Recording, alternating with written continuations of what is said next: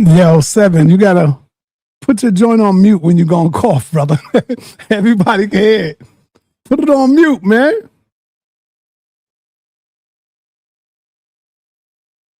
Yo. Peace and black power, everybody. Y'all already know what it is, man. Yo, we got the Dahomey tribe up in the building today, y'all.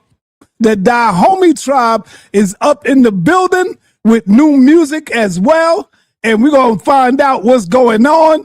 I got my brother, Dr. Reggie, in the building, waiting to see what's going to happen, waiting to see if they coming with scholarship or not. And so I want everybody to understand this is all about the information. Shots might be taken, and it's all right. This is the toughest environment to be in. And we got the Dahomey tribe in the building, brother Kim Netta, starring Kim Netta, Saber Rock Pufu, and of course, sa.neter. Without any further ado, let's get it popping. Ladies and gentlemen, brothers and sisters, gods and goddesses, allow me to introduce three of the smartest brothers the West Coast has produced. Rock Pufu, Kim Netta, and sa.neter. The homies, let's go. Dahomey don't play that. We strike back, bring the light back, recite facts, ignite hacks, and known to fight back. Dahomey don't play that. We blaze back, so make way for the payback. Dahomey don't play that. We blaze back, so make way for the payback. The homies, we're here to teach with clarity. The homies, we tell the truth without parody. The homies come in peace and blessings to the family. The homies here to correct haters' calamity. What it is, what it do, it's the West Coast crew. Kim Netta, sa.neter, and Saber Rock Pufu. We got them running from the magic of the voodoo. Full of boo-hoos and throwing that homage on YouTube. They wanna hate, ain't focused on teaching. You see, they want praise and worship and the attention they seeking. But we about community, breathing life in our nation. Through our education, of these times we are facing. So raise up your glasses and toast to victory. Cause our history, implicitly, will destroy their iniquity. We don't play that. We strike back, bring the light back, recite facts, ignite hacks, and know to fight back. The homies don't play that. We blaze back, so make way for the payback. The homies don't play that. We blaze back, so make way for the payback. Wherever there's truth to be said, you will see the homies. Where there are youth to be fed, you will see the homies. Where there is a fight to stand, you will see the homies. My people, welcome to the land of the homies.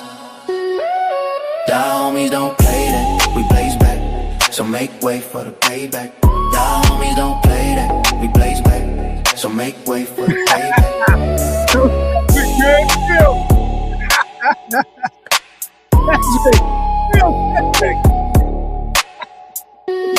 Oh, man. Yo, I want to let y'all know we got the Dahomey squad in the building. Dahomey don't play that. Just be prepared for the strike back, God damn it. Man, if I would have made that song, I would have put Martin on the front of the cover, like edited. And you know, no, it wasn't Martin. It was the other dude that said, the homie don't play that. You know that? That homie don't play that. Y'all remember that scene? Yeah, Damon Wayne that's where we got the term from. What was it called? A Living Color. Yeah, Damon Wayne. That homie don't play that. I would have put that there first and then came in with the music. You know, I get creative, baby. So without any further ado, we got the Dahomey tribe in the building. Cedric already coming in. Don't delete nobody, my brother. Suntan, don't delete nobody. Let them rock. Let them do what they do. As long as they're not using profanity, using private parts and all of that other stuff. Let the brothers and sisters rock, and we're going to get it in. Without any further ado, I'll bring to you the crew. My man, sa.neter, Rock Pufu, and of course, Kim Netta, who's always scared to turn on his camera. Brother, you got to turn on your camera, man. Let's go. There you go. Come on, bro. No, I'm moving around in the back, man. I got the baby, you know, I got the newborn, I got all type of stuff going on, but I'm here. I'm in. If you got to turn it off, brother. We got you. So let's get it in. You got the floor, sa.neter. Y'all got the floor. All right. What it is, what it do. You got the West Coast crew here. My brother Kim Netter, my family, Rakufu, and your brother Seven Asar. We are here today to correct some misinformation that was given a couple of days back. And this is going to be purely on the scholarship, right? It is the toughest environment. And when there's incorrect information, we must source up and give the correct information. So we're going to have fun today, people, right? We're all here to learn. We're all here to learn from each other. And everybody's welcome to come in after the presentation, give any questions you have. We just ask that you respect the platform, you respect the show, and we'll keep it moving. So, and we're gonna stick to the topic first, as well. We're not gonna go into nothing else that we didn't discuss on this topic. 100%. Is there anything you want to say, Rakufu? Let the games begin. All right. So the first thing we're going to do is have sa.neter share my screen.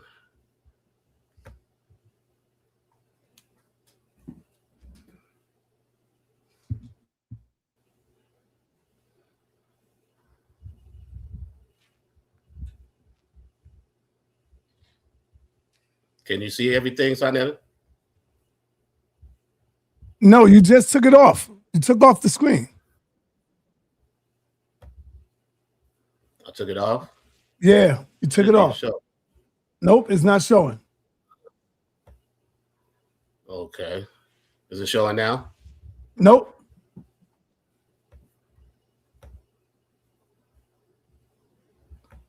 Oh, yeah. You had it the first time, now it's not.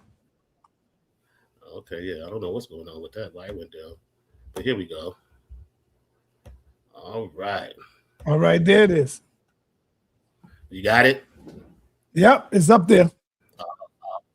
All right, Rakufu, you can start at the top. Can you put that on full screen, sir, so they can see it all the way? Yeah. Okay.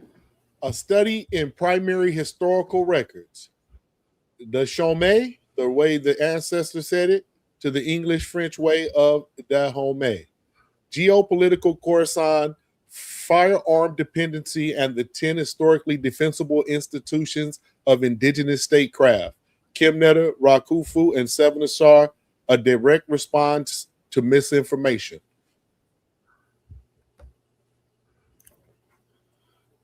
Okay, the argument. This study examines the structural, geopolitical, and military mechanisms surrounding the Fan people of the Dahomey region in their encounters with European maritime powers and neighboring states. Moving beyond simplified narratives of voluntary commercial collaboration, it draws on primary diplomatic correspondence,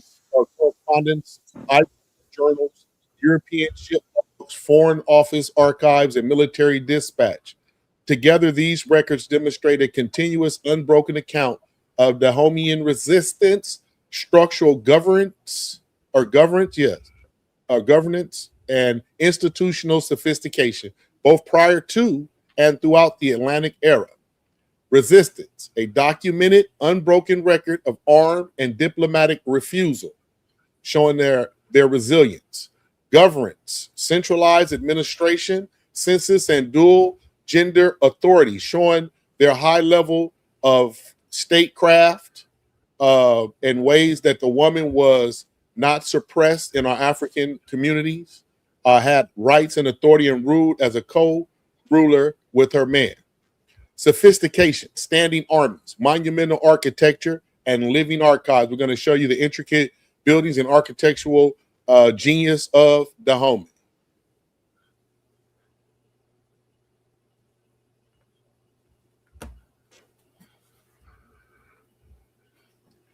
Method and evidence, a record built on primary witnesses. The analysts rest on contemporary eyewitness testimony and official archives spanning nearly 2 centuries. 1705, Willem Bosman, Dutch West India Company Chief Factor, WIDA. 1731, Board of Trade Minutes, British Foreign Office Archives and Dispositions.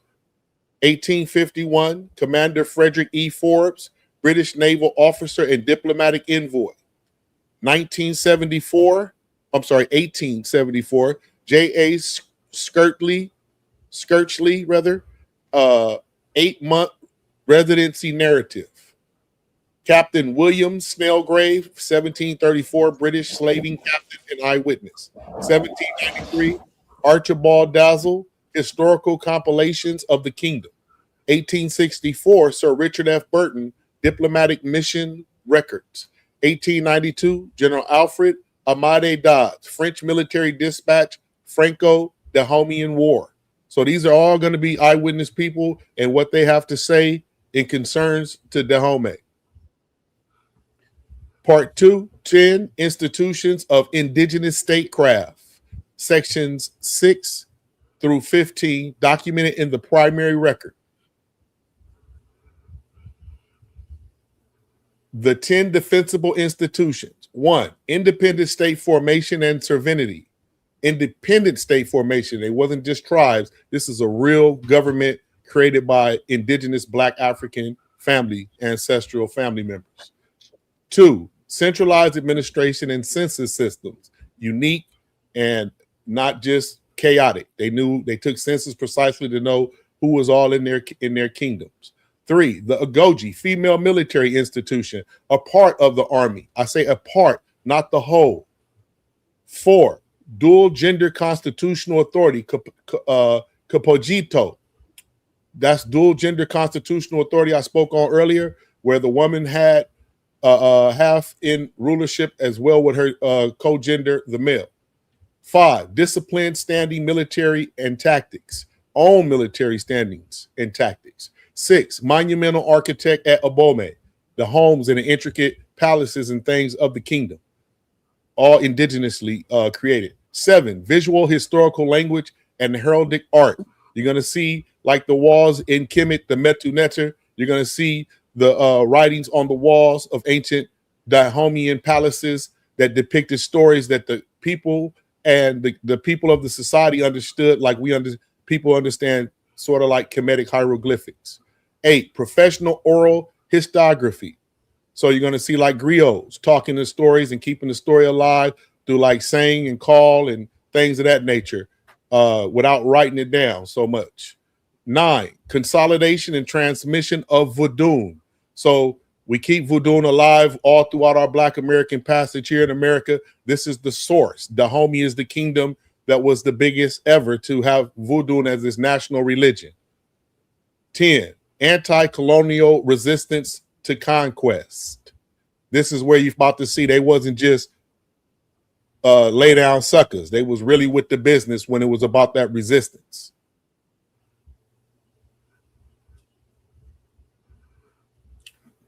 All right. You finished with that? You passing the mic, right? Yes, sir. All right. So we're going to get into the next phase of the presentation. This is the institutions. We're going to talk about the institutions, the sovereignty and the systemic administration. Number 1, independent state formation and sovereignty.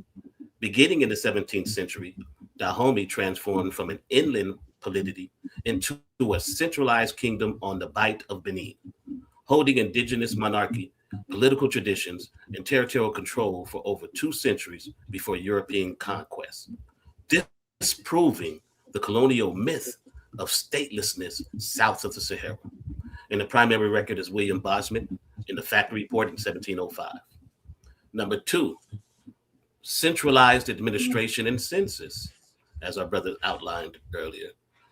A complex apparatus of state ministries, provincial governors, palace accountants, and commercial overseas ran systemic census of population, livestock, births, and deaths, counted in stone and cowries before the royal presence to determine state taxation and military mobilization. So you see, that they used a system to count their livestock, the births of their children, and deaths, the children and the livestock.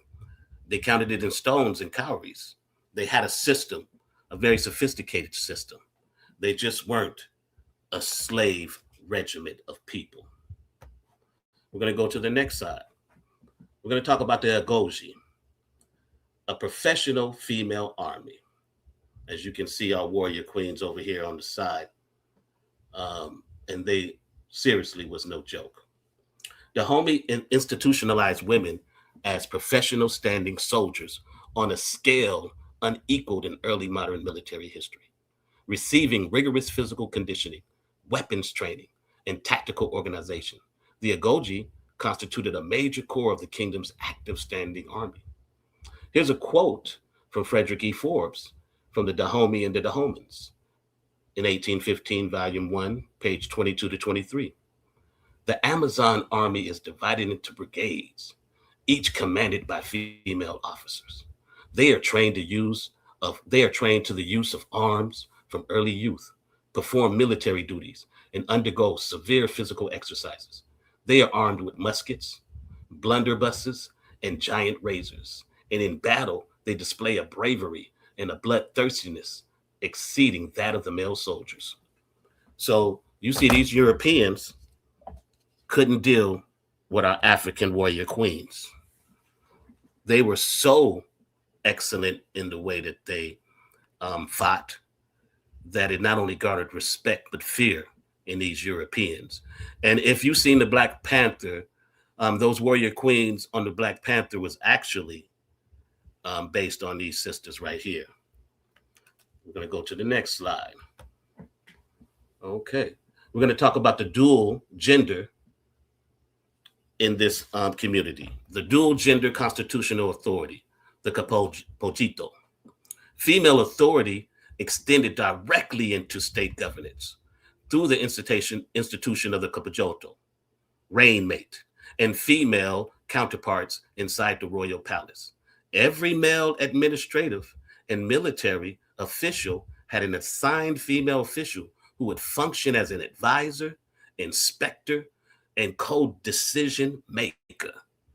Here is a quote by Sir Richard F. Burton, A Mission to Gailey, King of Dahomey, 1864, volume 1, pages 223 to 224.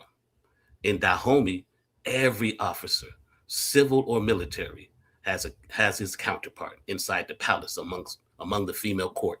The female official takes precedence of the male and acts as his inspector and advisor. No order is issued of business transacted without the knowledge and concurrence of both. So we see right here, this white man made an assumption that these females were in authority over these brothers. In a way they were, well, what they were was just making sure everything was right and exact. And our queens can always be our best part of ourselves. We can do the best when we're working side by side, not one in front of the other, right? And we see that the Dahomey people not only spoke of this, but they actually executed it in their society. And it's one of the first societies, or not say first societies, but it's one of many societies in Africa who did this with their women. And Kemet was one of them. We'll go to the next slide. Okay. The next one is a disciplined army and a monumental capital. Number 5, disciplined stand military and tactics. Dahomey replaced irregular local levies with a permanent standing army of district regional commands, specialized unit roles, and disciplined tactical formations, marching in tight columns and firing coordinated volleys on the command of indigenous officers, with a regularity Snellgrave had never before witnessed on the West Coast. And this record is coming from William Snellgrave, right? A commander of a ship, and these Europeans would come in and see the Dahomey and make these accounts. He wrote the book, A New Account of Some Parts of Guinea and the Slave Trade. Number 6, monumental architecture at Dahomey. Successful monarchs expanded a monumental royal complex at Dahomey, constructing extensive clay earthwork walls, several miles in circumference, immense courtyards, receptions, halls, and ancestral shrines, a permanent architectural record of indigenous royal authority. And we get this from Archibald Dalzell, The History of Dahomey in 1793. So we see that the Dahomey people were not only a military people, but they also were expressive in art, right? In agriculture, in mathematics, something that the African people all over the continent would do regularly. And this is a record of one of the best in my opinion. Okay. The next slide we have here is the history recorded in art and voice. And here, number 7, it shows visual historic language in heraldic art. Dahomey preserved political and dynastic history through visual media. Palace walls carried Palace walls carried painted clay bas reliefs, applique cloth banners, and carved symbols depicting historical battles, proverbs, and the royal crest assigned to each ruling king. So the deeds of the monarchs were recorded upon the walls of their dwellings. J.A. Skirchie, Dahomey as it is, 1874. Number 8, professional oral histography. Dynastic memory was systemically transmitted by trained courts, herald, praise singers, and palace custodians who recited verbatim lists of ancestral laws, military victories, and historical events during public ceremonies such as the annual customs, delivered without alteration across generations. Sir Richard F. Burton, Diplomatic Logs, 1864. And you can see in the picture one of the things they built, and you see the statues, you see the stories that were told through these depictions, and that's one of the beautiful images I've ever seen in my life.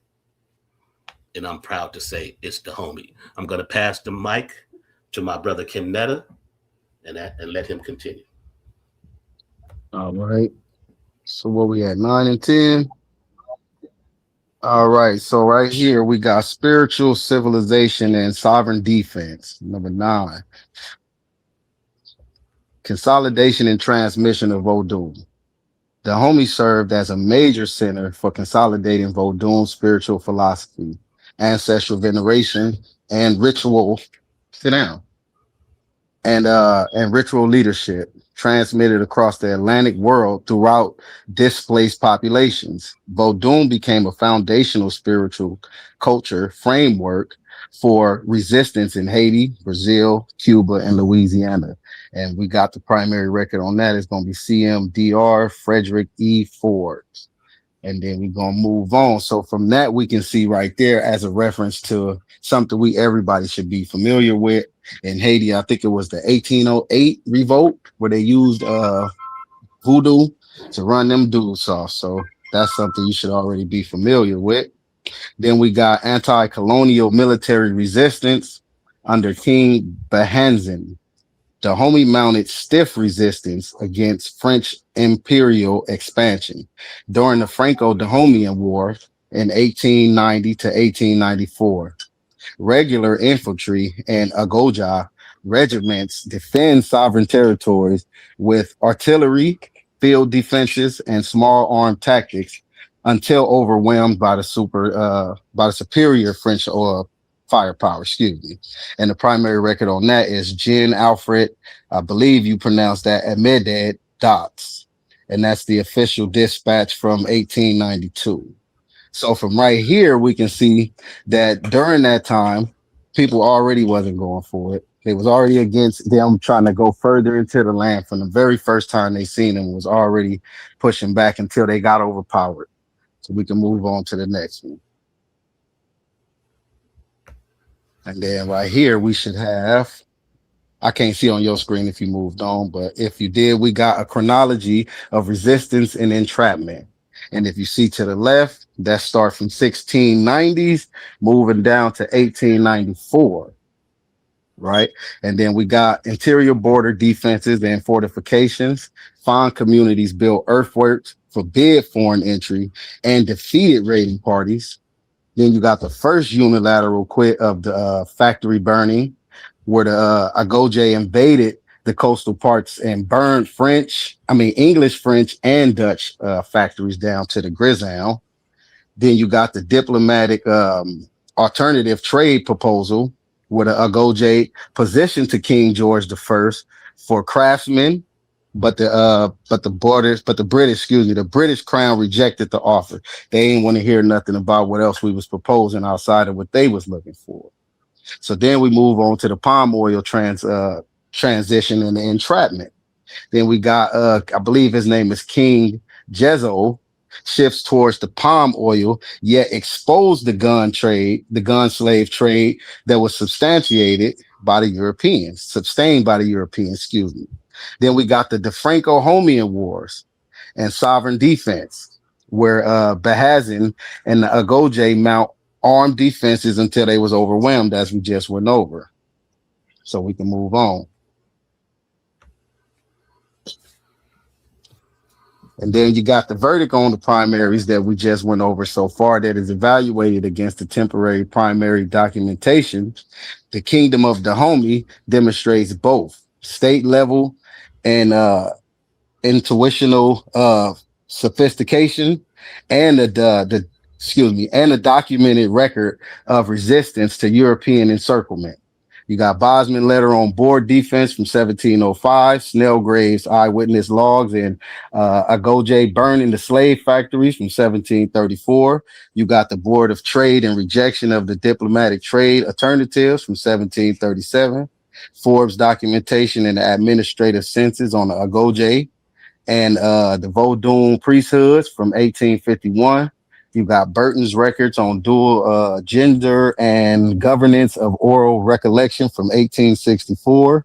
I believe his name is pronounced Sketchley's notes on the palace-based reliefs from 1874, and Dott's dispatch on anti-colonial defense from 1892, which covered a single conclusion that the Dahomey Foundation is a sophisticated African state whose statecraft, governance, and armed defense of sovereignty remains verified in the primary records. So as we've seen so far as the records that we've already went on up until this point, it's always been resistance. They was never willingly collaborating with these people, and we can move forward. And then right here, we just got a list of some of the sources that we already went over, just in case y'all want to get them right here. Y'all can take the screenshots until we move forward. Y'all already had these. And then I'm going to pass the mic. Well, no, I think I got the next clips as well. So let's move into the second presentation, slide 2, if I'm not mistaken.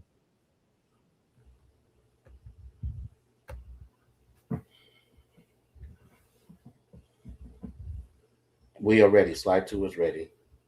All right, let me get to it on my screen. All right, the argument: beyond the myth and willing collaboration, read against contemporary diplomatic correspondence, eyewitness journals, ship logs, royal chronicles, the Dahomey region shows an unbroken record of armed resistance to capture and 2 attempts to quit the trade entirely.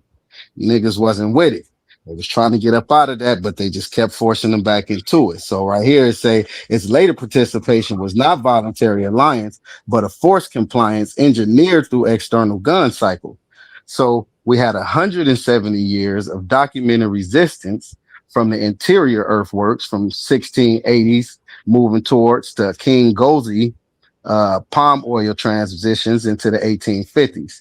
Then you had a second one, which is the second unilateral attempt to abolish the trade in the export trade under King Agoja from 1724 to 1727. And then you got King Geza from 1830 to 1840. Then they had one engineer trap which was the firearm monopoly, blockade, and the proxy wars that forced re-entry and back into the coastal trade, which they was trying their best to get up out of. Let's move forward. So on the next slide right here, we got the first account when they tried to come on them and they got resistance right off the rip. So you got fortification and interior, fortifying the interior, excuse me. Interior Ajah and Fan populations on the Dahomey Plateau refused European trade demands and raised fortified military earthworks called, I believe it's pronounced Agbadom, built specifically to repel foreign slave parties. And then we got the quote directly from one of the people who eyewitnessed it. It says right here, the inhabitants of the inner country strictly forbid foreigners from entering their territories. Rather, whenever the coastal traders or foreign ships attempted to take captive by force, they are immediately met by armed forces who drove them back with great slaughter. And then you got Willem Bozeman, a new account describing of the coast of, I believe that name is pronounced Jen. And then that's 1705, page 338. Let's move forward. So actually, before we move forward, like I was saying, this is the first account where they actually tried to take captives, if I'm not mistaken, from the outer lands, trying to move in, where they set up the blockades and made sure they kept them people back by great slaughter. So let's move forward. Then we got section 2, where Ajah burns the slave factories.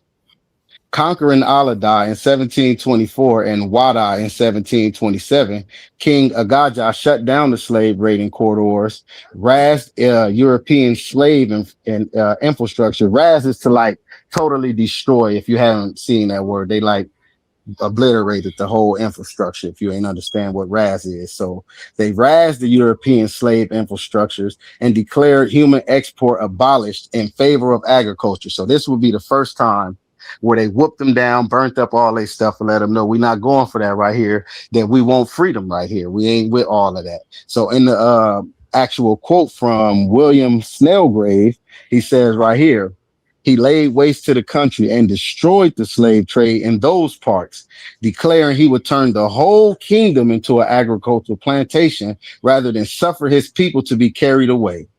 And that was mentioned in a new account of some parts of Guinea, 1734, page 2.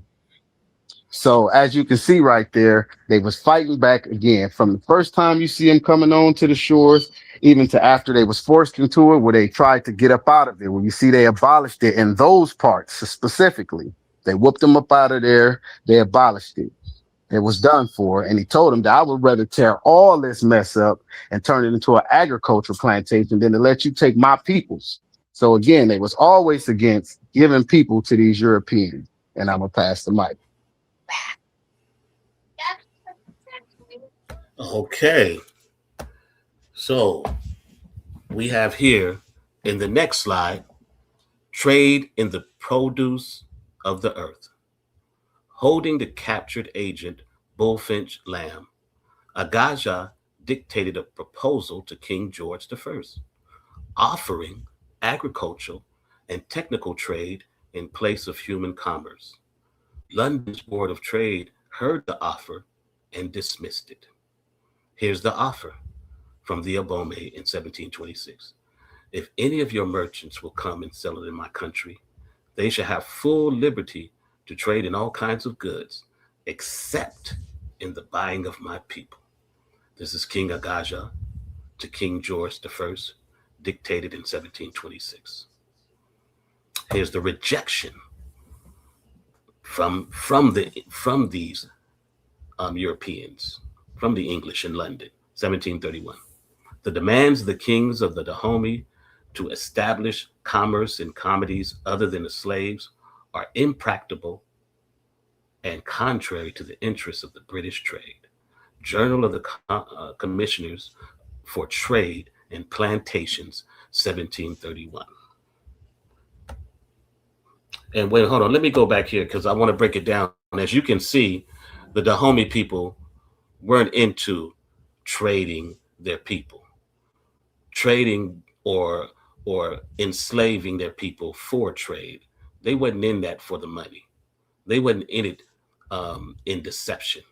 They were literally forced by these Europeans to do so because they were good at their job.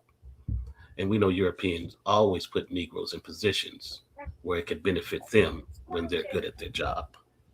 Right, right. And as you Right. can see, they explicitly denied the trade of any other mechanisms or of agriculture or anything. All they wanted was human bodies. 100%. The next slide will show the gun slave cycle.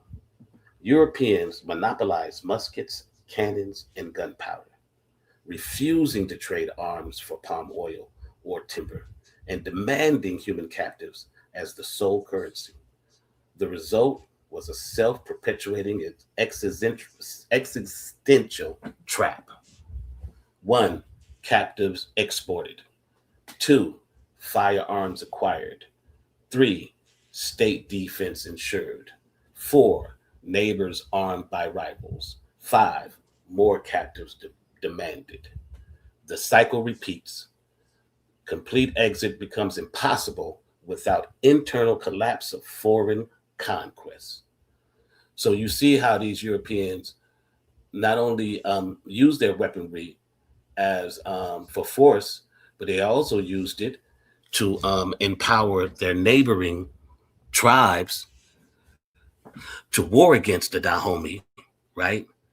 And left the Dahomey defenseless by taking their firearms away from them. So there was a forced, we see that there was a forced effort by the Europeans to continue the export of human beings, even in spite of those agricultural means that we Offerings. wanted to offer them. Exactly. Thank you, brother. All right, we're gonna move on to the next slide. The trap closes. Proxy warfare.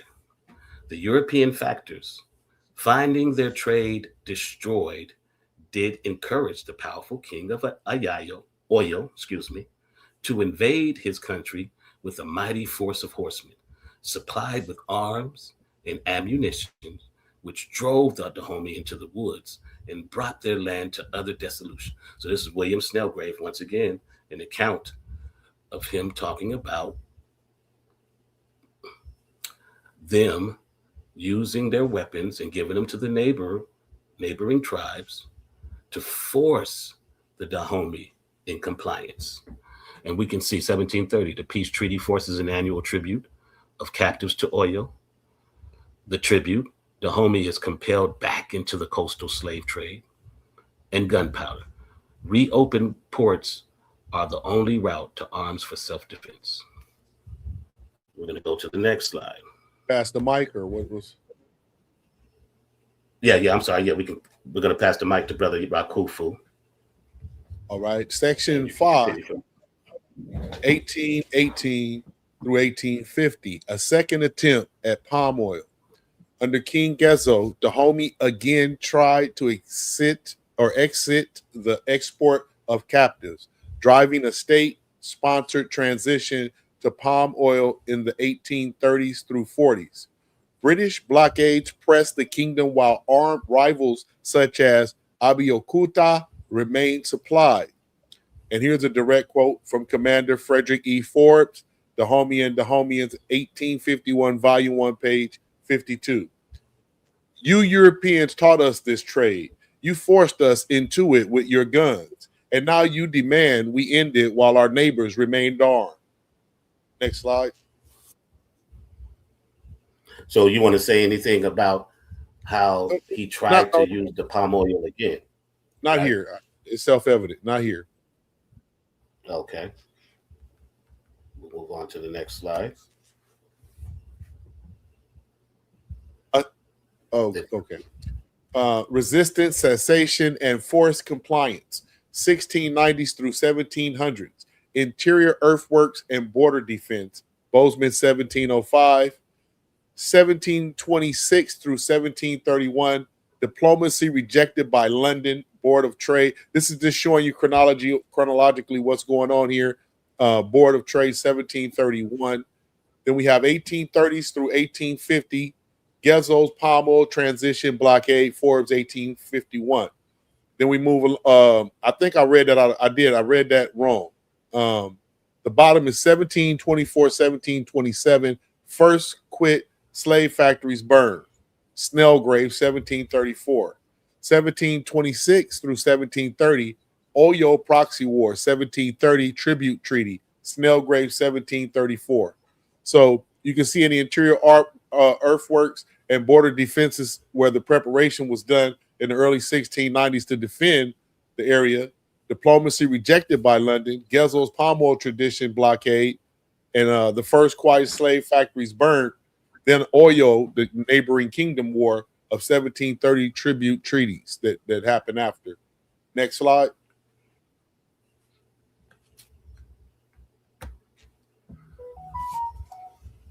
Conclusion: resistance, not willing alliance.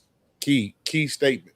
The primary record shows a kingdom that fought, fortified, burned slaving infrastructure, unilaterally quit the trade, and sought diplomatic alternatives. Its later participation was forced through proxy warfare, economic blockade, and firearm dependency, making complete exit impossible without eternal collapse or foreign conquest. Primary source: Bozeman, 1705, Snellgrave, 1734, Agaja, Lambe, 1726, Board of Trade, 1731, Forbes, 1851. So, ladies and gentlemen, we are not here to try to justify slavery, but we're trying to show, because all people, basically whoever you are claiming to be a part of, have had slavery in your background. But we're just showing you we should all learn from it and be a better people, because as the world moved on, except some Arab countries where they're still enslaving our people, we have learned from it to become a better people. And I just I'll end there and I'll pass the mic to Kim.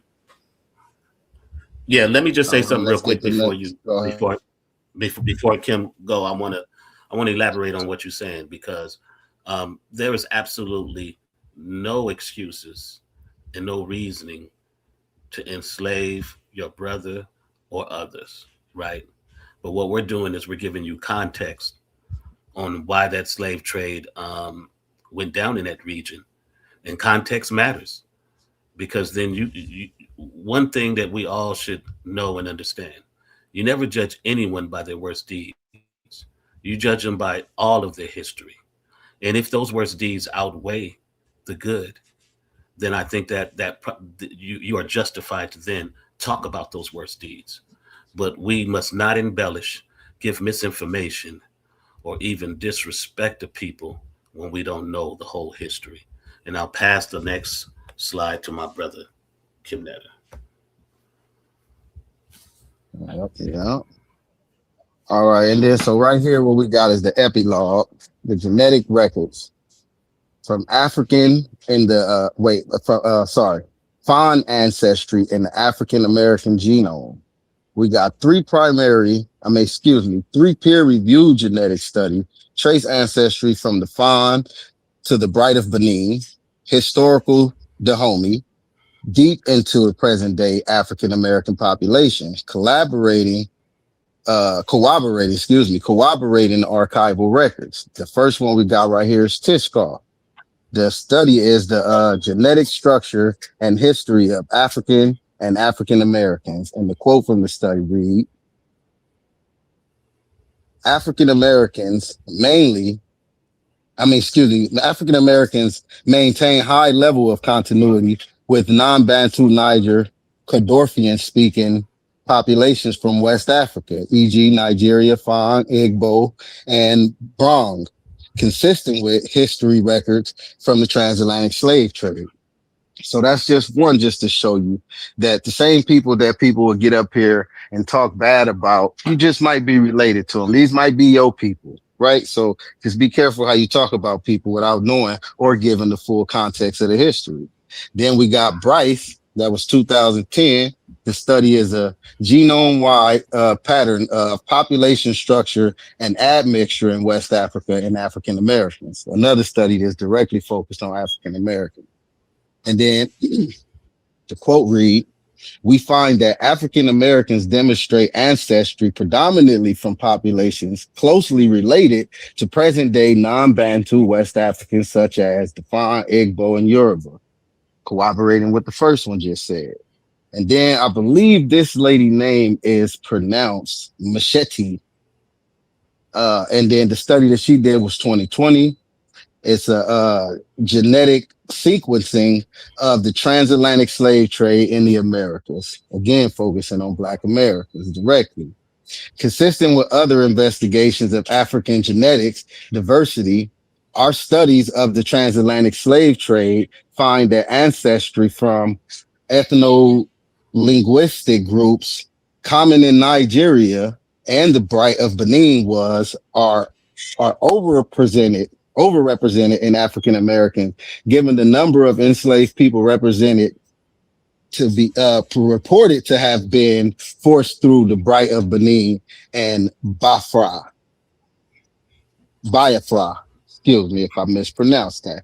So what you can see through these three studies, and there's more and more, the 1,000 Genomes projects and so many other projects that prove these same points. I just didn't think it was a point to bring you 10 of them, but I could have.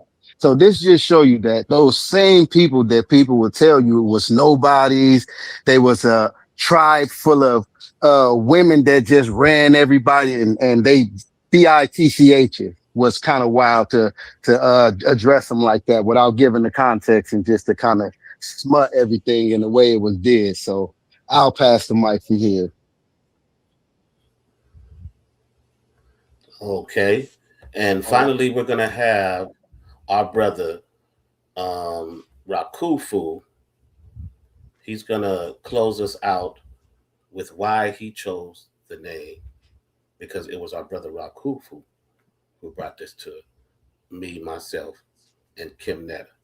So the floor is yours, brother. I'm going to pull up your slides. And the floor is yours. All right. Just waiting on it to pop up. Okay. A note on the name, family. Why I chose the name Dahomey. I chose the name Dahomey, spelled Dahomey, for the group because it is catchy, recognizable, and directly rooted in the historical kingdom of Dahomey in West Africa.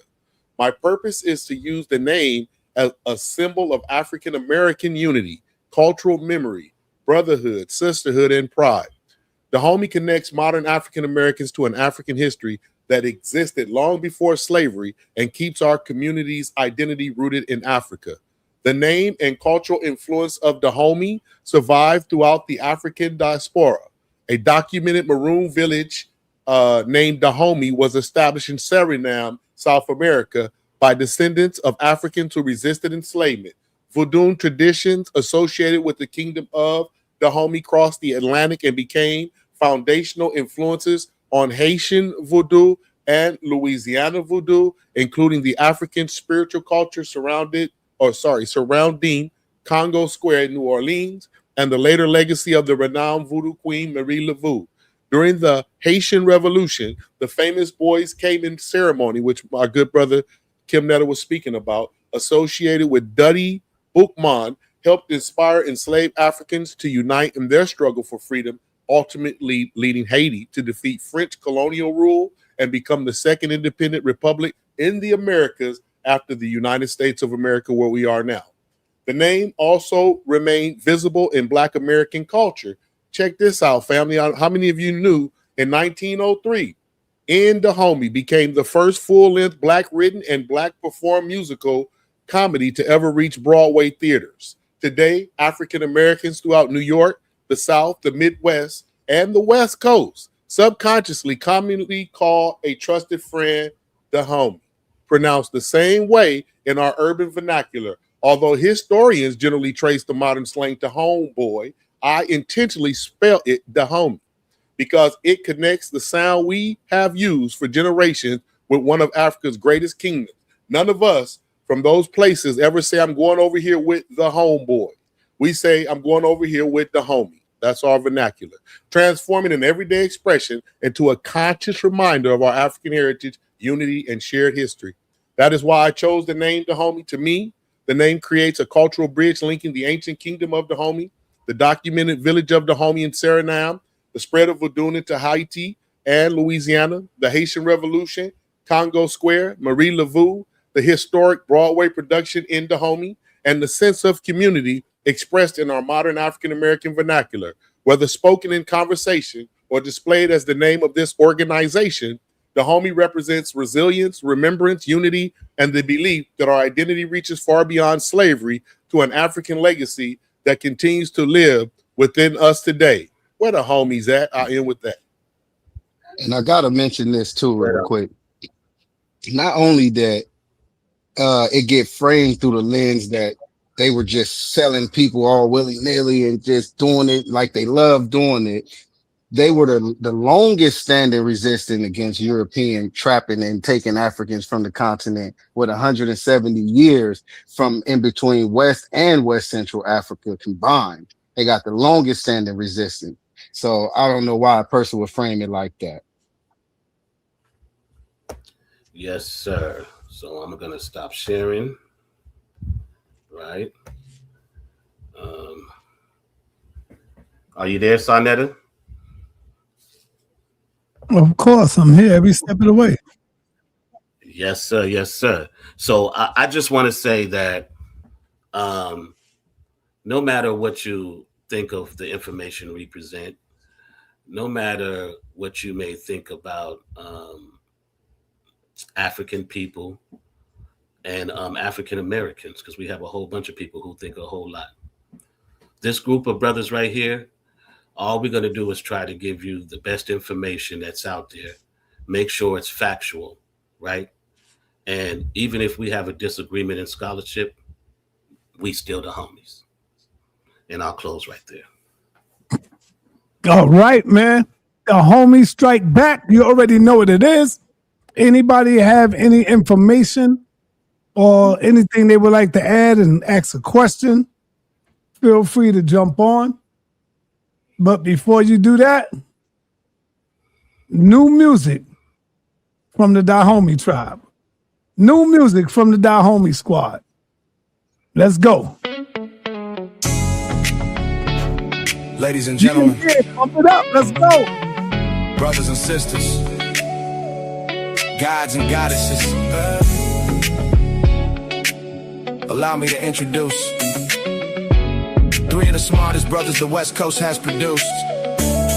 Sa.Rock, Kufu, sa.neter, and sa.neter, the homies. Let's go. Homies don't play that. We strike back. Bring the light back, recite facts, ignite hacks, and know to fight back. The homies don't play that. We blaze back, so make way for the payback. The homies don't play that. We blaze back, yeah, so make way for the payback. Yeah. We call you Dr. Reggie, but that label ain't reality. We stripping off that title, you been moving with duality. You acting too demonic, always fronting with the vanity. You capping and just hating, sowing drama in the family. What it is, what it do, we the West Coast crew. sa.neter, sa.neter, Sa.Rock, Kufu. You hating on everybody, energy is see-through. Throwing shots at Brother Jabari in your previews. You wanna hate, ain't focused on teaching. You chasing little clout, every view that you seeking. But we about community, breathing life in our nation. You owe an open-hearted, public truth declaration. So raise up your conscience and toast to victory. Cause your venom and your envy never touching our divinity. The homies don't play that. We strike back. Bring the light back. Recite facts. Ignite hacks. And know to fight back. The homies don't play that. Blaze back. T-Facts, where you at, man? You can rock with this one. So make way for the payback. Wherever there's truth to be said, you will see the homies. Where there are youth to be fed, you will see the homies. Where there is a fight to stand, you will see the homies. Oh, my people, welcome to the land of the homies. The homies don't play that.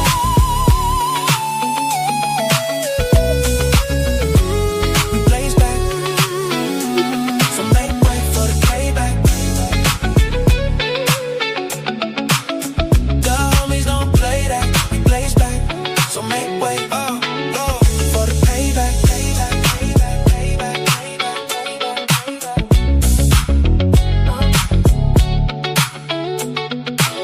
sa.neter Supreme. Yeah. It looked like y'all got them scared to come up in here, man. We got one. Nobody don't want no smoke. Yeah, we got one brother. They had a lot of smoke on Reggie's channel, though. Elder Suntan always coming through. What's up, Suntan? Peace. What up, though? What up, though? Do you have any questions pertaining to the topic?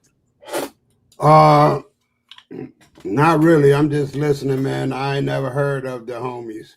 So, Well, you know, Cedric came out calling it the female, yeah. calling them females. I mean, they had that's like wild. the brothers fighting or something like that. So we just heard a powerful, Correction. scholarship with sources. These brothers sourced up. They sourced up, and I think Primary and contemporary sources, I view accounts and journals. that's why they don't want to come up in here now, because they looking crazy.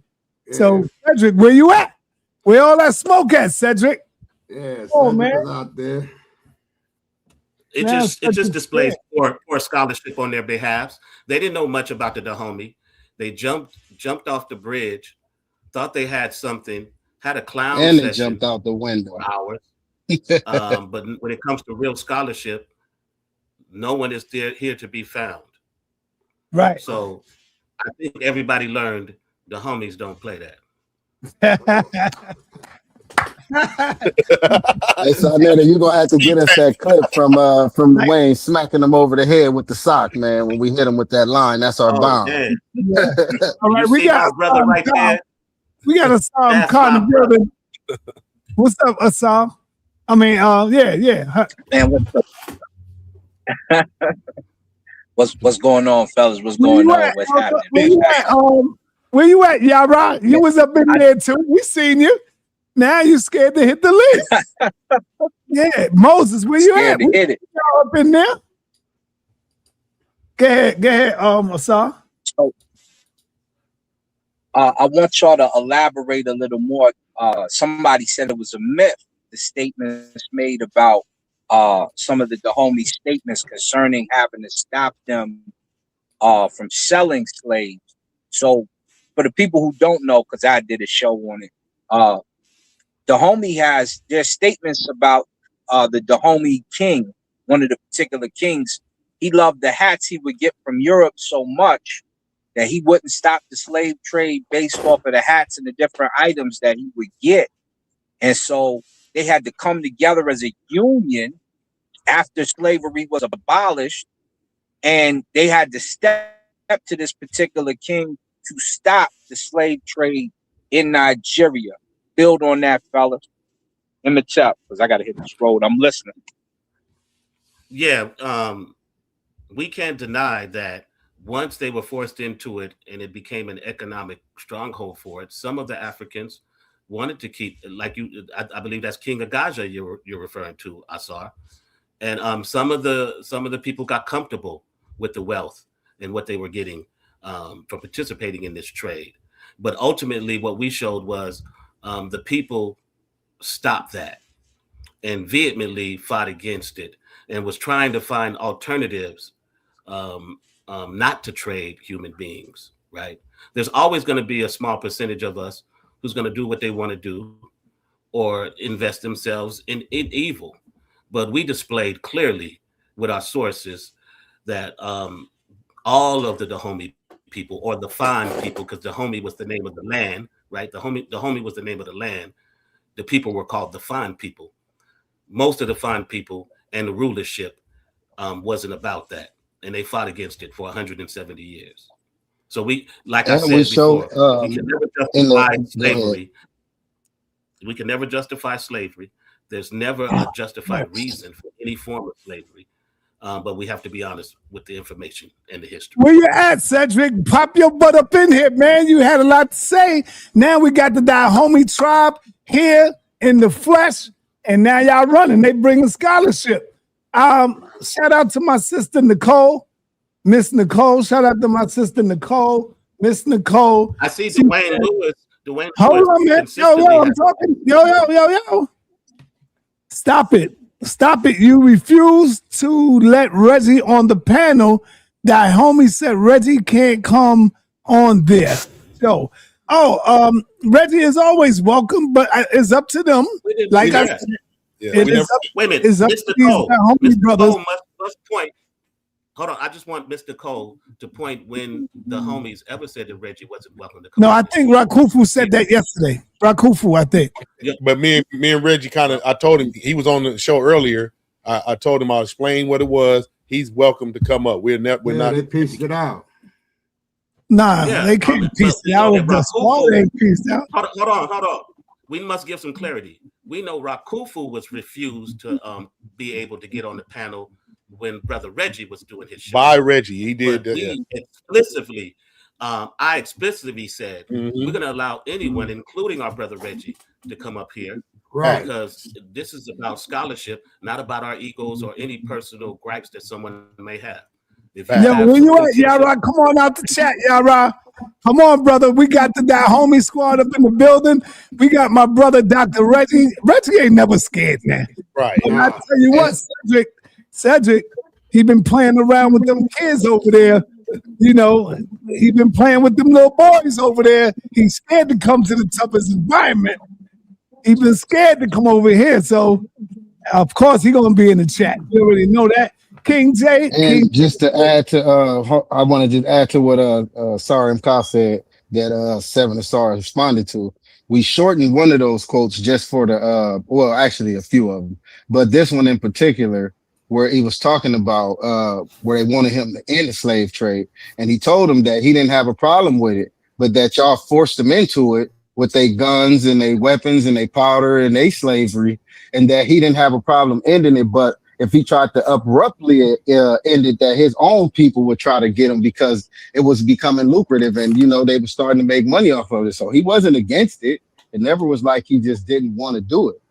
Belly button. Yeah, great. I never heard that one before. What the hell is that? I never heard that one before. Belly button sausages. Oh man, y'all funny. Hey, Sa, pull up the new mindset-ovism. What he said right there. The new mindset-ovism. Have more integrity than Reggie. Let him up. Show him how to be a real man and face the smoke. Let me see if King J was here first. King J. King J, you got anything you want to say, King J? Yeah, peace to the panel. Peace to you. I'm glad that you did that at the end of the presentation, Kufu, as far as giving clarity of why you actually, picked the name Dahomey. I could really care less as far as like the African part of it, but when you talked about like the homies, I figured like y'all from Cali, you know what I'm saying? That's like some Cali slang, you know what I'm saying? Yeah. Homies, so M-I, Homies. That could have been a play on it. You could have spelled it that way, but however y'all spell y'all name, that's y'all name. You know what I'm saying? But you got to take the brunt of the jokes with it that come with it too. Like y'all done spent the first two of y'all presentations just on defending y'all name. You know what I'm saying? So maybe next time you can, drop some, show me what y'all exactly. I got you. Yeah. Well, we got my man Dr. Reggie in here, not afraid to step on the Hold on, let me respond. Go ahead. To King J real quick. It wasn't about us defending the name King J. You can say that's part of it, but really mainly we wanted to do was correct the record on the history, right? There was misinformation that was given out, and we had to show the sources of the history of these people, right? And we didn't apologize for what they did in the slave trade. We also showed that as well. So we were being fair in the representation of the history, and we were being honest. And transparent. Everything that Rakufu outlined is why we picked the homies, but we didn't pick it in ignorance. We knew about the history of the people, and that's all I have to say. And I gotta add that what I was about to say, I kind of lost it already. But in regards to that's what I was about to say. In regards to hold up. J official 5190. Please, my brother, be respectful. Please be respectful, brother. All right? Please be respectful, brother. Everything is good. You're not going to get blocked, none of that. Just be respectful, brother. Go ahead. Go ahead, brother. No, I'll go ahead and let Reggie go. Go ahead.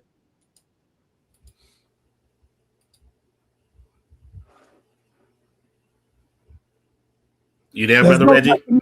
Reggie, where you at? Let's go.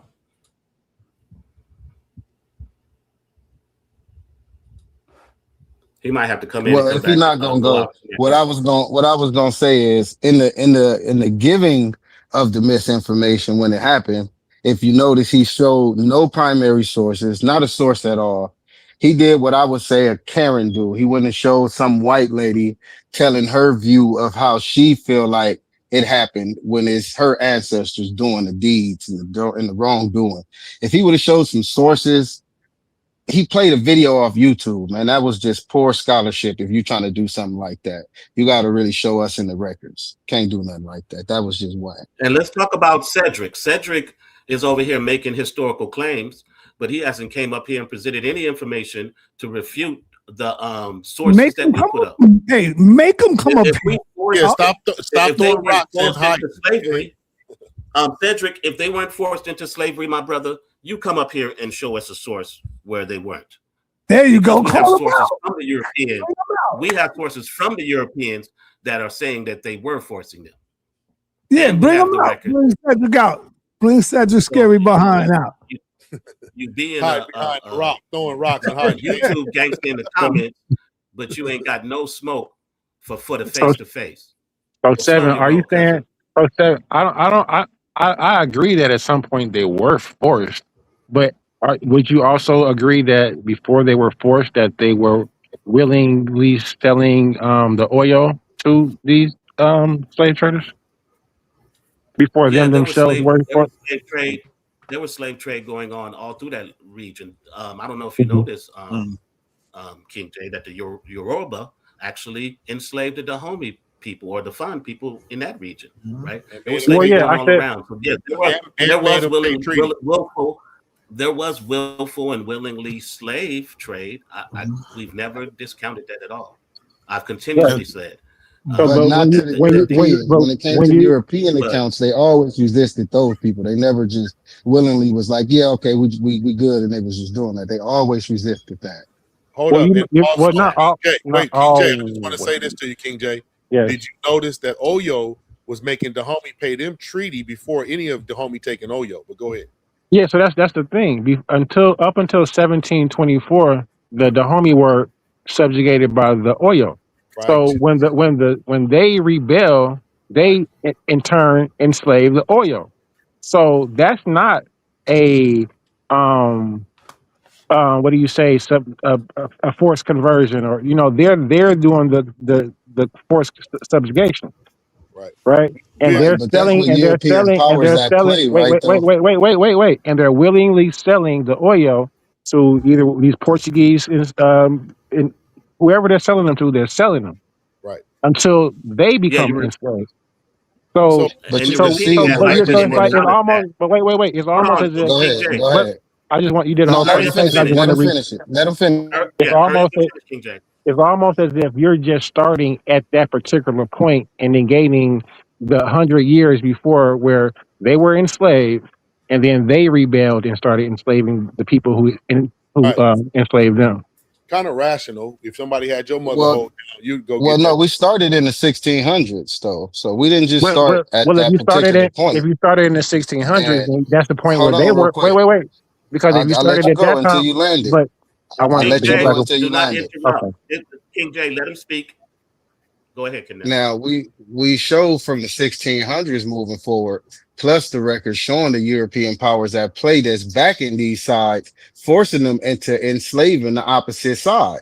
So if you could show me a record where they was just willingly doing it without the European powers being at play on either side, then I would agree. But I haven't seen that. Yeah. Well, yeah, because I think your premise was faulty when you just started that. Because if you started at the 1600s, at that point in period of time, that themselves were being enslaved.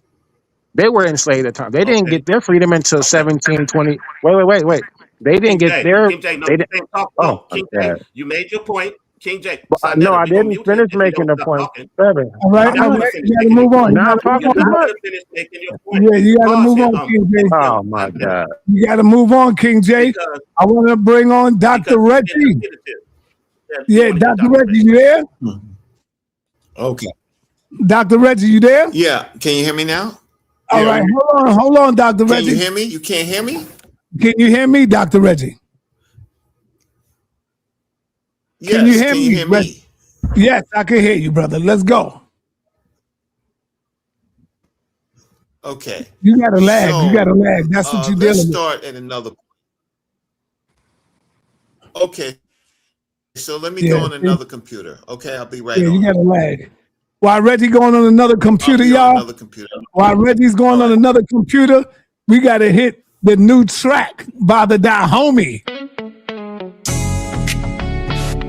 Ladies and gentlemen, They like this. The people seem to like brothers it. and sisters, gods and goddesses, allow me to introduce 3 of the smartest brothers the West Coast has produced.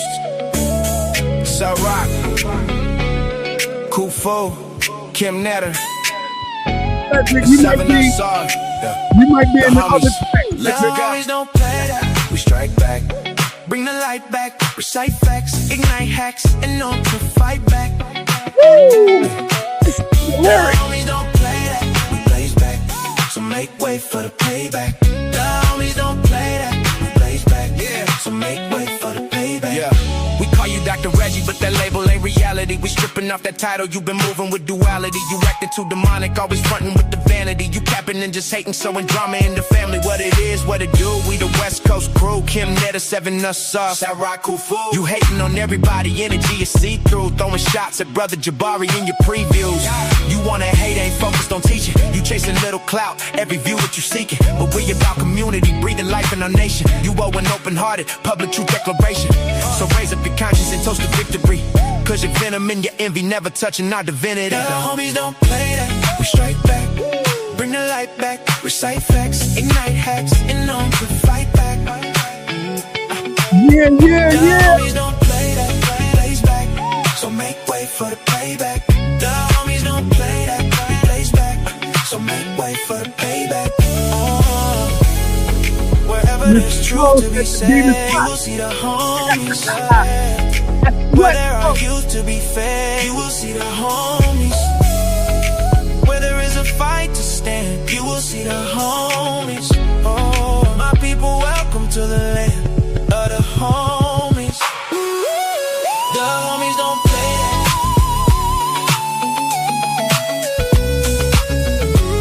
We blaze back. That felt like riding down Crenshaw right there, baby.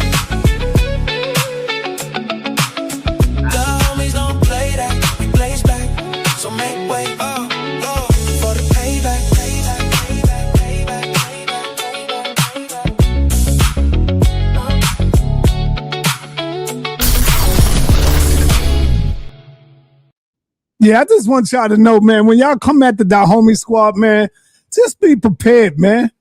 Because they going to clap back at you, man. They're not here to play no games. They are the Dahomey squad for a reason, goddammit. Y'all know the Dahomey squad don't move like that. They ain't here to play games with you. You see, Cedric is smart. He said, I'm not hitting that panel. I'm going to talk my talk in the chat. I ain't hitting that panel, goddamn. Yeah, so we got Yara in the building. Y'all want to hear from Yara?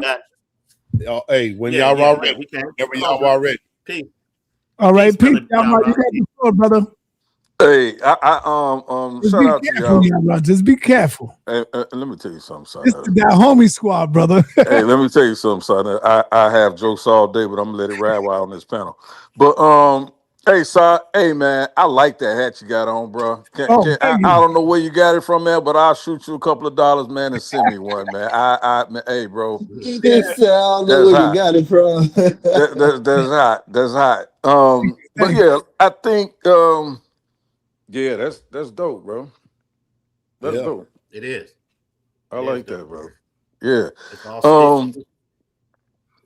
Yeah. So man, I think, man, I don't think y'all realize, like, I understand the name part, so I get that. I'm not gonna get you. I'm not gonna go after that, right? That's the remedial part. But I get why you did it. It was a good double entendre. I understand it, so I'm gonna leave it at that. I understand why you did it. But I think King G put y'all on a keg of TNT and dynamite and nitroglycerin y'all can't get off of. Because history tells us that the Okoye tribe had the Dahomey in subjugation, right? They had them enslaved, right? They was killing them, killing their children off, taking their wives, starving them out. And when the Europeans came in the west coast of Africa, right, and the Windward Coast, what they found was this subjugation.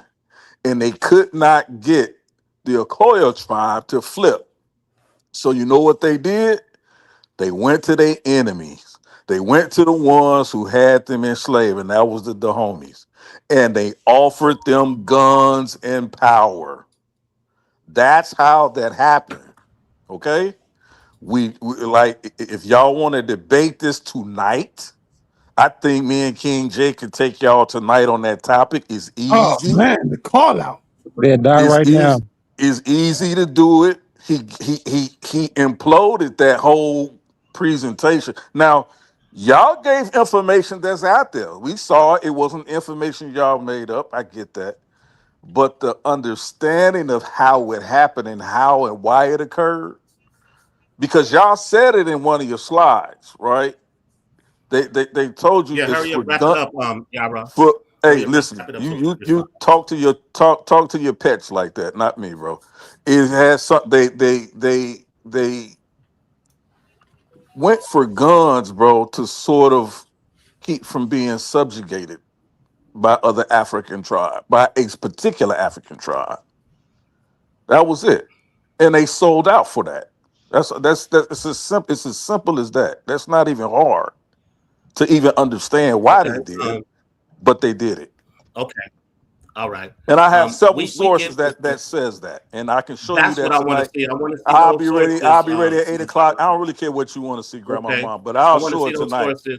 But I'll show it but tonight. while you're still talking, can you mute him so we can speak because he's spoken enough. All right, Okay. let's go. You don't even have to take him off. Put him back on the panel. I don't want him. No, he got off. He got off. Oh, he got off. He think He he's don't. Yeah. information. He think y'all It's funny. scared. Y'all don't want him to talk. Yeah, and we're So gonna be before- here. We're gonna be there at 8 o'clock to see the sources that you're talking about, because we did acknowledge that the Europeans were using both tribes for proxies. They were giving the neighbor. They gave. They empowered the fine people with armory. We expressed that. The oil. We expressed that, right? We also expressed that they empowered their neighbors. This was a tactic that was used from the European. Were the Dahomey or the fine people complicit in some of it? They were, but we also showed where they fought against it. They didn't want to do it anymore. Right? They got into something, realized how morally apprehensive it was, and they were trying to trade in other, as we showed with the palm tree oil, with other agricultural means. So we're not up here trying to spin nothing. We acknowledge every single fact and embrace every single fact, because you don't judge people on their worst deeds. You judge people on all of their history. And then you look at what's bad and what's good. Now, like I said, you don't have to agree with us in scholarship. That's fine. But we don't have to disrespect each other too. We can just agree to disagree. I'll land my plane. So I just want to address something that happened with what's the brother name? Harwin, King J, and on the Reggie show, when Reggie made a statement that, you know why it's not a lot of the homies in America? Because they sold other people's, right? So we did the research on this. The Dahomey people were mostly under the French rule. People that went from the Dahomey's people never hit the United States of America except the time of the French purchase, meaning in the 17th, way after slaves were in America. The most of the people the Dahomey sold to the Americas, they went to Brazil, they went to South America, and they went to French colonies like Haiti. So the American slaves came from like Senegambia slave trade, Congo, Angola, those black people. So and those people were the primary slave traders, not the Dahomeans to the Americas. I just wanted to address that. And if Reggie got some contention, let's hear it. All right, Reggie. Before you go, Reggie. Kim Netter, hold on. Kim Netter hasn't spoken. So do you want to speak, Kim, at all? You got anything to say? No, he can go ahead first. He can go ahead. All right, He can go Reggie. ahead. This is the Dahomey Squad show. So when they say enough, they had enough. I gotta respectfully let the next person go. But go ahead, Reggie. You got the floor right now. You knocked him off. Where is he at? No, I didn't knock him off. Yeah, you see him up there? No, no. What's going on with his computer? His computer went Must off. be something. Oh, well, he got knocked off. I meant, yeah. Cedric behind it. I don't believe Cedric is really scared. Hey, but we got King J here. He was on that show. King J, you heard what I said. Do you want to address it or no? Nah, we got Reggie back. We got Reggie. Yeah. Okay. We got Reggie back here. And I want to see sources because we showed sources. So I need to see I sources. showed sources on my presentation, but you played a video of a white no, lady from I YouTube. played a video and then secondary. You can go back, but this is probably a major book on the slave trade by Hugh Thomas. I don't know if you've ever read it. It's like one of the complete manuals. Every Black Studies scholar, Black Studies student usually has that. It's almost required reading in Black Studies departments.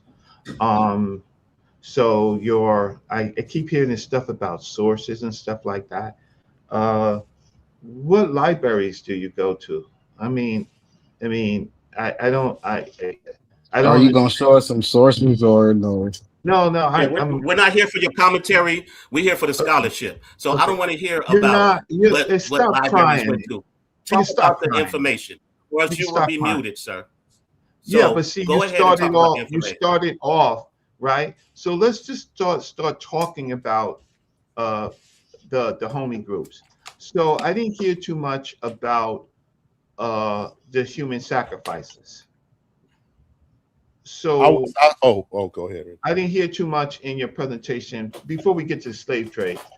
What about the human sacrifices? Human sacrifices was a part, just like, and I want to connect this with the beautiful, great civilizations of the Americas. The Maya had sacrifices. What is the point of the? We all came from some people in the past with bad, practices. The Americans ate humans. The English, they ate humans and mummies. They took mummies and made medicine and ate. They were savages in a what do they call civilized land of Europe. So we all got some dirt in our backyard. But we want to know, why is Dahomey singled out when we know the Fon, the Yoruba, everybody in the west coast of Africa, and the most slaves were sold by the Congo. But I never hear Reggie talk about Asar Imka, and Asar Imka claims Congo all day, and that's where the most slaves come. So I would like to hear him tell Asar Imka, you're a slave, something like how he did us. I don't know why we got the heat for our name. Okay. When it's catchy, and I'm almost finished, and when your city, New York, Broadway, the greatest plays, Black people had enough respect for it to name the very first play in Dahomey. Go ahead. Okay, well, thank you for all of that, right? Okay, so the Dahomey people had a notorious practice of annual custom, and I think it was called Hunteno, right? And it was called the yearly head business, right? And it started around the 1730s, right? And in the High Point, thousands of African people were sacrificed, right? So that just shows that culture, that culture had a very disrespect of African people.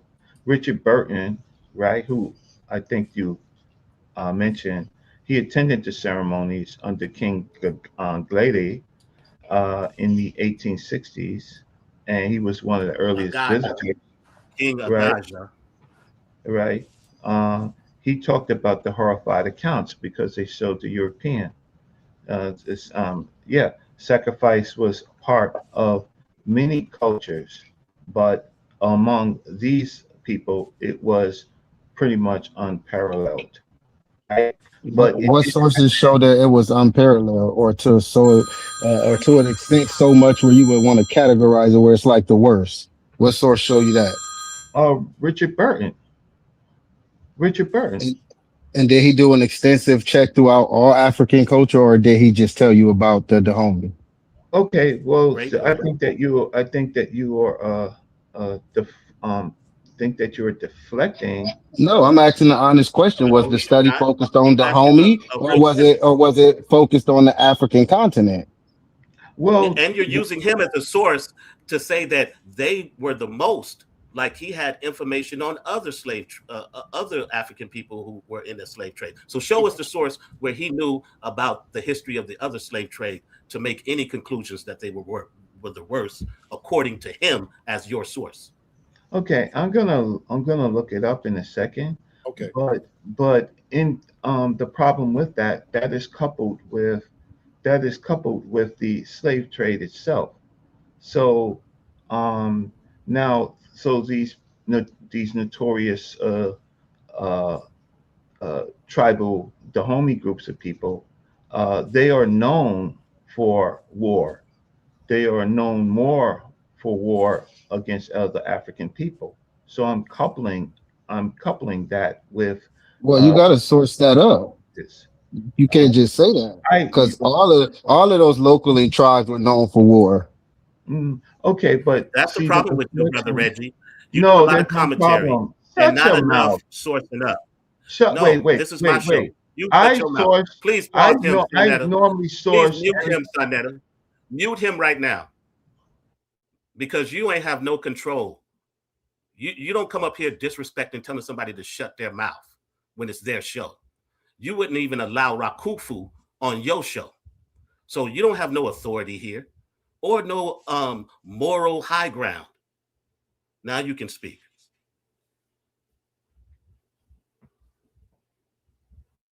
Go ahead and unmute him. Yeah, the netters ain't letting him speak.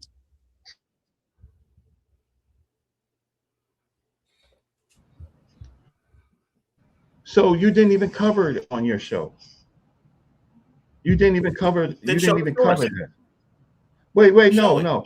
Wait. First of all, you didn't cover it, right? You didn't even cover the human sacrifices on your show at all. So I'm mentioning that. So So, then I said on so the human, on the. what does that You mean? said so. Yeah, So we didn't cover the human sacrifice. What does that mean? right.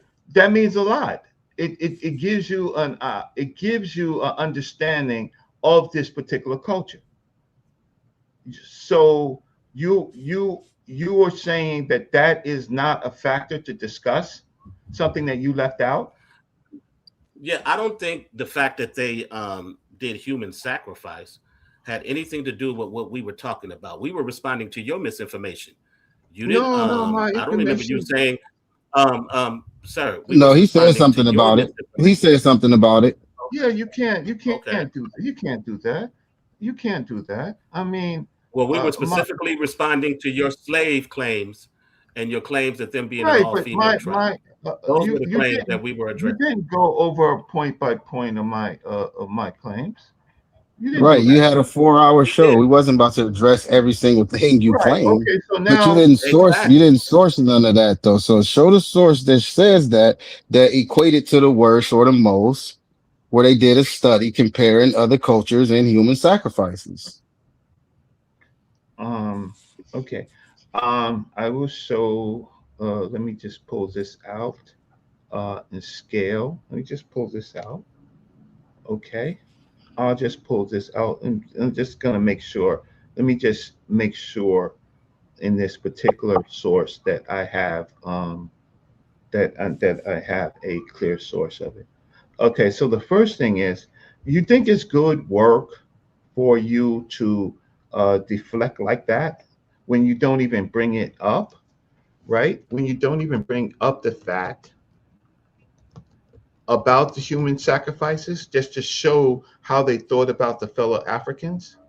And then you come back and then you say, okay, show me a source when you didn't even put that in your review. You think that's good scholarship? Yeah, because this review isn't according to Reggie's standards. This No. review was the homies coming together to correct your misinformation on slavery, on Okay. the All right. Dahomey women, and their history. Period. So this wasn't a presentation Okay. according So to Reggie. we're gonna. Well, no, you. That is it. You did it based on my claims So Not by your now you standards. appealed it. Not by Now, your standards. but you don't have any. What credentials do you have to have any standard? I don't Did need you go to a credentials. Your Black Studies credentials program? can't even get you into a comedic. I don't need the credentials to show that information. Your credentials couldn't even get you Okay, into so a something comedic is happening on So on you our keep platform, touting your right? credentials I think like it everybody makes you knows. bigger and better, I but your think. credentials Well, don't no, make I'm you show. a better scholar Wait. than I anybody show me a even on book this on the panel. slave trade that you have. Wait, first of all, show me No, one I don't book. have to. I Pull don't up have one to book show from you your nothing. library. What I showed you was my Show me one presentation book from your library on the slave trade. with sources. What I showed you was Show me one presentations on book. my sources, Ray. Show What me did you one allow book us in to your show you library on from your slave show? trade. What did you allow me to show on your show? That's Oh, so legitimate. it's about that. Okay. Oh, it So has this to be is about that why. because you up here But he questioning us like you haven't have some showed type us of anything, and authority. we're allowing him to. He haven't showed us nothing. He just I running his I'm mouth. waiting for I his Can I, am. point. can I say But one I thing when am. you get done? But I am. Hold up. Let me ask a question. I just want to ask everybody.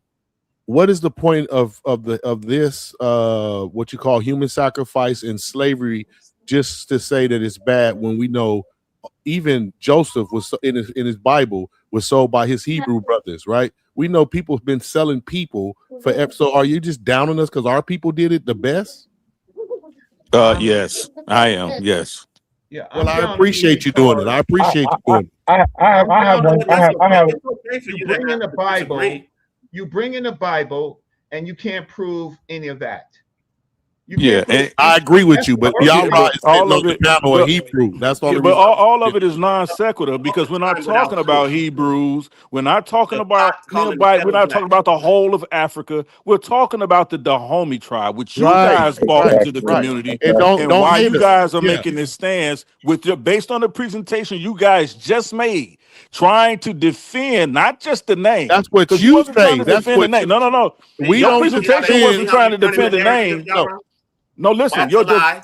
your That's a lie. presentation wasn't trying to defend the Yo, name. yo, Your y'all, let him Presentation speak. was Let presentation, him not geared speak. towards Let that. him. One mic, yeah, y'all. I yeah, gotta. your presentation wasn't trying to defend the name. I give you a pass. I can give you a pass on it to a degree because I understand Rakufu's argument with that. okay. But your presentation, especially the one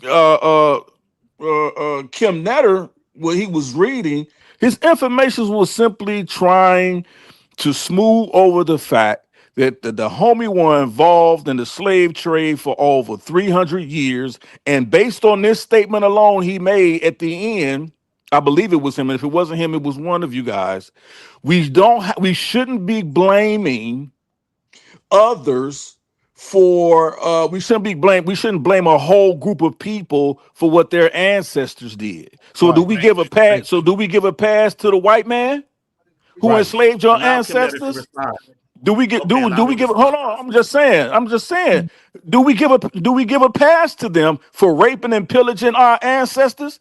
That statement No. is problematic, bro. So that's why Not I So even necessarily. hit the okay, so panel. y'all right. Let me ask you this at that same point. That's a good point, y'all are Yeah, making right now, man. I like his point All right. because I'm Yeah, gonna yeah, challenge you go ahead. really strong with this, Go y'all ahead, right. Rakufu.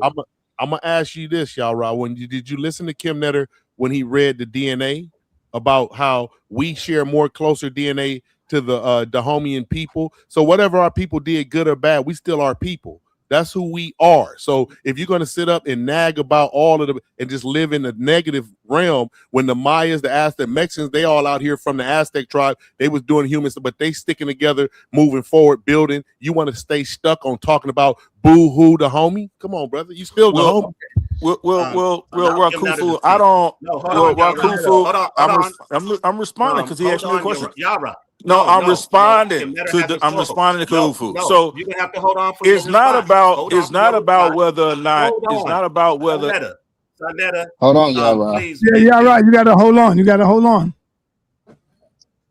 Yeah, Look, go ahead. the bottom line is nobody trying to say that what they did was good. We understand that. The point is that we come from that place, right? If you go into anybody background from any culture, you're gonna find something that was horrible that was done. We're not saying we taking that and bringing it to the forefront, like, oh, this is the part we proud of. Nobody's doing that. But Reggie just don't like us, so he want to make it seem like and bring all the negative things that they did to the forefront when he come from them same people. So do he hate himself? Like, come on, like that's crazy. Damn. Like that's just wild. And like I don't really understand why he trying to do that. When even if you want to be a scholar or have a good methodology and research, you would understand that you come from those people. So are you trying to tear down your own people because they got a messed up certain part of their past? Like Woo! what are you doing here? Them your ancestors that you supposed to revere and all of that, right? Like, come on, are you being selective or what we doing? Yo, man, this Dahomey tribe is serious, man. They coming with Oh, sa.neter, you need to stop that BS. Like they for coming real. with One For thing real. I'm coming saying, with Reggie. They coming with it. Why can I go? So whatever they one paying thing you, I'll before double you it. go, it's Yara's turn. But one thing before Yara goes, I want to say this. No, If you're I gonna come want up to here speak. and speak, I want to speak. okay, hold on. I'm going to say these rules. If you're going to come up here and speak, ask a question. We don't need your commentary. We don't need none of that. If you have a question about the presentation, focus on that. Anything outside of that, we're going to mute you and move on.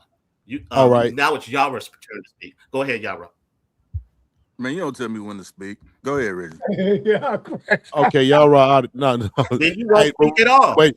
If that's the case, you won't speak at all. How about that, Yara? You don't have no authority Rick, here. I'm gonna lead this out there. We have a professional that's gonna come up and we're gonna show his quote where I can 100% say Jabari agree with what we're talking about. But go ahead. Who cares about Jabari? Only us in the crowd and everybody. The professional field, obviously. Okay, so let me start here.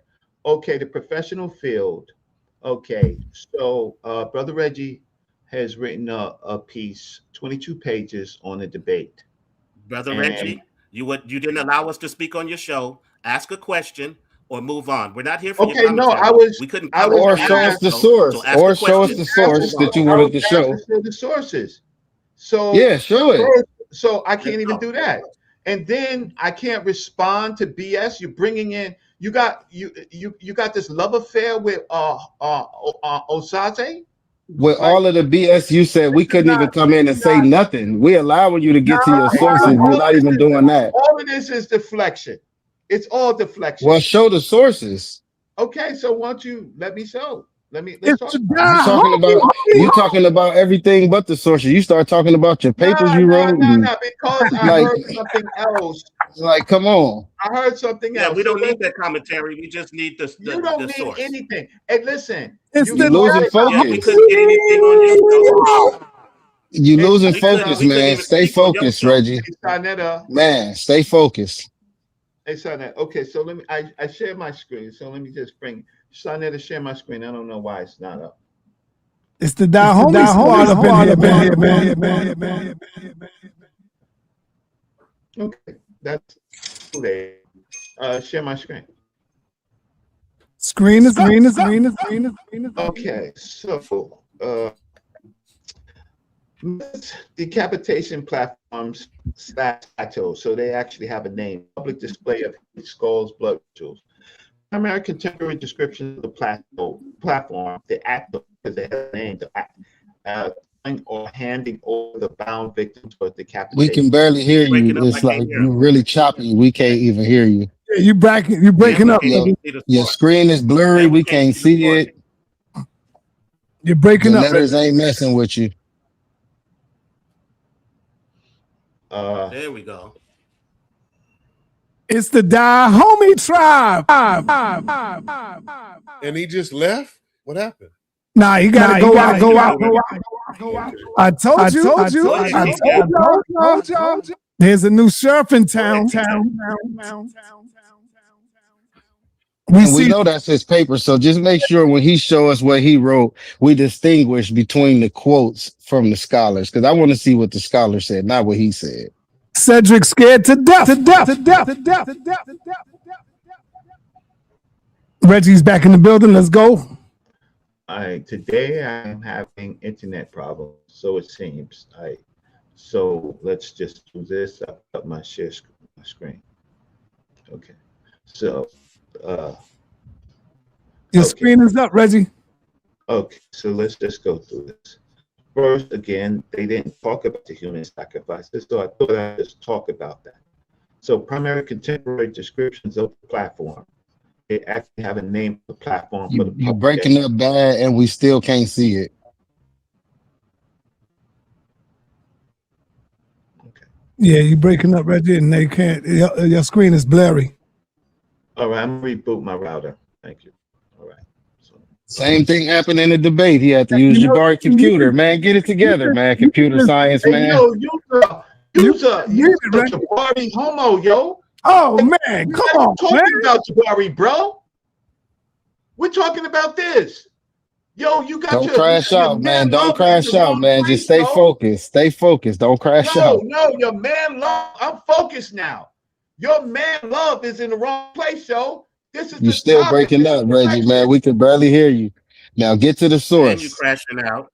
And you crashing out. Just get to the source. He mad because that actually happened in a debate. His computer was crashing, and I said that. That's a fact. He mad at it. Cedric, you coming over to do a show? You welcome, brother. You are welcome. Whenever you get your presentation ready, hit me up. Let's do it. But don't be scared, man. I know you only want to debate JJ. It's all right. It's all right, brother. We know you only want to debate JJ, but bring your ass over. Get into the toughest environment. The last time you was here, they ran your ass out of here, and you ain't been back since. Like, come on, man. Come on, man. I know you better than that, brother. You better than that, my man Cedric. Let's go. Who's next? We got Yara still here. We got King J here. King J. King J. King J. I wanted to make a quick point in regards to the 1807 British, right? Royal Fleet, right? When these royal fleets are in the Atlantic trying to stop slavery, right? What do you say to King, I believe it's Gezel, or King, I believe it's Gezel, Bezahan. who fights? No, he's talking about King Gezel. Bezahan or Gezel? Gezel? Yeah. You froze, Jay. I think the voodoo lords is putting spells on things, but go ahead. I'm not froze. Everybody hey, Rod Kufu, you better stop that, bro. Rod Kufu is putting spells on y'all ass. Yeah, he good at convoluting the point. But I wanted you to deal with the point. What do you say to about when they're actually fighting to stop slavery?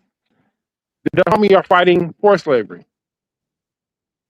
We already spoke openly on that, King J. We didn't ever deny that happened at that period of time. I want to ask you, King J, when did the American slavery begin? We could talk about the 1619 Jamestown 30. And when did Dahomey become a part of it? Dahomey got its freedom from the Ohio about 1724. And would you add, what's the exact year? That 100 and something years it had already been going, and hundreds of thousands of people was moving, maybe millions before they got in? Millions of people? No. I didn't say, I said maybe. I said, but up to 100,000s, right? In the British colonies? Yes, no. In America's period. Just anywhere in America's, slavery coming from Spanish colonies, French, British, anybody coming to the Americas. I don't have a number off the top of my head. I'm not in front of my computer. Oh, I respect that. So just your information, you're saying it's about. But what point does that have to do with anything? You're saying the number of people, the slaves that came to America. What point are you making? My point is, y'all was trying to put it on Dahomey as the primary factor. Y'all kept saying primary. I got you on video, snapshotting it, you, Reggie, and Harwin, and that's untrue. You just was being untrue to the people. No, that's not untrue. The time period. No, wait. It's not true. Let me land my plane. You're running the time. The reason I said it was you got Congo, you got Angola, and you got other African societies that played a primary role. We looked it up already. Dahomey was secondary, but why you keep saying primary?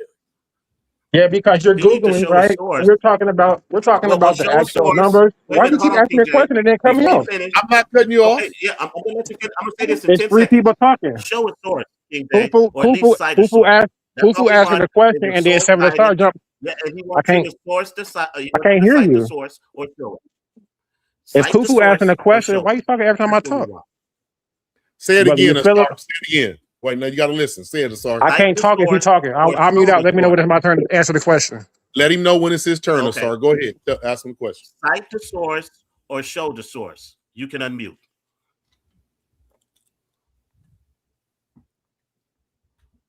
Yeah, you know, y'all been coming up here. Y'all been coming up here, King J. King J, y'all been coming up here, King J and Elder Yara, but and Brother Reggie, but nobody bringing sources. I came up here for the debate. I came up here to ask for the debate. The Dahomey squad shows sources all the way through their presentation. Yeah. Okay. Yeah. Well, if you're having a conversation, like you're not gonna have sources off the top of your head. I'm like, if you're asking me a question, you can't say, "Give me a wait. Let me talk." I can't talk. Why can't you know why? Because it's source up or shut up. That's the name of the show. Let me finish the sentence, brother. Because all your sources are bogus. So let me finish but it's so not though. It's not. So why we can't? So brother, you just openly lied to try to get. You're trying to get. No, you're trying to get. You're trying to get clout. Let me give you the smoke. No, you can't get clout off of us. Brother, I don't want clout off your name. The homies, bring brother. the fight. Bring brother, the your names are the homies, brother. Homie the clown, brother. That's okay. The three homie the clowns, brother. We love the clown, boy. You're right. But Homie homie don't play that, though. We don't get a sock. I bet you the homie don't play that, though. Each one of y'all don't get a sock. King J has to say. Let's Please, thank you. Uninterrupted. Yeah, because it's very So my point is this. The point that I'm bringing up is that 1807, we have the British stop fighting to end slavery. You're using a name and saying that it's associated to these Dahomey tribes as if we don't attach ourselves to that. We do not attach ourselves. Hold on, brother, please. Don't say we. You asked me a question. Yeah. We do not attach ourselves to the sellouts, the ones who were fighting to keep slavery. We don't attach ourselves. Why are they doing voodoo in Haiti? Brother, stop. Brother, stop. From the homie. Brother, you asked me a question and now you're arguing me. I can't answer. Because Go you're ahead. not making sense. Let him off. Your presentation didn't make sense. Put him on I'll mute. I'll mute out. Bye. See you later. Bye. I'll mute out. This is where he messes up at. He claims the homie had a problem and was the most sellout. Yet people use the homie's way of doing things in voodoo to make the second republic after United States of America called Haiti. So you can't have it both ways, King J. Well, honestly, voodoo wasn't their original ritual practice, right? Where? It wasn't voodoo. Where? In the Abamis, when we're talking about the homie. Yeah. The kingdom, when it became a kingdom. No, see, here's the. I gotta let them speak because they're gonna think y'all scared to let them speak. Bro. Well, here's the thing. So, like, the Dahomean kingdom was not a monolithic group, right? These were a makeup of several different tribes of African people, right? And societies, and all of those societies had different ritual practice. They didn't have one monolithic practice. Facts, right? I agree with you on that. When we're talking about these slave traders, this particular period of history, they weren't practicing voodoo. Untrue. And so that's why I came up here. Okay. Because I can go tonight in about an hour and a half. A simple chat GPT will kill that. I'm gonna show you. Well, don't do that. Don't do that, bro. Don't do that, bro. I want to say this to you, don't do that, bro. I don't think there's a debate to be had because we're not disagreeing with you. We know that the Dahomey willingly. Let me finish. We know that they willfully engaged in the slave trade. They benefited and wanted to keep the slave trade going. We don't deny any of that. And when you guys come up here and try to paint the narrative like we're trying to deny it, it's a straight falsehood. It's good to try to have a back and forth, but we're not denying any of their negative history. Even if there's negative history that we missed, like the sacrifices. I don't deny that. I don't deny any history that is part of the Dahomey people, but we also showed all of their history. We just didn't focus on the negative. And that was our point for tonight. Now go ahead. Well, you didn't show all of their history. That's incorrect, because had you done that, we wouldn't be having these conversations, because all of their history would have incorporated all of the negative history you talked about. So you did not do that, and that's part of the problem. And the question is, because you didn't do that, and I don't think you did that initially, because I don't think you would have even gone with the naming that you went with had you done or were understood the entire history of that particular group of Dahomians in regards to the transatlantic slave trade and their participation in it willingly for almost close to 300 years. So I don't think, if you known that, I think you guys are smart enough not to would have done that. But since you jumped out there with it, it's okay for people to call you to the carpet with it, because what we've had in our land here is that too many people, from whether they're Christian, Hebrew Israelites, Kemetic people, try to lash on to these utopian like societies where what they feel most closely affiliated with, that they had no problems, that everybody, it was just this great gregarious cultures that didn't have any problems. And that's not true in any historical matter, right? There's problems with all cultures, right? Thank you. Say that. But we gotta stop. We gotta we gotta stop fantasizing about these cultures simply because of phenotype and the colors of our skin. Right, So, Yara, let me ask you right now. Let me ask you, Yara. You even said you like to play on the name, and you know why? Yeah. Okay, so that's simply what it is, brother. It's not I understood why you did it. I mean, like, I think and let me elaborate, because you made an assumption, Yara, that we didn't know this history and we wouldn't have chose the name. Right, we did know the history. We Then knew that's I bad want Yara to know this. I want Yara to know. that makes it worse. Yara, Bad when you told me right now, this is something for the people that's listening. Yara, listen to You this. knew the history.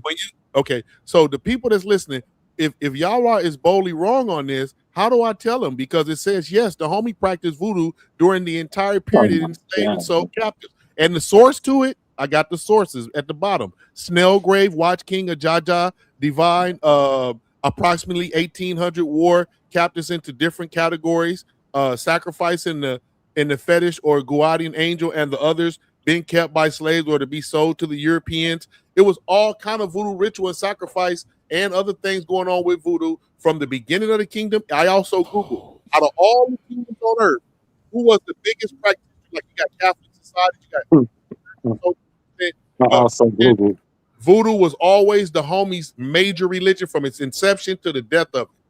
Well, let me say this, Rakufu. I can bring a source, and I'll bring it tonight, that will tell you that voodoo was bought in by Levite priests. That's how it got into Africa. I'm gonna argue with you on that. I ain't got it was Levite. It was the practice of Levite priests. According to you, y'all in Bible. No, That's no, like not according to me. Not to the homie though. Not to the homie. According to a source. A source. Okay. According to a source that I read some of your sources where it said Wada was originally he or Judah. Come on, man. You never. Hold on. Not First you. Of all, not you. The person. Okay, I was going to say you never heard me teach that a day in your life. Not one. I know. Okay. I never said you did. So in the Hebrew community, they say that. I'm just saying. I mean, but that's my point. Like, a lot of people will say voodoo was practiced by the homie as a whole. They weren't. Okay. They weren't, right? So as I we'll said, do some because research with that, and we can engage with you tonight at 8 p.m. after we do the research. like like Daddy Supernova would come up. He got some good comments in the comments. Daddy Supernova. Somebody need to pull his comments and show him, if you can. Yeah, and I think they're making a really. I'm down with what you're talking about, because this and is I like Harwin's comment too, and not trying to be right. You see what I'm saying? We're not up here trying to be right. We're trying to get the correct information, and we did leave out the human sacrifice. And that's an error on ours. I have no problem owning up to a mistake right here live on TV, because none of us are perfect, and we learn from those mistakes. So you're going to get a better and bigger presentation from the Dahomies in the future. Hey, Rakufu. Yes, sir. You called another man daddy? You said daddy? That's his name is Nova Daddy. That's his name in the Who comments. the hell would call another man daddy, man? Wait a minute. Hold up. You know Supernova. No, not you, not you. Sabat Kufu. Oh, who you talking about? Supernova, Queen of Four, son? Wait, I'm looking at him in the comments right here. His name in the comments says, Hey, yo. it says at Daddy Supernova, Yara. He talking about Yara, but in one of them he says, I'm not tripping on what he's talking about Yara. I'm talking about his comment up here where he says, where is he at? Nova. I'll find it and let you know. Somebody said Super Daddy. That's his name, brother. yo, I don't want no man calling me daddy, bro. I don't want another man calling never me a man. Come on. Wow, I got to talk to him. I got to give him a call. Is that Supernova? Is that Supernova side? Nah, the only one I know is Supernova Sloan. Right, I know him. That's the one out there in New York. Yeah, that's the real Supernova. Yeah, I don't know who this, but he had a Supernova good daddy. Come on, brother. Right? I ain't no man gonna call me no goddamn daddy. Yeah, I'm appealing to there you go. If I'm appealing to women, that's different. But no, I don't want no nigga calling me daddy. Yeah, man. You gotta change that, homeboy. You gotta take that daddy off that, bro. Oh, you see him in the comments too, huh? No, I don't see him. Oh, okay. But anyway, Reggie, was you able man. Hey, I already know my man Yara is not afraid of nobody. He will get in that paint with you. Right. You know, he will get in the paint and score and get fouled. So y'all better fall back off of Yara, man. Oh man, we got Reggie back. We got Dr. Reggie back. Let's see if Reggie got his sauces up and ready. Up. Yeah. Okay. Great. Okay. So I want to talk about ISIS, and then I want to move back onto the slave trade, right? You sound a lot better, Reggie. Let's go. Bring it out, Dr. Reggie. No. So now I'm easy because it's just problematic, right? Okay. So let's just read some out this. Oh Lord, you know what, Reggie? Whenever you put up a slide, you start skipping. So why don't you cut your camera off? That might work. Okay. Cut your camera off and just read it like that. All right. So let's cut your camera off so we don't need to see you. And then talk about Forbes and the Dahomey. Okay. Yeah, I'm just having some difficulty. So let me get Reggie. Do you want me to read it for you, Reggie? No. Okay. But I have to move it up. But see, so it seems like I'm frozen. Can you hear me? Yeah, I can hear you. We can hear you. Cut my camera off. And now put the slide back up. I'm gonna do that. I took the slide down so that I could catch up. So you don't. Yeah, see, that's my man, Supernova Sloan. He ain't no Supernova daddy. Right, that's my brother right there. He don't call himself no damn daddy, bro.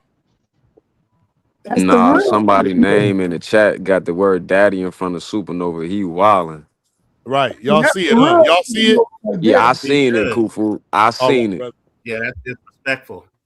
Okay, so one of the things is, and just thinking about how you cover a subject, you look at all the things that you know, and then you look at the things that you. All right, Reggie, it ain't pop up yet. I see your screen, but there's nothing on it. It's blank. And he's breaking up too. Your screen is blank. I think you should let King J read it for you, Reggie.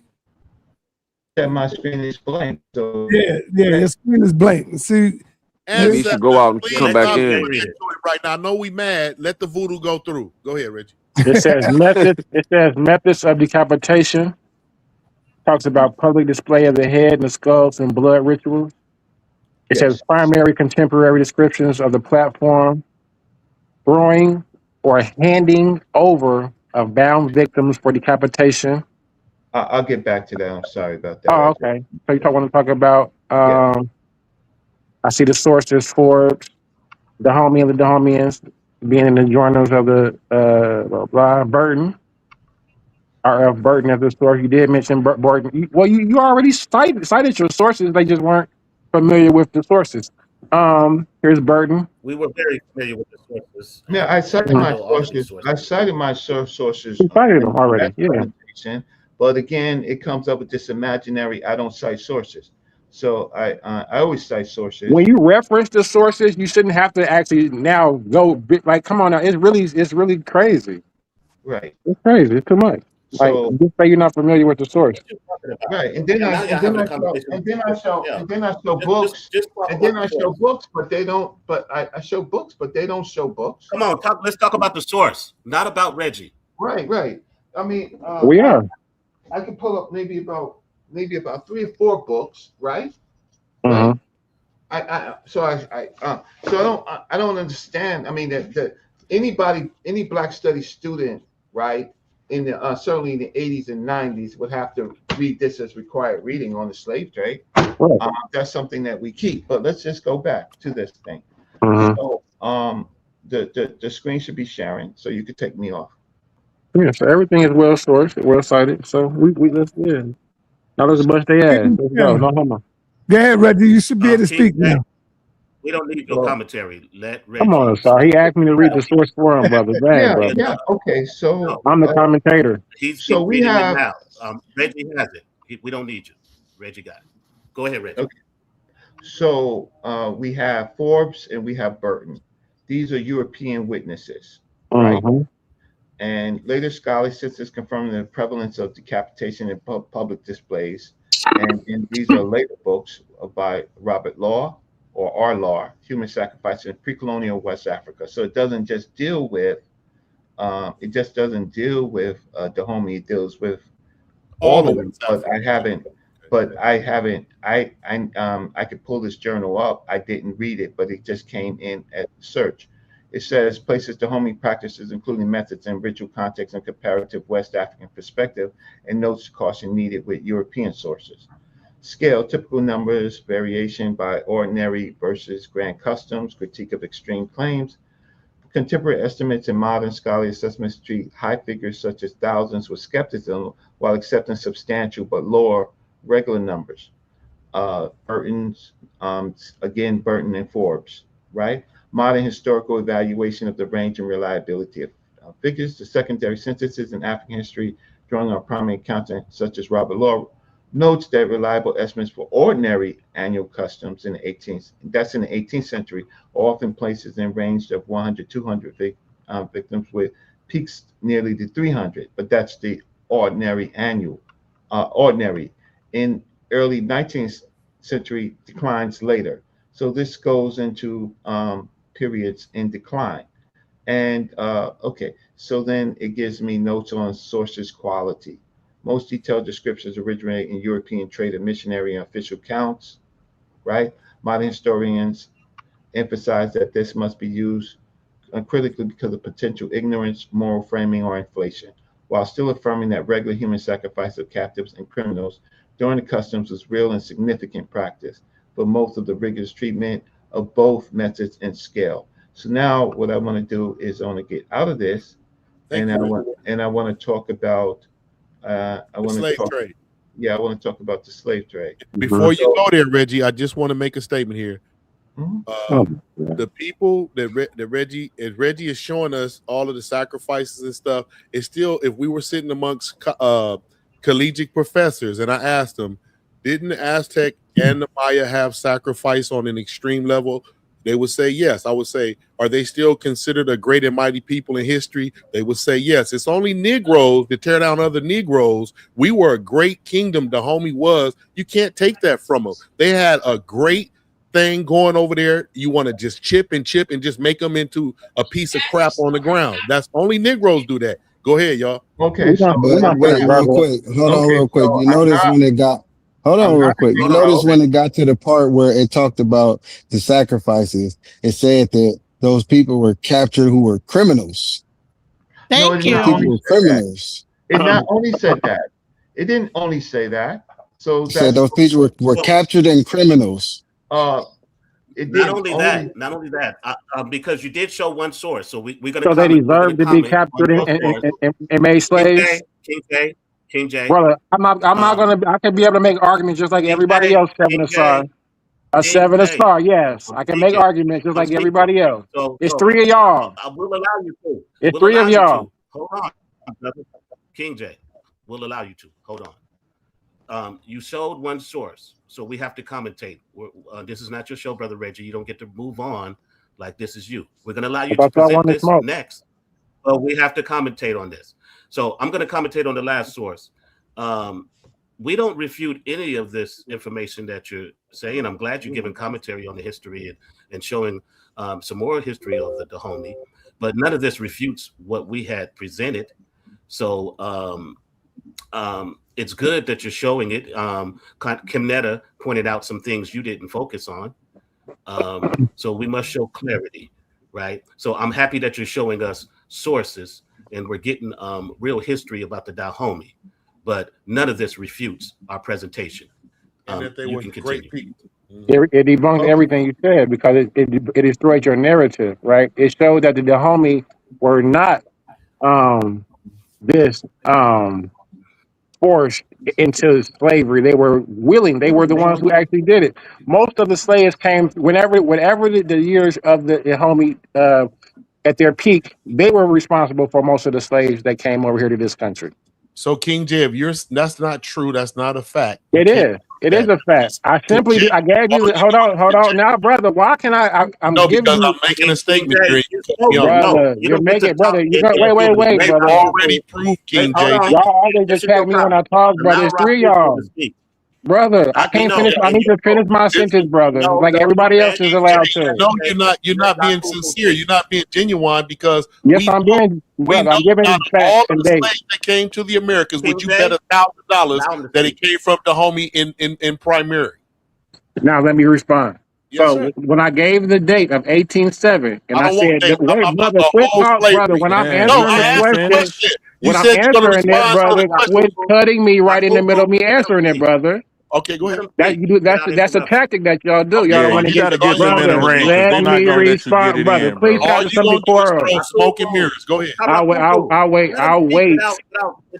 Please. Go ahead. My question. My question is simply: out of all the slaves that came to America, you're claiming Dahomey is the primary source? Yes or no? No fluff. I don't want to. Yes or no? I heard the question. Now I'm look answering at that. it before you. All kind of bull. I'll wait until I'm able to. Show me that y'all got some decorum, y'all three. The homie squad. I'm gonna listen. So to answer the brother's question, when I gave, are y'all ready or not? When I gave the date of 1807 of the British fighting to stop the transatlantic slave trade, and the Dahomeys fighting for it to keep it alive. This time period, you will see that the Dahomey is responsible for the slaves that are coming here. Everybody else is not sending slaves to these English colonies. So I think that if you use chronology, Let me respond. I think that if you use chronology and dates, oh my God. I think if you use chronology and date, oh my God, brother, can I speak for more than 30 seconds? I think if you use chronology and date, it'll show that your arguments are conflated and poorly constructed, right? If the Dahomey people were enslaved up until 1724, right? They were the ones who were enslaved. They were the ones who were shipped and being enslaved up. They took power, right? After they were given these guns, right? Oh, on the after they were given the guns, right? To get the other slaves, they themselves were the enslaved. Teach. So what you're suggesting is this: that once they themselves were enslaved, we should feel sorry for them now. Oh, now let's feel sorry for these people who were enslaved these other people. Wait. Let's name ourselves. No, Dahomey was not the primary source of all enslaved Africans brought to America. No, kick him off. Put him on mute. Put him on mute. No, Dahomey was not the primary source of all enslaved Africans brought to America. That was my question. Rakufu.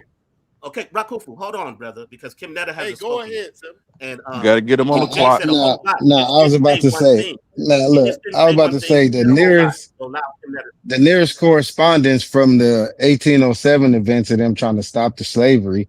You can see where the king wrote to them trying not to trade for people, and they still denied it and wanted people rather than the agriculture or any other thing they had to offer. Then you can see also a little later in the primary records where the king himself said that, yeah, it's lucrative for us. Yeah, we've been making money, and the people of the city would like to keep it going, to where he basically explained that he didn't mind ending it. But the fact that his neighbors, that they are still arming and giving weapons to fight against them in particular, it wouldn't make sense for them to end it and then not be able to defend themselves when you would be leaving them vulnerable. And he said that exactly, that his chief and his people would depose him if he was to do that. That So they was he making didn't too much mind. money off of So it to stop. no, listen, no, that's not the thing. He explicitly stated that they didn't really mind stopping it if everybody around them wasn't to continuing to be armed by these Europeans who giving them guns, who keep sending them into there to raid their people. And we So showed that they in the records where they had they to do it arming these then. people They and had to do sending it. them in there. But King J, here's what you're missing. They had to do You're it. creating a narrative that the point A that you historical tried to say that narrative. we made, And he that haven't even wasn't, cited a you're cutting source them that off, said what brother. he's saying. He just saying that. You just read Of the course Wow. he did. source. But You hold just on. read Hold Can I on. it. can King I J. You say just something? read Can I the King J. hold source. on? Oh my God. King Hold on. J. Can I Get him on say the can I clock. say Get him on the something? clock. Hold on. Get him on the Everybody's clock, talking at King one J. time. Hey guys, Just can get I him on say the Hold on. clock. something? Everybody's talking at one time. Wait, We're wait, gonna let you wait, speak, Sister Nat. Hold on. wait. But Estimates this is of our show. We are in slave control of captives this. linked to the For Hold king of on, Reggie. Dahomey. Hold on, hold Reggie. on, Hold on, Reggie. Reggie. Hold on. Hold on. King J is over here giving a narrative on our presentation that is not our narrative. And he keeps trying to enforce like this is our narrative. That speaks to his comprehension, right? We're telling you that's not our narrative, but you keep trying to force this narrative on us. That's a lie. The narrative you're trying to say that we're saying is a lie. We acknowledge the slavery of the Fon people in the Dahomey land. We acknowledge that. We acknowledge that they did it willfully. I've said the word willfully and willingly many times on this show. So quit trying to push the narrative that we're trying to excuse their behaviors in slavery. But we're also giving you the context that you're ignoring is that they tried to get out, right? Straight sources showing letters Twice. sent to the king, Abolishing it. letters sent to the king, telling them, but you're ignoring that, right? So we're able to be fair and balanced to agree with you. They did egregious things in slavery, but you're being biased and not acknowledging the other history of them trying to get out. Okay. Go ahead, Kim. Can I And then we're can gonna I let say DJ something? finish. No. Then we're gonna let No, DJ finish let this. DJ go. No. She been here. Reggie spoke Yeah, twice. No, He That's can okay, wait a Reggie. You don't second. have to hold on. Let You wasn't even DJ on your go, and then show. he can You go, wasn't even and on then your he can show. go. You don't Let her go, and get it. then he can go. I came in Go kind ahead, of late. Queen. Like, wasn't there a war between? Did you guys cover the war between the Yoruba and the Dahomey? And that the majority of these captives that were sent in the slave trade were captives from Yoruba and Dahomey fighting each other. And actually, the actual religion of Ifa is shared amongst both the divination system of Ifa. One is called Ifa in Yoruba and Fa in Dahomey. So they share a common religion. And human sacrifices is forbidden in that religion, is forbidden in Ifa, Isheshe. So whatever was going on was more political and not a religious, like spiritual thing, but more like people warring with each other and doing that. Because Ifa, Infa, and Ifa, Fa being like the origins of voodoo, and Ifa being the origins of Isheshe, those human sacrifice is forbidden in that actual both of those religions. And like I said, they were both warring with each other and actually selling off each other because they were warring with each other. Beautiful, sis. Okay. That Yes, was sir. And that we was did great. mention that, Queen, that That the was great, Yoruba sis. enslaved defined. We did talk about that. We Okay. did, Queen. Thank you for that So information. okay, so Okay, for go ahead, here, Reggie. You can go ahead. so for here, I use Grok, um, just just to get the information, Is and that Google Scholarship? it I'm giving you information. So I have a book. Do you have a book? So if Well, you don't King J have a don't like book, that. So watch King this. J wouldn't appreciate your Okay, source key right now. reliable estimates. Brida Benin overall, the coastal regions that included Dahomey's main port of Wida, plus nearby ports such as Porto Nova, Badri, and Lagos, according to Transatlantic Slave Trade Database, slavevoyages.org, estimates about 2 million Africans were embarked from the Bride of Benin between 1501 and 1866. This is one of the major embarkations regions of Western Central Africa. Wider, Right, but that's just not just Dahomey though. Wider, Dahomey's primarily port after the 1720 conquest. Scholars' accounts state that Wider exported over 1 million slaves and ranked as the second most important embarkation point in Africa after Luanda, Angola. Early 18th century peaks reached more than 15,000 per year under the preceding Hoida kingdom. After Dahomey's conquest, annual exports for Ouida fell sharply to about 9,000 in 1750s, 5,000 in the 1760s, 4,000, even as a regional total. Brought a slave coast, River Volta to Lagos. Hugh Thomas, who I showed the book, estimated about 2 million slaves were exported from the stretch of coast between 1640 and 1870. Dahomey's specific contribution.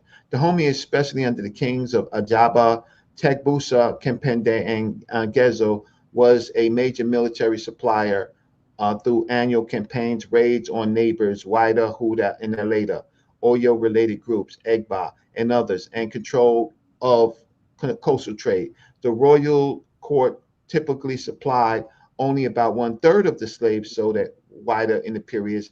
Private merchants and northern caravans supplied the majority. Some secondary or popular accounts attribute to 1 to 1.8 million to Dahomey's activities or spheres of influence over the centuries in its involvement. But rigorous scholarship usually places the kingdom's direct control share a substantial portion of the rights Benin's 2 million rather than Drop a bomb, sir. in a precise standalone. Drop a bomb, It's no sir. context. It did not say that. That did not say that Dahomey was Patrick Manning's detailed economic and demographic. It does say it, bro. It did. Right, Benin emphasizes that slave imposed population losses and economic strain with breakdowns by ethnic origin and decade available in the work Slavery, Colonialism, Economic Growth in Dahomey.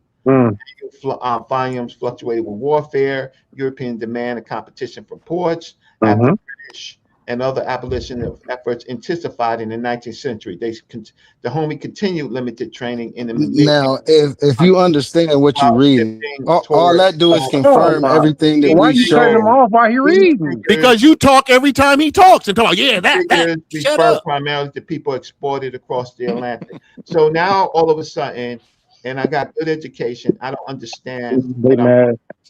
So now here's the failure. The failure is in your presentation, you did not deal with the human sacrifices and you did not deal at all with the volume of slaves exported during the transatlantic slave trade. You didn't even deal with this.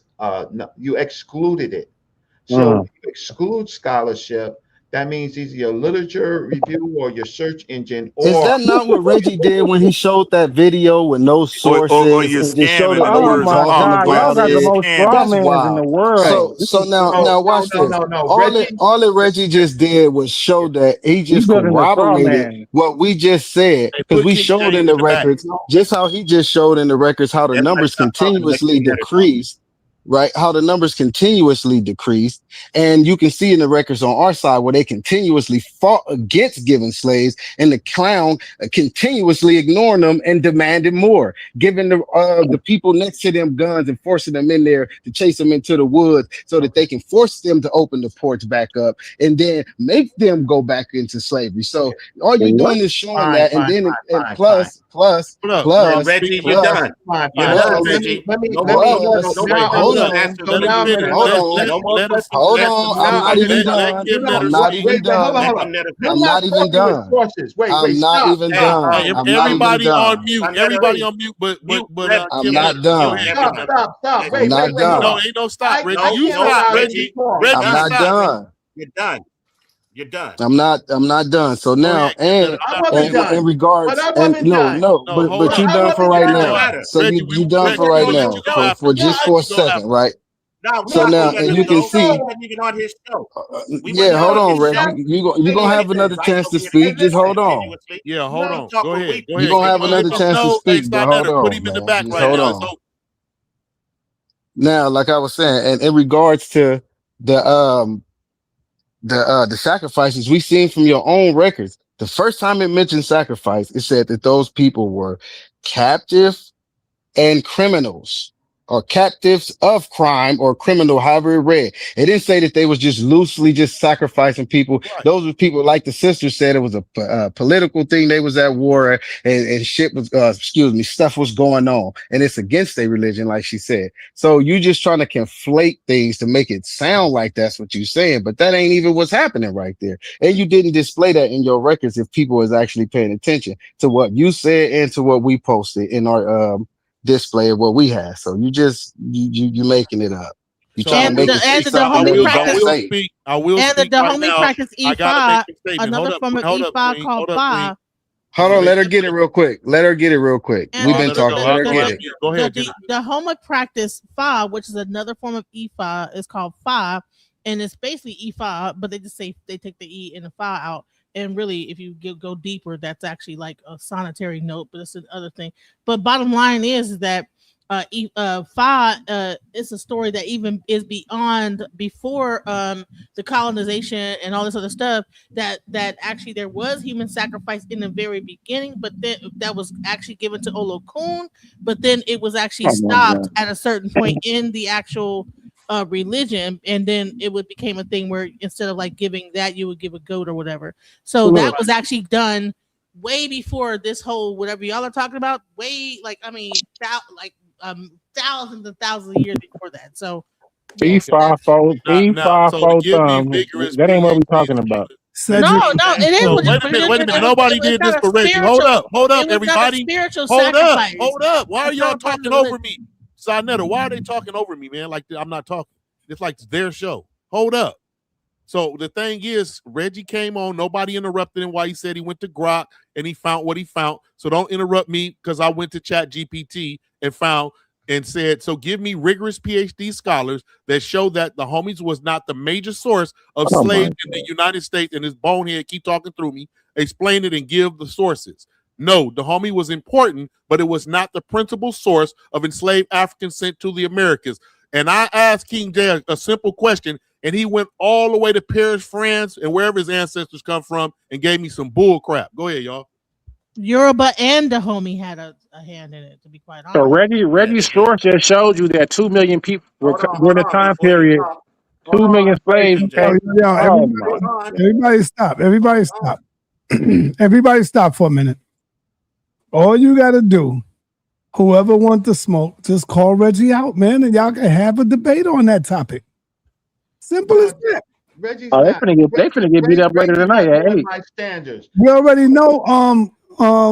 Cedric done left Reggie hanging. Cedric is like, hell no, I'm not going up in there. You know, and sa.neter, we already know that through the records we can see that it was approximately 12 million Africans throughout the slave trade that was taken. Only approximately 450,000 of those people came to the United States, and the rest of them went to like Brazil and all across the rest of those other places. So I don't know why Reggie's trying to make that up. Rakufu, man, simple as that, man. Okay. We can see Rakufu know the history on this. If I debate again, I'm in retirement. It's definitely for money. Jabari put you in the retirement? Yeah, he got retired. It's all right. No. I came out of retirement just for that dude. Back in though. No. I came out just for him. I said if I debate again, it's going to be a proper scholar, right? And it's going to be for money. So he had a proper scholar, and it was for money, right? Yeah. Right. So the last debate that I had, right, it's not finished yet. The debate is not finished yet because he's still debating. That's crazy. It's going to academia now. So now that's crazy. It's all sa.neter's platform. Y'all laughing, but he wants to laugh. Man. Watch this. Right. Wait, put my face on it. Put my face on. I seen Jabari comment welcoming you, trying to get him and his job took. He welcomed you to try it. So it's going So I seen that comment. Yeah. Wait. He welcomed you to take your best shot. He welcomed you to take your best shot. No, I'm gonna take. I'm glad he did, because I'm gonna take my best shot. Y'all don't know. Y'all don't know the power of Reggie. Because he lost at the debate. That's wild. That's wild. Watch this. He lost the debate. Now somebody got to lose their job. Reggie is wild. Man, Reggie, don't tell me Reggie is wild, man. Don't tell me Reggie how to fight, is wild. Okay, so now watch this. So here's the Google. No, because y'all play too much. Jabari, what's his name? Jabari Osaze, literal. You know his name. You dream about it. Okay, watch this. Yeah, funny. Jabari Osaze, watch this. Right? Okay, so a literal invasion. Okay, so let's go down and let's keep going down. Oh, academia.eu, Reggie Mabry, independent researcher, right? And I have a paper up, and it's in the search engines now. Oh, and academia, it says the literal invasion. Let's go to that paper. Let's go to the paper, right? So this show ain't about the Neteru. This show is not about the Neteru. Okay. So we don't even gotta go into no Neteru. Now you straw. Now you straw man. Now you straw man. We appreciate. We appreciate you. Look, we appreciate you dropped the paper. That's great. We know about it, but this ain't what that's about. We understand you. We understand you. We get it. We get that you hate him real hard. We understand. Wait. I wasn't talking about him. Let me get back to the topic. You brought him up. I didn't bring him up. Now, as a matter of fact, Reggie, you talking too much. We didn't get to talk at all on your show. Wait, you watch this. For a very long time on the show. I would suggest that you just retire yourself from the show. We don't want What to hear is from you going anymore. on here? Oh my God! You're trying to get a man fired because you lost the debate. You're trying to get a man fired because you lost the debate. And then you want to try to you definitely lost the debate, man. Come on now. Like you some scholar in the community. Only the three stooges say I lost the debate. There was plenty of people that came up. It was plenty of people that came on the show and expressed that Jabari won. So stop it. Yeah, plenty of people expressed that Jabari won. Give me the floor, because I want to say this. Reggie, you come in here and you tell us about your credentials versus brother Jabari, right? And you're so well respected in the community. Sir, this is not your show. Why are you scared? We're talking about it now. It's our show. We're talking about it now. Since you're here, we're talking about it now. You don't have no credentials. You don't have nothing. Please mute him. You don't have nothing. Okay. I'm about to show you what I got. Brother Reggie. What I got is that there were a lot of well-respected people invited to this Hoppy conference in the Kemetic community, right? Dr. Boyce Watkins Jr., Dr. Malvo, Mfu Dees, and your brother Jabari, and many other scholars. You know whose name I didn't see as an invitation or ever even looked to be in that conference was our brother Reggie Mabry. He's not respected enough for them to ask him to come up and speak. But our brother Jabari is flown there and put up in a nice hotel. They didn't do that for your brother Reggie, who has all this scholarship that's supposed to be over somebody who's a practicing professor who has a curriculum he teaches every day. But brother Reggie want to come up here and try to cap on us and tell us how his scholarship is far above Jabari Osaze. But nobody in the scholarly community wants to hear him speak. I'll land my plane.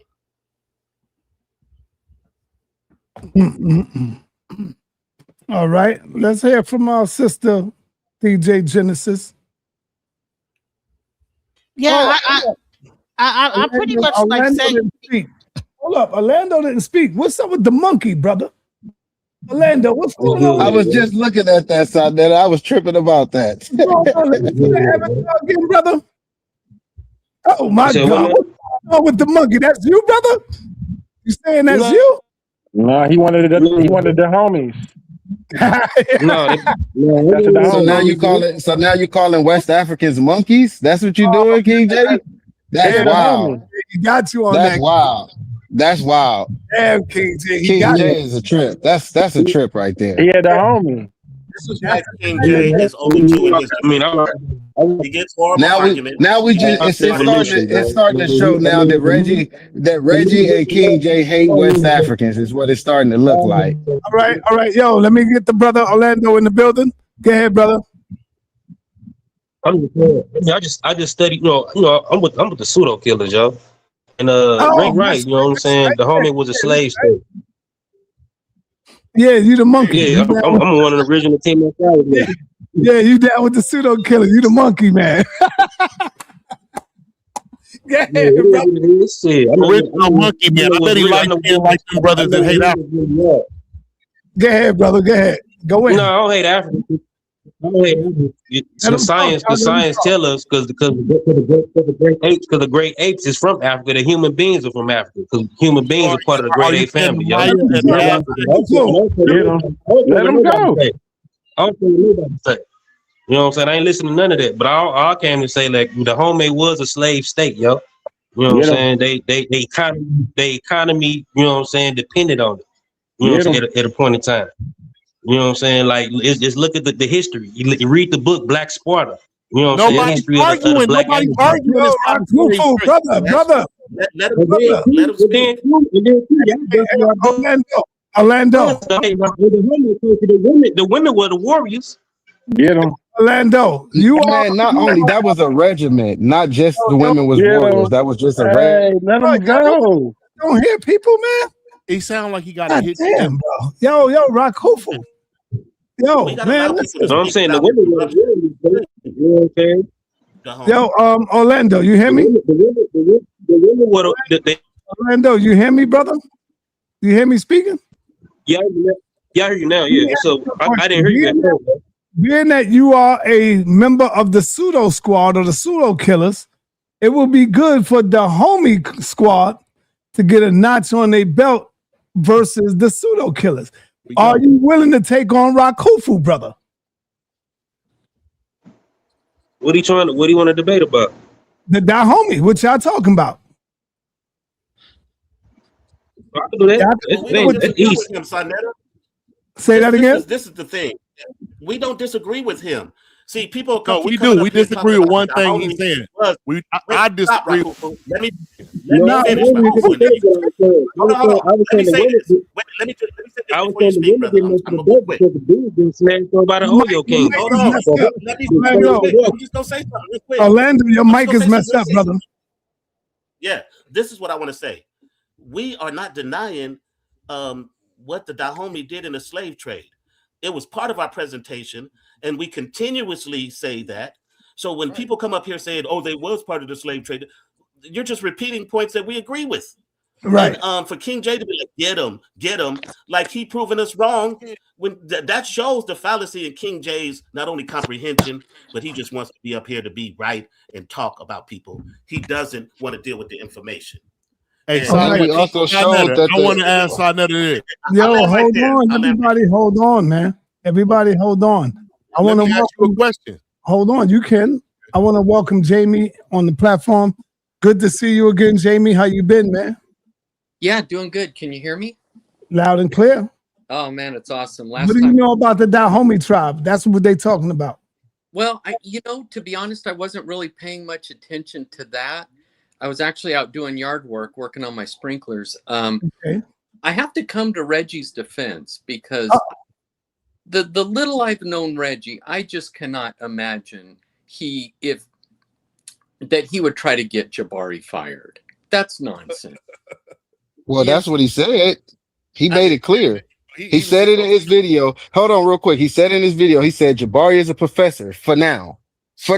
But I put out a paper and we're going to see how it turns out. He's going for it. And he's explicitly said that. We've heard him say it at least 7 times now. This is not something that we're confused about. We know what he's doing. Okay. So he'll tell you that that's what he's doing. Okay. If he said he wants to get Jabari fired, I'll have to revisit that. That sounded a little surprising to me. Mhm. But I do want to say that You're not the only one. yeah, I do want to say this. A lot of the arguments against Reggie were just not really good arguments. The fact that he wasn't invited to speak at a conference, I'm sure you could find the most eminent scholar and find a conference they're not invited to speak at.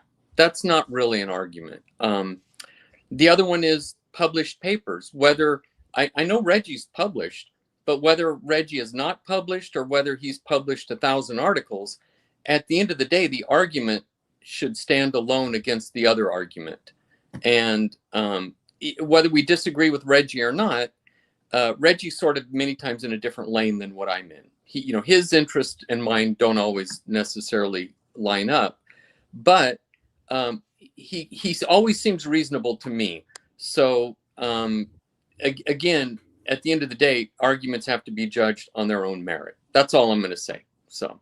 All right, Jamie. Yeah, you should. Let me respond real quick. Hold on. Let me go real quick. You should have been around when this debate was coming to be so that you could see how Reggie turned everybody that didn't believe with his standpoint into an enemy of his, be just solely based on the fact that we didn't agree with his information or said that he was wrong in certain points. Now, all of a sudden, we not his friends. Everybody's against him. He's turned me into his enemy when I've said a number of times that I don't have nothing against him. I just don't agree with what he's saying. Some of the scholars are saying, and I feel like he's misframing the quotes from the scholars and taking them to a place in a realm where they not even saying what he's saying they say. But he take that to say, I'm attacking the teacher. When I agree with what the teachers say, I don't agree with how he's using the source. And somehow now everybody his enemy. He's just going crazy. Now he's going after Jabari Job. It's just become a whole lot. So you're not the only one that's surprised with his actions. We all are, because everybody was cool with him all the way until this debate came and he became a whole nother dude.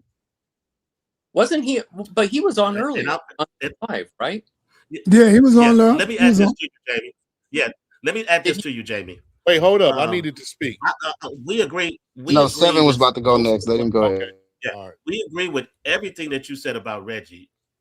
We agree with you. I was one of his staunchest supporters as a researcher and as a scholar, right? But the reason I said what I said is because Reggie has constantly, I mean, for years, maybe decades, questioned Jabari's scholarship, his degrees, right? Jabari has 4 degrees, but he claims his scholarship supersedes Jabari's. Do you think that's fair, Jamie, for him to say that his scholarship supersedes Jabari's scholarship and try to down what Jabari presents because he feels his scholarship is superior to Jabari? I don't think Reggie said his degree. I don't think Reggie said his degree supersedes Jabari, did he? Reggie, yes, sa.neter. Reggie is making a claim that his scholarship supersedes Jabari. That's what he was about to bring up right now. He's going to show. Oh, you want to see about Jabari Osaze? He was going to try to talk bad about Jabari's the work that he put in to get his degree.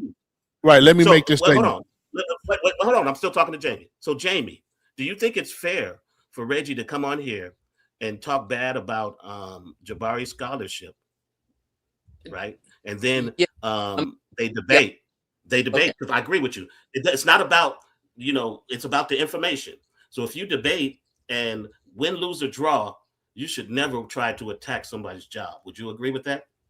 That I would agree with. Jobs are sacred. Nobody should ever get nobody's job should ever be brought into it. That's what we feed our families with. And, it could be devastating for people to lose their job, right? I mean, I agree with that. I will say this. Hey, Reggie, do I agree with Reggie coming in, maybe saying that his scholarship supersedes Jabari's? Yeah, I agree with that. And he's making a claim, and Jabari's no child. Jabari uses his words to attack people as well. So that's sort of the arena we're in. But in defense, though. It'd be in defense, though. Be honest, because they be attacking Jabari. Let him go. Yeah, I've seen Jabari. He's got an acid tongue. He's pretty sharp with his words. He got acid. I like that one. I don't deny that. I don't deny that. But all right, so hold up. Let me speak now. All right, so I like that what he just said. He said Jabari got And an that's ass. fair, JD. You know what? now Reggie That's your opinion. Reggie And I speaks think from that's Chat fair. GPT That's a fair. lot. I haven't finished my thought. Let me finish my Yeah, thought. yeah, Brock Hooper, you got to be a little disciplined, brother. Let Yeah, people speak, man. Give me You 30 don't know. seconds. Go So ahead. it's like two boxers squaring off. They're going to say things that maybe they wouldn't say if they were in private having a cup of coffee together. But the ultimate arbitrator of who's got the best scholarship is in the arena of ideas, not in the arena of verbal sparring. And that's not up for me or you. It's for everyone in the audience to decide whether Jabari or Reggie comes out the victor. That's it. Simple as that. All right, I humbly respect And I disagree that his disagree scholarship with that. supersedes Jabari. I Right. disagree with your take, but I respect your opinion. But I humbly respect it, and I also ask because Reggie does this all the time too. So I just get irritated with the ignorance of the crowd because I know how to ask Chat GPT questions based on the vast amount of reading I've done, and I asked who is the stronger resume or who is the smartest out of Reggie and Jabari. Listen to what Chat said. It says Carnell confirms him as an alumni with Reggie Marbury is publicly listed as an independent speaker. So when it comes to based on documented education, Professor Jabari is smarter. Go ahead, y'all. Okay, can I speak for myself? I gotta say something here. I have to say I don't even know if I want you to speak because you didn't allow us to speak. Well, let me say one thing and I can jump off, but I will say. No, not you. He wasn't talking about you. He's not talking about you. Oh, okay. I'm not talking But to you. I'm talking to Reggie. I've been on this platform and I listen to this platform regularly. There's a lot of people that talk about the Western education model, the white education model, and it's diminished as something that's not really respectable or even held in esteem. And now we're using it as a way to beat someone down. So it seems like depending on the context, we can use Western education as something beneficial, or we can use it to club somebody over the head with, which I think you're doing now, maybe. Okay. Okay. Now hold on, Reggie, real quick. Before you go, I'm gonna let you go. Hold on, real quick. So because I want the brother that just spoke to have clarity because he said he never heard Reggie say that. So Reggie, can you let this man know that you are going for a Jabari job, that you is trying to do something in regards to getting him fired or dispositioned or something to that effect? Is that not what you're doing, Reggie? Get this man some clarity. Okay. Okay, since I can't get a chance to speak, so I think that he's a academic, and I think that there are academic guidelines, and I think that he crossed the academic guidelines by diminishing my degree, and he works in the institution, the same institution where I graduated from, CUNY, and he enjoys a how can I say, a salary. And those people who he teaches will hopefully get a degree. So, but then on the other side, I got a degree in 1988 in computer science, and I got an honors award in Black Studies.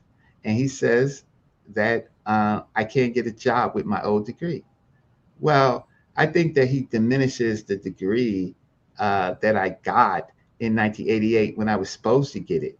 Right. Well, that was after you attacked his degrees prior to. That was in response to that. So keep it in context because you already had attacked Jabari's degrees prior to him making that statement. Because you being false right now because you've been talking about Jabari, his position, and everything. And then he responded to you when he talked about your degree. And now you want to now take it further after you lost the debate, and now you want him fired after you started talking about his degrees and he responded to you. So you don't tell that part. Okay, so watch this. Actually, at the end of the day, it has nothing to do with you. It has something to do with. And you didn't answer the question that if you're trying to get him fired yet, the brother still need clarity. Wait. You cut me off. Right? You cut me off. So I let him know. I let him know that he crossed the line. He doubled down on it. He said, "Bring your best." So the first thing that I did is I wrote an article. 22 pages on a debate. Right? Okay. So that's permanent, unless I take it down. right? It's in academia.edu, right? So that's permanent. Now, what he should do is he should respond to that article in writing. He should respond. If he doesn't respond in writing, right, then he kind of gives it up. Because in academia, that's how it's played, right? Now, People that's don't always respond when people make a crazy okay, that's claim, though. fine. So That's you know fine. that's true. Just because Yeah, somebody but make you're a not claim in in academia, you're but not you're not in forced to academia. answer it. But But you're you're not. not in But I understand how it worked, though, and you know you that's not understand how it how it works. works, Just right? because somebody writes something about you, you're not forced to then or compelled to then respond to it. You can Oh simply no, ignore it. it's fine. It's fine. He doesn't have to respond That to is that. absolutely But you just correct. made it seem And like. Wait, But and you wait, just Joe, made it that's wait. seem correct like. as But well. you just made it No, seem I'm like gonna if tell he you what doesn't happened. respond. But no, you just made it seem like if he That's doesn't exactly what he respond, then he replied. just like it's over. Like Right, that's right. No, weird. I didn't say Exactly. that. I didn't say that. So now Well, what you happens? Let me implied tell it. you the process. You Let me implied tell you it. the process because you don't know the process. Okay. So it becomes part of the search engines and it also becomes part of the literature review. Now, my claim on Mr. Osaze is that in African American studies, he may be fine. I don't. I've not been in his classroom, but when it comes to Right. ancient That's where Egyptian, he's an expert, right? when it comes to ancient Egyptian studies, no, he leans on his Kemetic priesthood and his own research, but there's no writing to follow that. So on these platforms, on these Reggie, platforms, you called the netters gods on the same platform when Raketti Ahmed herself said they not gods, they netters. You going against your own teacher and you constantly quote why gods are you from other shifting? scholars. So what are you doing out here in the community? I think Uh, that's really Holding you funny. responsible yeah. for your Well, I think words. that's really funny. Oh my no, it's God. not because you know what? It doesn't it doesn't benefit you, right? It doesn't benefit you all. What's important is if in this domain, if you've done some writing, right? Certainly, hopefully, some peer review writing you published, right? So that other people, because people have shifting arguments, right? So when you write, it's permanent. When you talk, it's transient. You So when being one of them with the shifting argument. you're making claims. You've called them principles, you've called them forces, and that's part of your argument against Jabari No, when he calls them why are that. you You've such a also man called them lover, yo? gods. No, Why are I'm you just such stating the a no? You facts. I'm He's just stating talking the no. about facts. the These Why are are scholarship. the you things such that a He's man talking we lover? about the We're that's what not scholarship. talking no, about. these are the things that Yeah. we've witnessed in your Wait, So hold Netta, on. though, scholarship. you've been talking about Jabari No, for a You're but long just these so time. unprofessional, but these are the things that and it's we've not going to witnessed in serve your this Yeah, channel. scholarship. because we're So gonna talk about It's it like not going to once. serve it's this Okay. channel. You it's fall weird back. when you move Hey, like listen, that. I'm gonna go again. It doesn't serve you. Listen, you're not helping the platform because this is what scares other people from coming on this platform, right? What, Now, when you there's have a a lot of debate and great. win, and then There's a somebody lot. try to come There's a. after your job, that'll keep people from trying to come to the Oh platform no no no because no no now we no got no people going no. after people's Why are job you because they lost a smart? debate. My That's whole point weird. of it is my major point is that let's just deal with the work. You want to bring in what That's I'm what going to do, everybody what you thought we think was I'm going doing to until you do. start trying to What does get that people have to do job with this taken. argument? What's it got to do with the Everything. argument It on the shows slave your trade? integrity, Your your character, scholarship, Oh, don't your worry about my Let's everything. integrity. move on. Let's move on, y'all. Come on, Yeah, man. I'm out. Don't worry I have a about my question for integrity, Dr. Reggie. I have a question for Dr. Reggie. Go brother ahead. Reggie. Okay, so you say that the netter are gods. Is that what they said that you believe that the netter are gods? Do you also believe that the Orisha are gods as well? Okay, so hi, Sister Genesis, DJ Genesis. Hello. No, the closest translation in English is gods. It is more closely translated or glossed as nature. So the nature real are sometimes more important. Everything is a nature. Some natures are more important because they have different functions. And so they are very similar to the obosom, to Ife, to other Ama and the Dogon. Uh, these are uh, uh, these are aspects of nature, and even includes thought and concepts and But traditions. he just said that it's So, better described I'm as talking to nature her. and then Hold call them on. God still. so That's here's Hold another on. weird. question. I'm not done. I wasn't done. So, Hold all on. right. So, are you aware of the migration from southern Sudan of the actual Yoruba people to West Africa, and also and how that that the actual Orisha and the Ifa belief began to create voodoo and this, that, the other, and how all these things are kind of like coming from like Egypt, right? So why would there be a? It's not. You're saying No. it didn't. Okay. No, it's the Green Sahara. The Green Sahara is our best in that time period, anywhere between about 8,000, 12,000 on. So it seems like Africans coalesced in the Green Sahara until the climate changed, something around 6,000 years ago. And then so Africans moved further from north to further south. And then at around the same time, in around Mali, there was pottery was discovered that they could fashion very quickly. That allowed Africans to move further places with water. So Egypt is only important to the Egyptomaniacs. There are other places, and so you have the Green Sahara. So you have groups of people moving south, and then ultimately many of those people began to move to one of the largest water sources. But there were other water sources.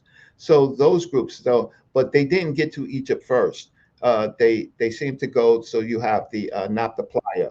So we do know between climate and cattle, we find them in Napa Playa, right? Right, but so the question is that about the Orisha's connection to the netter? Because I'm trying to understand that. Okay, that with this migration, there became that they brought over their beliefs. There is no migration. There is no connection.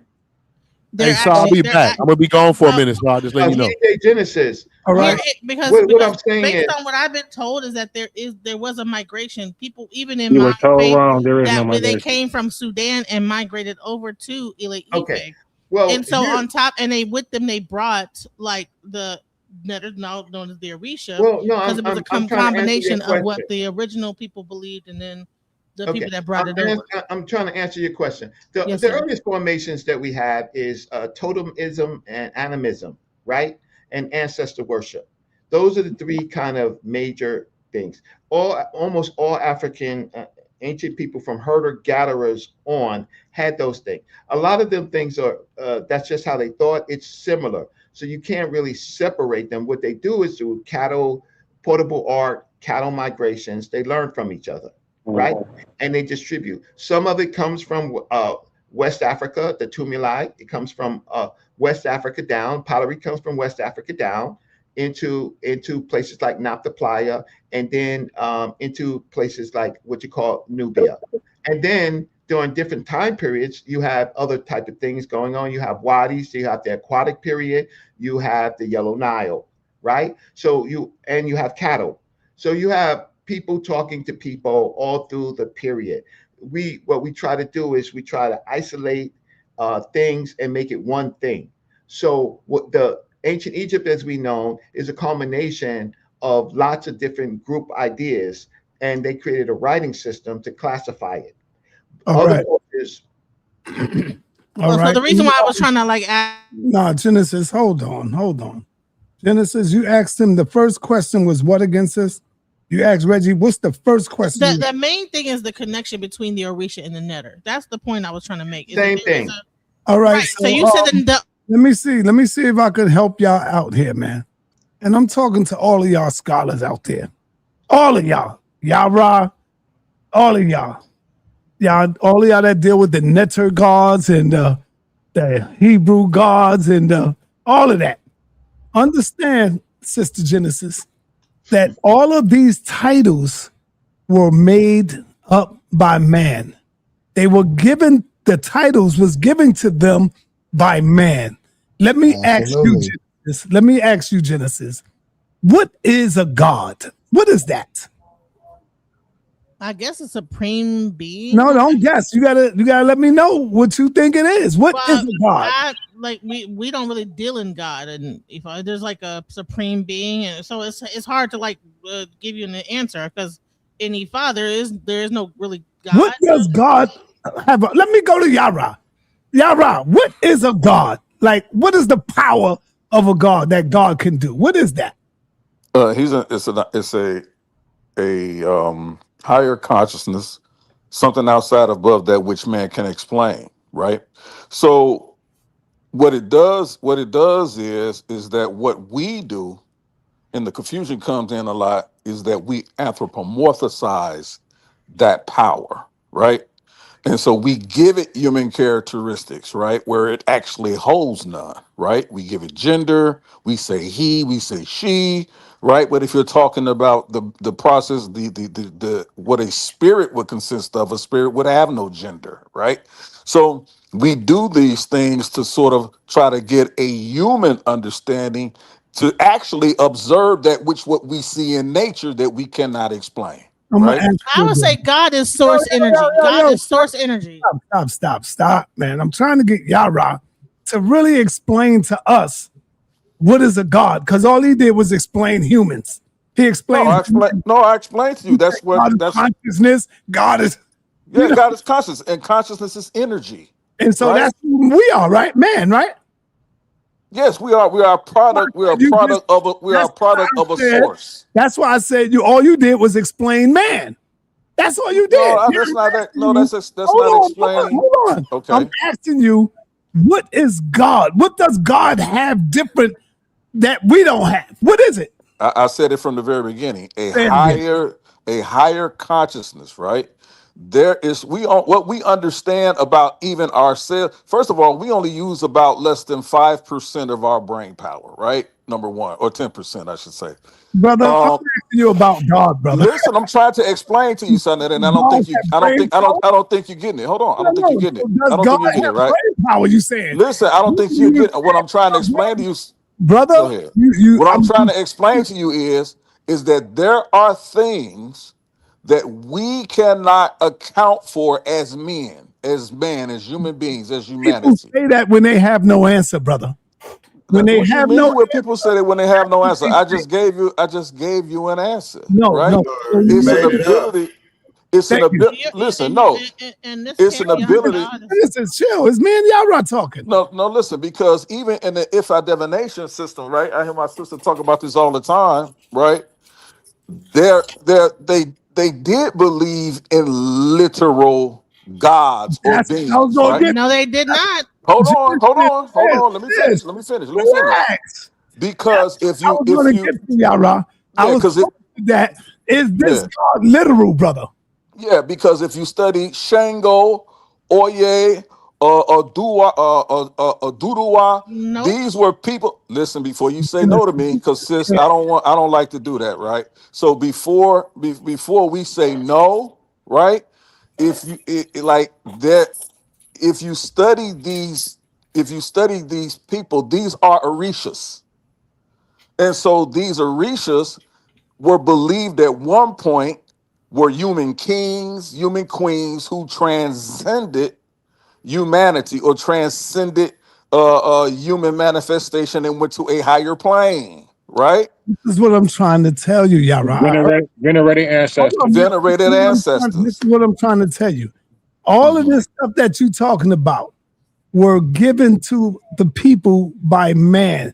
These are titles that were given to people, to us by man. Just like we could name some stuff, and years later on down the line, people will say, "Well, these are so and so, or this is so and so."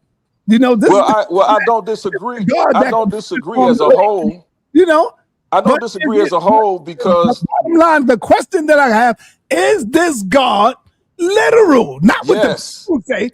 Yes, it is. Yes, it is. Brother. Let me get the thought out. Let me get the question out. Is this God literal that you're talking about? Because if it is, we should be able to see it. We should be able to touch it. We should be able to do something with it. Absolutely. So I'm asking you, yo, sister. Listen. No, let me ask me the question. They cut me off. The question. They are cutting me off. I want to finish, Reggie. They cut me off. No, I don't want to ask you. Okay. They're cutting me off.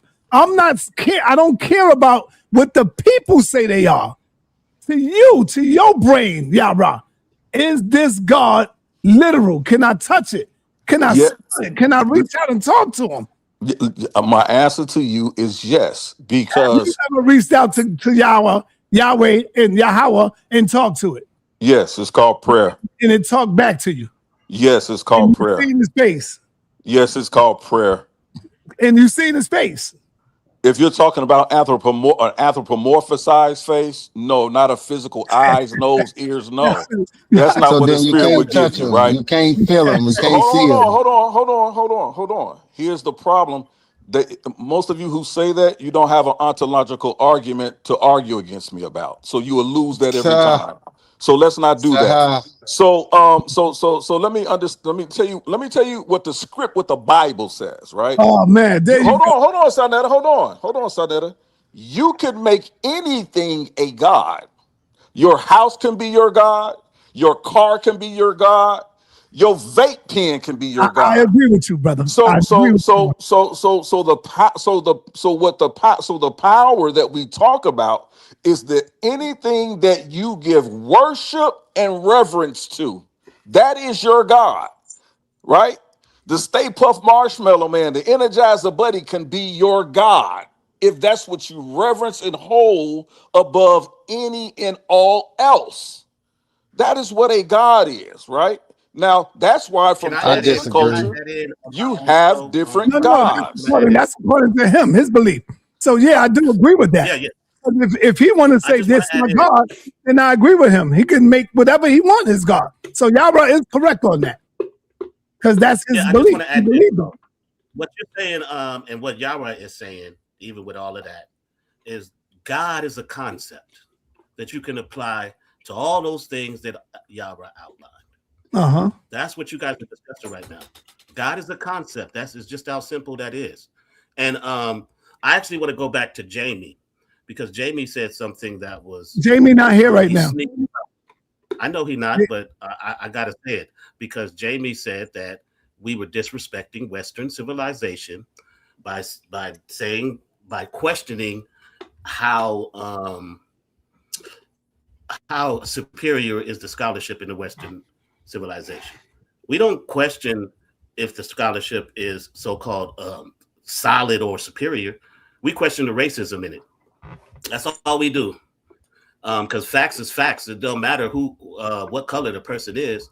But if we recognize if there's being distortion or misinformation due to racism, that's what we point out here. That's all I wanted to say. Yes. And let me add to it right behind him real quick. Hold on, Yara. By using the same very racist terms that they use. Hold on. I gotta bring that to attention because Reggie be playing games, right? Because hold on. Because Reggie be playing games like for example, that's a perfect example with the God word, right? When he was talking to you, Genesis. That's the first thing he gave you, and then after I challenged him on it, he then told you it's best defined as nature. Right. So that tell you that's poor scholarship. If you know that it's best defined as something, and then you go with the westernized term for you to define it, and it's outside of his own teacher's teaching that he holds in such regard, who literally said, since they like the word literal, she literally said that they are not gods, they are neters. So when you gloss God on the netter, that's against his own teacher teaching, and it's against the best defined word for the word, or the best definition for the word. As he said himself, it's best defined as nature. So I think that's poor scholarship, that's poor research methodology, because when you research words and you translate them from the original word into English, you're supposed to use only words that was contemporary with those people. You can't attest words that those people couldn't have said or write. So when you force God in there, you just way out of line. And Reggie loved to do that. Man, that was horrible, bro. That makes absolutely no sense. That was crazy. That was crazy that you said that. And then it's a queen want to keep talking about some dang Ephus, Reachers, and wrong. Yeah, you're wrong. Go ahead, sis. Okay, so let me just explain the difference, right? Because you know what? Let me just do it by saying Igungun beat Orisha Kosi. So Igungun is the ancestors, like the ancestral, like the people that have passed on that are revered, beat Orisha Kosi. Also, Igungun beat Orisha Kosi. One fish, blue fish. That's not God. No, so, King J, be quiet for a second. Let her go, King J. Let her go, King J. Just like Ra is not a netter, Olodumare is not an Orisha. So there is a separation clearly in these African pantheons of the Most High, or whatever you would say, and the actual forces of nature, the Orisha, you would call them netters, whatever. There's a difference, almost like the archangels or whatever in the Hebrew pantheon. The archangels are not El or Yah, whichever one is the most highest one, so Right. that's the difference, is that Orishas are not gods. They are archetypes on the earth to help you as the earthly helpmates in on this earthly realm. God itself is up high, something we can't fathom it. It's the most unfathomable thing that we can't even figure it out. In Europe, they call it Olodumare. It become anachronistic. Hold on, real quick, Egyptian, we call because it Ra. it become anachronistic when you put words on it from outside of that time frame, and that's what Reggie loves to do.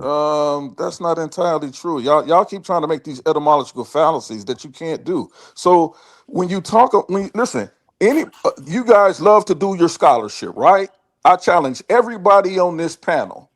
Show me where Shango was not considered an Orisha. Show me. And that he was not considered a real living king. I've done study on this 10 years ago. This is off the dome. Egungun be Orisha Kosi. Veneration Listen, let me repeat myself. I'm not disagreeing with you. No, I'm just saying. And I gave you 3: Shango, Oye, and Adudawa, right? I may be saying it wrong, but I believe that's it. Speaking on veneration, though, right? Listen. What I said. That's what they be messing up. I know what you about to hit them with. These were believed to be real people, real kings and queens.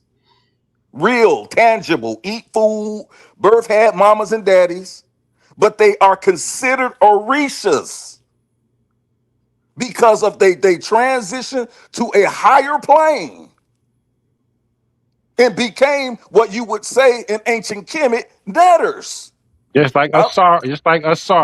Yes, I don't understand why y'all keep That's the whole arguing goal. against that basic That's the whole goal. point. Is Ra a netter? Is Ra a netter? Is Ra a netter? Let me say something. I haven't spoken. A lot of people have spoken, and I haven't spoken. You're right, Yara.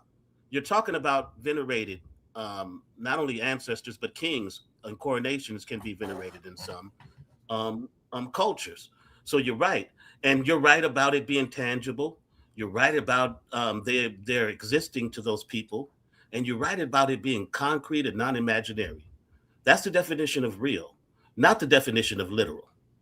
And our point is those gods were real to those people, but literal is stated or written as it is, without exaggeration or metaphor or allegory or any of that. And like all of those traditions are surrounded by that allegory.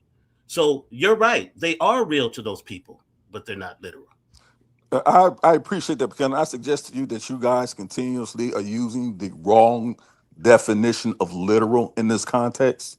I've been willing to say that. It's only one definition. No, it's not. No, it's not. No, it's not. When you're talking about in the context. No, when you're talking about in this particular context of this argument, there's a difference of the terminology and usage of literal. It just is. Yeah, That's well, all I'm saying. Let me get him right here. Because just for hold on, brother. Let me just get a sentence out. I'm gonna be real short, brother. It's to the point. It's not an ego thing. It's to the point that's on the floor. I don't care, but you're still gonna have to hold on. It's to the point, not to your ego. Wait a minute, this ain't your show to tell me what to do. You need to, it's to the point. Have some decorum and be quiet, or you won't be speaking again. Okay, LB Yara. Yes, sir. The Google for when you say about literal and is not in this right context, you're gonna have to show me, pull up the definition of literal, go through those definitions and show me where it applies. Because if you're saying we're using it out of context, the definition has the contextual uses of literal. So you go right now because now you're just commentating and you're not showing any source. We've showed the definition of literal up here timeless times. So everyone on this And panel and in this actual, and chat, it debunked what Reggie said. yeah, and everybody in this chat knows what the definition of literal is. So I need to know contextually in the sources where your context is in that definition. You can speak. Y'all be making stuff up, man. I have a question, Seven Asar. Yeah, can I answer this? Let me answer this question. I want a question for you. Is Ra a netter? Is Ra a netter? Yes or no? Kim Netter, would you address her with that, Kim Netter? They say Ra is not a netter. If you actually look, you see what I'm saying? He's not a netter. No, I said Ra. You see what I'm saying, Kim Netter? They say he's not a netter. Oh, you say it's not a netter. She says not a netter. Ra is not a netter. Well, let me respond. That you would consider to be closer to our That's why I said Kim Netter respond to her. Well, let me respond. Because as far as the records go, Ra, the netter is a netter that exists named Ra, but you got places where they use the name Ra differently. That's not talking about the netter. In those situations, those are not netters, but there is a netter that exists named Ra. For sure. That is correct. That is correct. Genesis. That is correct. Now, for to address my brother up there in the corner, Asar 7 Asar. Before you do that, let me respond to this cash app that I got. Just real quick, y'all, Ra. Yeah, no doubt. Sa, do you think? And I don't know why they asked me a question like this. Sa, do you think it's wrong to get Jabari fired? Hell yeah, it's wrong. Of course it's wrong. Why would y'all even ask me something like that? I think I'm losing a debate. I think we all say, yeah, that's wrong. Jabari got a family. He got a wife. He got bills. Yeah, to pay. that's crossing the line. Yeah. Come on, man. Yeah, that's wrong. Everybody would agree to that. That's wrong. But we should never get to the point where we get so mad and angry where we want to get somebody fired from their job. Like, what have Jabari really done to you? That's what I'm saying. Right. And when I asked that question, oh, you know, he put up a fly trap and he said this and he said that. But I always tell Reggie, you've been talking about Jabari for the past 5 years. Years before he responded. More than that. With the Dagger Squad, with Unc, ever since you got hooked up with them brothers, you've been going in on Jabari. He just been ignoring it. You talked about how much money he get when he go to Egypt. You did that first, Reggie. You talked about how many people that go to Egypt with him, and he's charging this and he's charging that, but he's not robbing nobody. If they want to pay the money to go get the information from him, why should that bother you? That's all I'm saying. Why should that bother you? If somebody want to pay $20,000 to go to Egypt with Jabari, who fault is that? That ain't got to be a fault. It'll be that he got money and he want to just donate. It's and then he's doing. Why are we mad? Then he started with the degrees first as well. He talked about Jabari masters in divinity. It's unaccredited. It comes from an unaccredited place. It's not real. He was doing all of that, and then Jabari finally responded way years later. I'm gonna give you the permission. Suntan, where you at? Come back, Suntan. I'm right here. Detroit Pointer. You can delete. You can block Troy Pointer. Thank you. All right. Thank you. I'm gonna give you the permission to block his ass. Yeah, block he's a supreme hater. Yeah, block that coward. He's supreme hater. Thank you. But, he don't belong over here. I'm sorry. You done, Si? Yes, go ahead, Yara. Okay, yeah, I was saying, so in the terms of when we're talking about literal, right? You have literal in the usage of writing, right? It could be poem, it could be literature, right? So literal is not a monolithic term, right? So there are many definitions. Y'all keep arguing.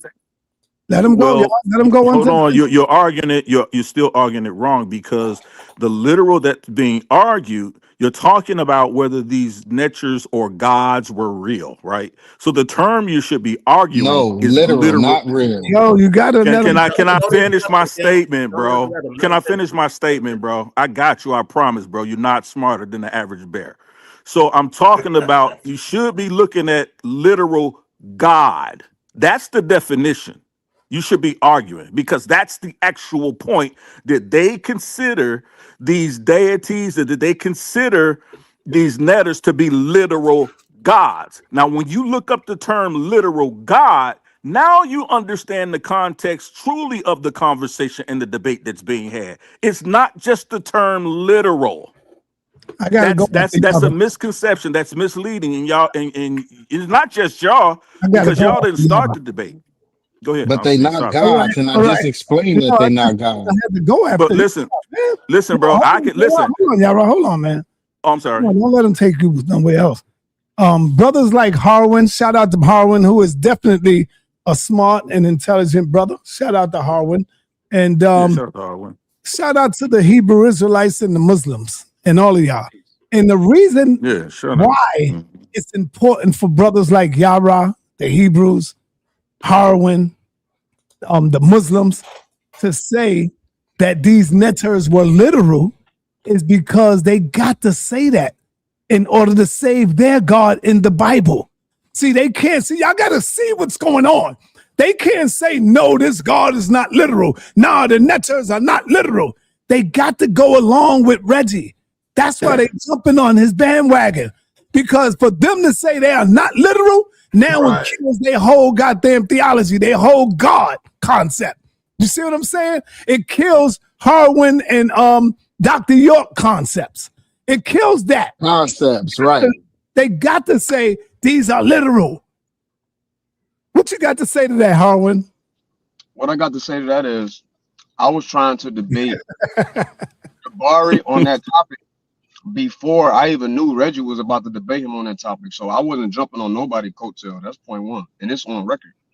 Point two, I say that because I know what the text says. Point three, I say that because I know what the African or traditions say to this day. No, you don't, because when Sanjetti was up here, he sang Sanjetti. No, he didn't smash you in. Can I go, sir? Can I go? Go ahead. He spanks you. Could you also give us an example in the text where it say they literally are net or literal? Can I go, bro? Can I go? Let him go. Let him go. Can I go? Go ahead. And as the person that's talking to me, do you read Medu Neter? I don't have to be able to read it to read the English translation. Then, so let me go. Let me go, fam. So go ahead. Got good answer, Kim Netter. Tell me what You ain't got to read no Medu Neter. The only way you know the Medu Neter is because you read it in English. So stop the fluff, man. Tell him that again. Tell him that again. That's what I said. If y'all believe that, I bet you won't put no money on it. All right. So you read the Medu Neter before you read the English word, brother? You knew the Medu Neter? In Greek? No, did you read it in Greek? Or did you read it in Germanic? What language did you read it in? What language did you read it in? No, you can answer the question. Just answer. So y'all cut. Y'all right. You see what they doing, right? You see how they cut me off. He's trying to get. I see. Cut me off. You cut me off when I'm in the middle. I was addressing each point that Sa said. The first. Let me go back. Go ahead. Allow me to retort. The first point I said was, first of all, I didn't jump on nobody's coattail because I was asking to debate Jabari on this topic before I even knew Reggie was doing it. And when you go to when me and Jabari actually agreed to debate before sa.neter reneged on it, which is cool, but that was a topic I actually brought up. Then when Sanjetti came up here, I asked him about his opinion. I didn't ask him about what the text say, and he gave his opinion. He didn't refute nothing I said using the text. And to the dude that's asked me to give him example, I gave him an actual example with Hatshepsut. All right, and now are you ready to answer our question now? Because I'm trying to get away from that. This is crazy. I know it's hurting. It is crazy. I know. It is because I'm not avoiding anything. I'm not avoiding anything. First, can I finish addressing sa.neter? But that ain't, brother, go ahead. Hey, finish addressing me, brother. Go ahead. Yara, do you see this? Address sa.neter, not Yara. Address sa.neter, not Yara, so we can get to the real question. Yeah, hey, I would have been already. I would have, if y'all would have stopped interrupting and show some decorum. Okay, go ahead. Go ahead now. I don't need you to tell me to go. The more you keep interjecting with your voice, the longer it's going to take. No, it ain't. We're gonna move. Or you could just not get it out. Exactly. Let him go. Okay, well, if I can not get it off, cool. Go ahead, bro. I understand. We want Yeah. you. No, I don't want that. You run it. I'm not avoiding anything. Answer the question. So I gotta. Oh my Go God. ahead, So what I'm gonna do is continue to address what sa.neter said, and I appreciate the shout out you gave me too, sa.neter. So I ain't gonna act like you said that. I mean that, brother. Yeah, I know you, and I appreciate that. And he's right. So When I agree again, with him too. I didn't get that from Reggie. I got that from reading the text, and then I'm gonna answer your question while doing what I'm addressing sa.neter. I'm gonna kill two birds with one stone. I got that from reading the text in the actual language, not just leaning on English, and then substantiating it with African languages. That's when I came to a conclusion to answer y'all question. So now, no, the question. Hold on, because the question was, how did you learn the language, not what you read it in. That's how I learned it. That's how I learned it. That's how I learned it. What are you talking about? How you gonna tell me how I learned Metaconnection? To somebody, hold up, Seven Asar. For somebody. Okay, let me finish, bro. Just so everybody can get it. Let me finish, bro. Can I finish? No, but can I finish? Seven Asar, can I finish? I wasn't finished. Yes, you can. I'm calm. Just let me ask you this question. Can I finish? Can you ask the question after I finish? 10 seconds. Can you ask your question? No, bro. Wait your 10 seconds, bro. I don't cut nobody off up here. Seven Asar. I don't cut nobody off when I come up here, bro. I want you to show us. Seven Asar. I don't cut nobody off when I come up here.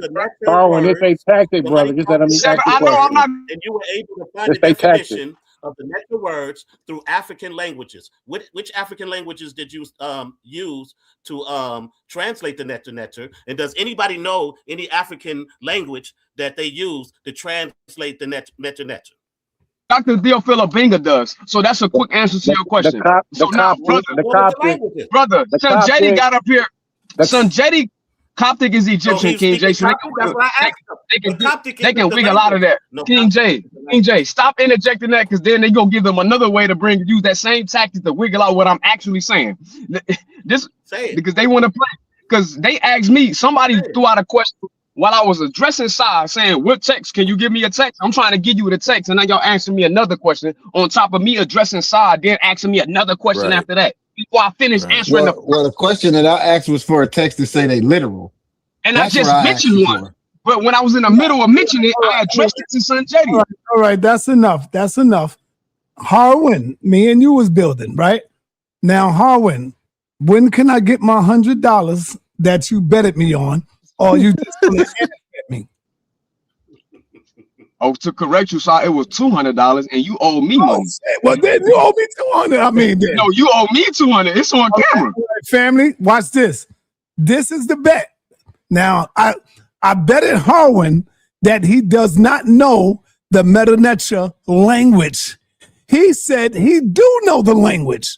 So he's the only one in this world who know how to speak the Metanetra language, not read the pictures, but speak the language. Watch this. The Metanetra is a script, not a language. Yo, my man, King J, relax, man.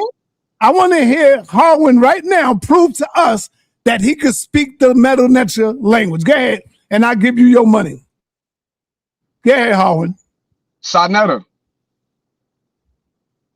Sa.neter. I don't want to talk, brother. Just go ahead, brother. No, you asked me to speak the language, so I did. The two words I'm using is sa.neter. So if it's not a language we can speak, I'm not saying your name no more. It is not a change your name. Change your name. Say a sentence in it. Saying somebody's name is. No, say a sentence. Say a sentence. Stop, Genesis. He's speaking English, Genesis. That's English. Okay. Anuki Har. Oh, no, you got to speak. Give us a good sentence. Go ahead. So Genesis just asked me to give y'all a sentence, even though saying somebody's name is a sentence. But here's another sentence. Anuki Har.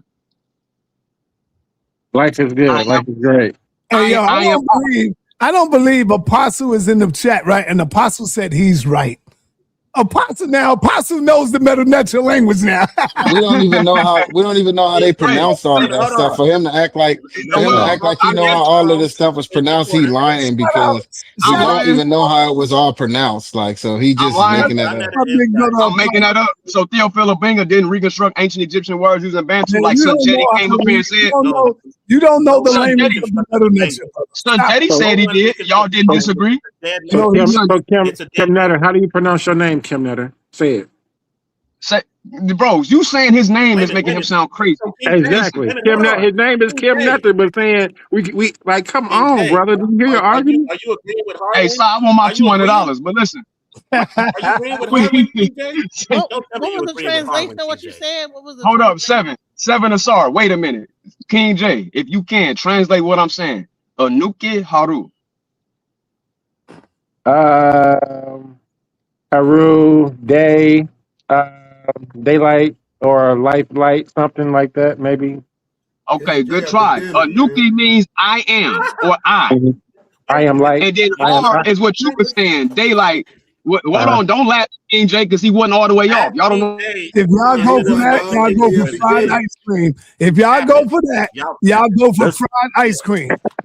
Well, I want my fried ice cream because that was good. That was good, King J. J.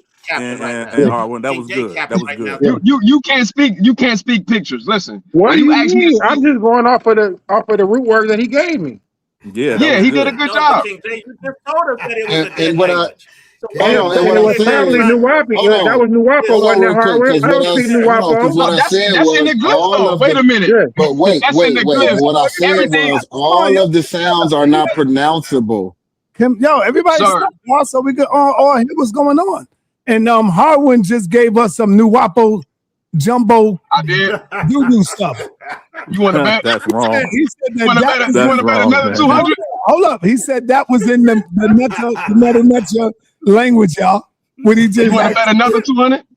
Man, no, I want to bet that you can't speak the language. I think he just did. No, he I didn't. so. No, anybody if Brother Reggie is here, can please tell these fools, please, the pronouns that I'm using. Hey, listen. Yeah. We just did. I know Reggie ain't gonna go crazy and say yes. I bet you tell Reggie the word nook and a nook. No. That's all you gotta do. Get Reggie on the phone and ask Reggie. Was it? Get him, Harwin. How long ago was it that they actually had the debate? The Meta-Neter have never been translated. How long? How many years was that? 15? 13? Man, that was Sarwat. That was Sarwat. That was Sarwat shooting crazy out his mind. Said he said that. But going against, Sarah was saying that it had been translated, and then it was the Amon Ra squad that said it have not been translated. And that whole debate never even happened. Yes, so we never. It's like so. So we need to have another debate. Have the Meta-Neter been translated or not? Because I'm confused about. You got all these people on ask the Google squad. All their names are Meta-Neter names. Ask them. Right. Hell no. Including a lot of it. Look, a lot of it's been translated, but they don't have. But they don't have. Hold on. A lot of it's been translated. Hold on. One mic. So a lot of it's been translated, but they don't have all the proper pronunciation for all of it. So you can't just say that you can fully speak the language because you can't even pronounce all of the sounds proper without knowing them for real. So you can't. But the thing is, nobody says it's the language except people who don't understand. It's a script. That's what sa.neter telling him. He said he can speak that language. No, that ain't what he telling me. Don't speak for me. You can't speak for me. It's a script. I said that's what sa.neter said. Sa.neter said he can't speak the language, and sa.neter said that he said he can. Yo. Stop. I'm gonna have to call on people now. All right, because y'all all speaking at one time. I don't want to put you on the back, but this is what sa.neter is saying. Nobody, not just Harwin, nobody can speak the language of the Neters. Nobody can speak the language of the Kemetics. You know why? You know why, Asar? Because they were not literal, brother. How in the hell can you speak a language for something that was not real? For something that didn't really exist in real life? Hey, Sa, I love you, brother. But let me get it off. There was no goddamn language, man, for What's the bird? The bird. Come on, hurry up. Tahuti. What language did Tahuti speak? Come on, man. Be for real. The Tahuti Neteru is didn't not speak the literal. language. You're right. So Yeah, that's the a Neteru did not neter. speak the language. Who in the hell can But speak the the people language did. of the neter? See, that's how I kill them with that nonsense they talking. Was the beetle? Come on, man. Was the thought? Was the The beetle was Kepler. Yeah. It was Kepler. Give me some more netters, y'all. Give me some more netters. Well, sa.neter, like Chestnut, if you Neteru. Yeah, hold on. Was Newt speaking the language? Was Nut? Come on, man. It was no damn language. Those are all made up. Made up theories. The forces are made up. They didn't make up the forces. I mean, so Harwin, you look silly. Give me So sa.neter, are you telling me the ancient Egyptians wasn't speaking a language? What I'm That's telling the you. ancient Egyptians. The ancient Egyptians are not netters.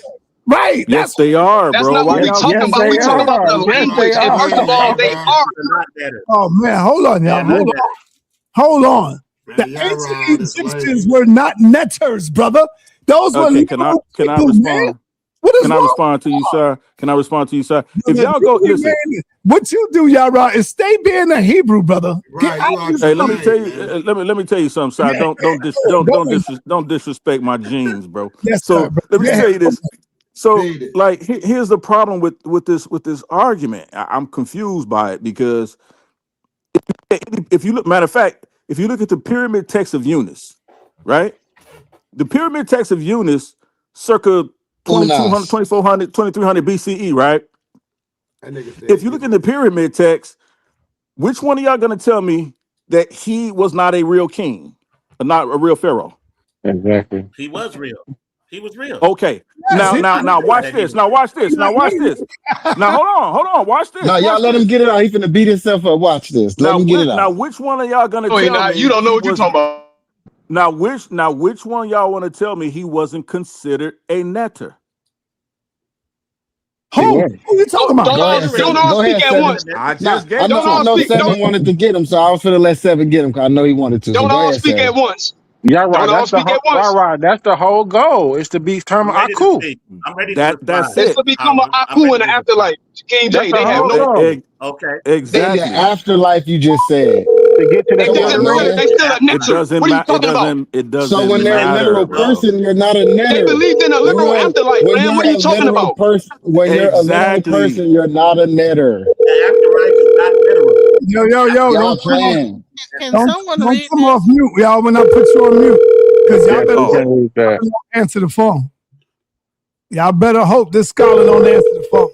Hey, yes, Genesis, we can read that. Man, I don't care who you calling. I don't care who you call. You can call Infudish. Hold on, brother. First of all, I want to give a shout out to my brother, the true scholar when it comes to this Dr. York stuff, the true brother of information that's going to keep it real, that's not going to make up anything. Hey, Jeff Morgan, do you know what Harwin said? That he know how to speak the language of the Jeff Morgan don't know no Medu Netra, man. Be quiet, man. Brother.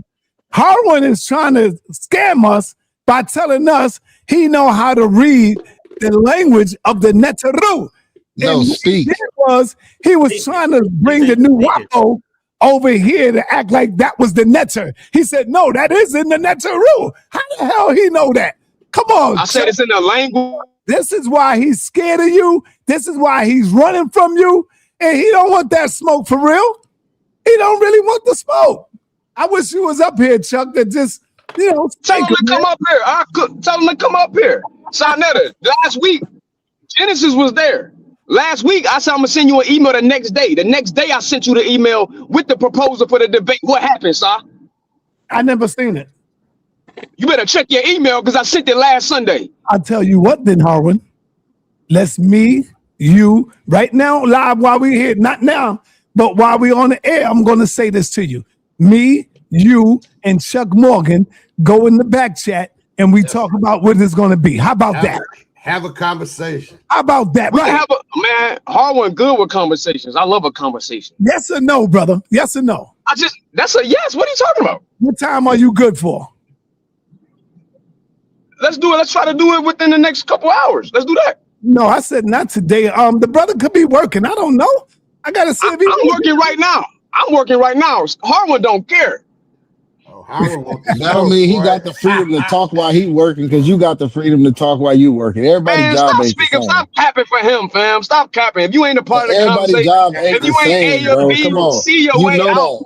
You If you're know not that's a A or fact. That B, everybody's job, you cannot just talk on the phone at your job, bro. So come on, that's man. fine, bro. We understand. I got you. But don't try to So act don't like make it Harlan because run. you can. Harlan, So no, don't no, make it but it's because you funny. can that he It's can. funny, Yeah, that's Kim. all I'm saying. It's funny, Kim. That Yo, Harwin, you gotta stop talking over people, brother. Damn, man. Kim whoa, never son, they said, was talking over me. yeah, and I muted him. Ask him that if I muted him. Ask him. He'll tell you. I muted him. But what I'm saying is, let's make an appointment for us to get on the stream in the back chat, me, you, and Chuck Morgan, and we did just like Reggie and Jabari did, and we work out the title of the debate. So nobody can say no, it wasn't like that. And you can record it, Chuck can record it. We all can record it. We all have it. I mean, it's in writing already. The title is in your email. Just open your email, son. All right, send it again. Just send it again. Yeah, but he gotta be able when to I'm agree done with that driving. title too, though. Hey man, bro, this ain't see, Si? See what I'm saying? You can't just make up the See title and what he I'm agree. saying? Like, come on now. You see what I'm saying? Kamnetta, chill. Yo, listen, Harwin, tell me the title right now so at least Chuck can hear it. Hey, the title in the email. I'm driving right now. I can't read the whole title to him because I'm literally driving. It's a long title like that. You don't know it by heart? Listen, man, the title is in the writing. We not finna do that. Chuck Morgan just stepped up. Yeah. So now I'm tripping. Yeah, because you should know I the gave my title. word, bro. Come on, Elder Santana, you my man. I know you my man, Harwin. That's what I'm saying.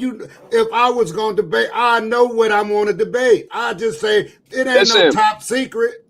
I got you, Elder Santana, but it's the problem, right? Because they play fake, they play ambiguous games with titles. If I give a roundabout assumption of the title right now, they're gonna say, look, we got him on tape saying this, but not the whole title. No, we're not, because you already said you sent the email already, and we can verify it through the email. So that ain't true. That's cool. Well, we can verify the email right now. Tell sa.neter he ain't.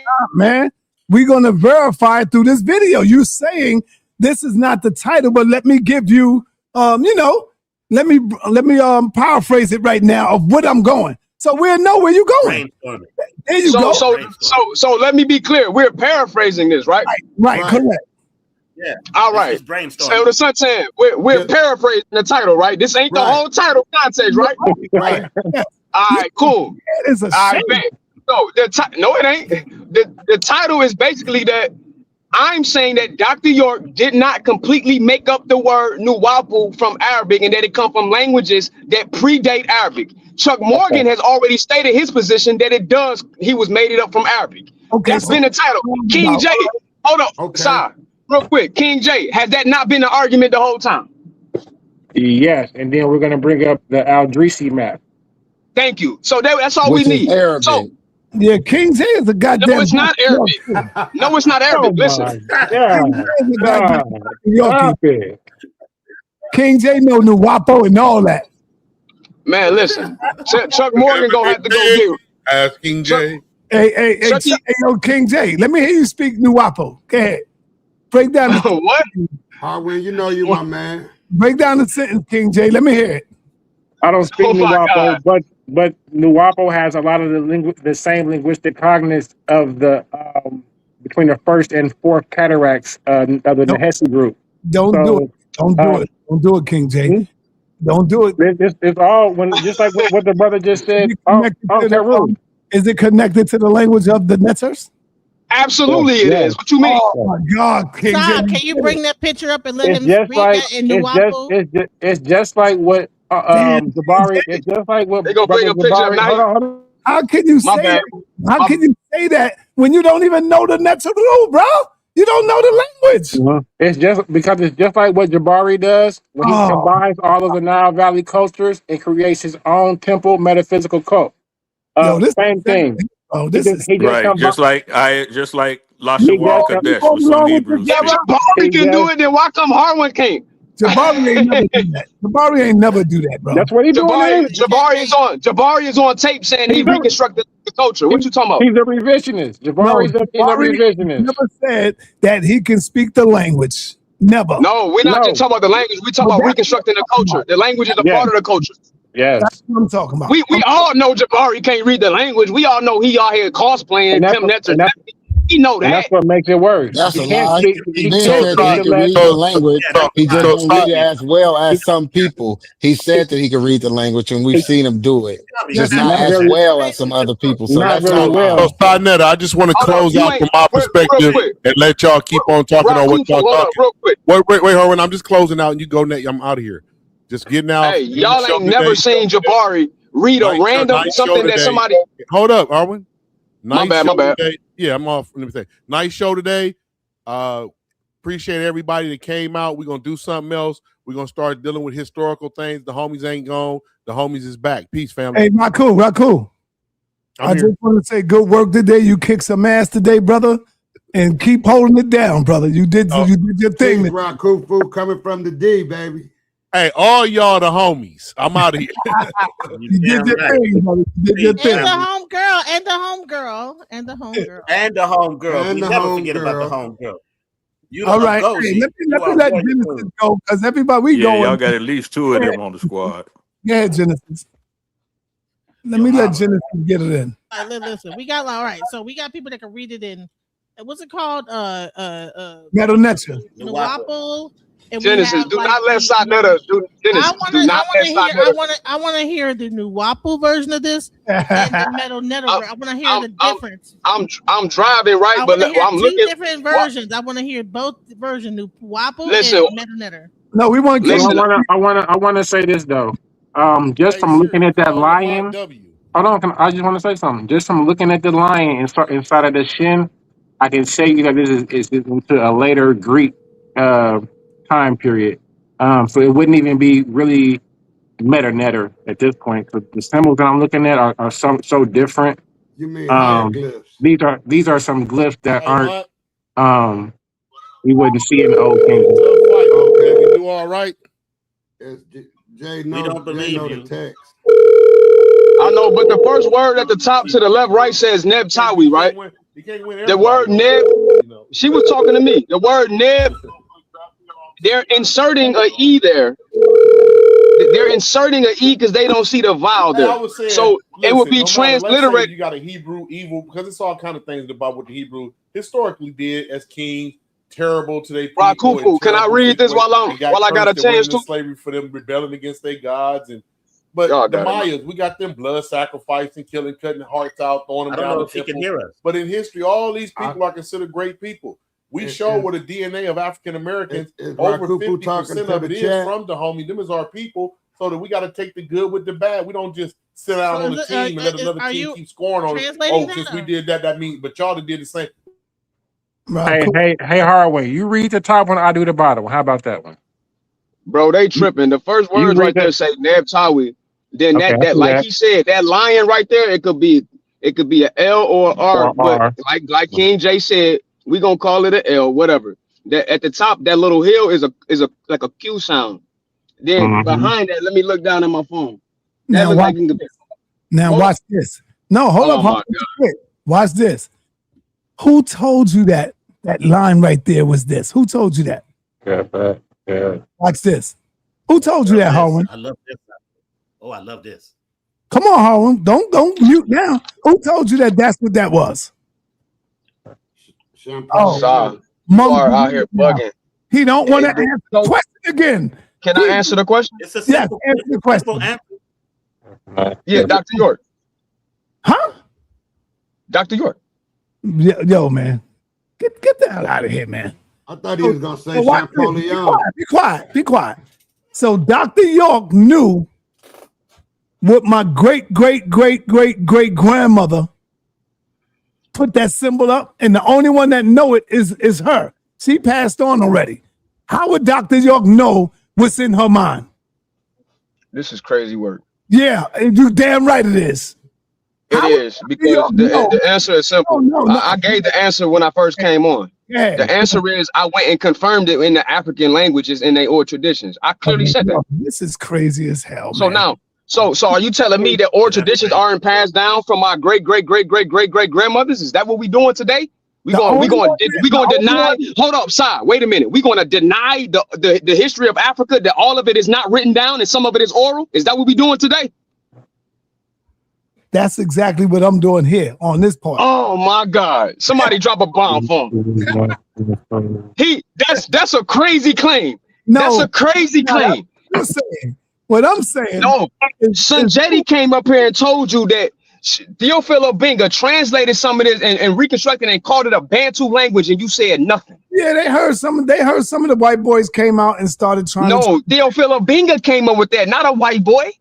Some of the words were Bantu that he was able to. The full let's read. No, not just the words. He showed morphology. No, Seven Asar, stop it. He didn't just show cognate words.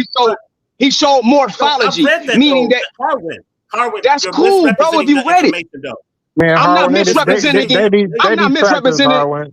You tripping? I'm not misrepresenting Theophilo Benga. You cannot translate the sa.neter from a Bantu language. Show me what. Show me the Bantu. Yes. Show me. I want you to go ahead. Tell us where to go where we can get the Bantu. You got me picked. Show me. What you mean? What do you mean? You know what he mean, Howard. You know what he mean. No, I don't. That's a stupid question. Anybody that study linguistics, call Sanjetti and ask him how stupid that question is. All right, so is this a paragraph, a sentence, or no? It's somebody's name, man. That's somebody's name. I'll read the bottom part. That's a Neptawi name. We know that because it's written in the Shin, man. I'll read the bottom part if you're done with the top part one. Bro, I'm driving, bro. They tripping. Okay, so I'll do my best to read the bottom. So to me, I see Ka Heru Tepi Neteru Met Neteru Tefnut.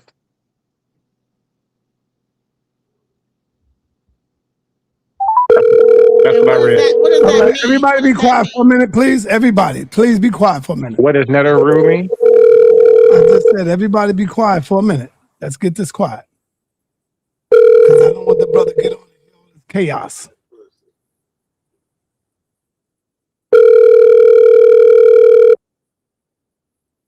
Come on, pick up, Sanjetti. Pick up, brother.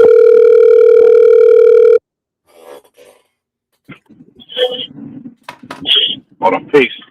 Peace, brother Sanjetti. What up, man? What's up, bro? How you feeling? You got my message? No, I'm gonna go look at it. But before you say anything else, I want to let you know that I am live, brother. I have 350 something people in the chat, and I got some fake sa.neter readers in the chat as well. So, Sanjetti, the question I have for you is, I got Brother Harwin here, who you spoke to when you was doing the show. He asked you a question. Is there the Dr. York language in the sa.neter? Because he said Dr. York language. Oh my gosh, what did you say? You say it. Go ahead. That's not the question, sir. Yes, it is. The question is the sa.neter? Ask him if the sa.neter is a Bantu language, sir. No, that's not what I'm asking him. Don't tell me.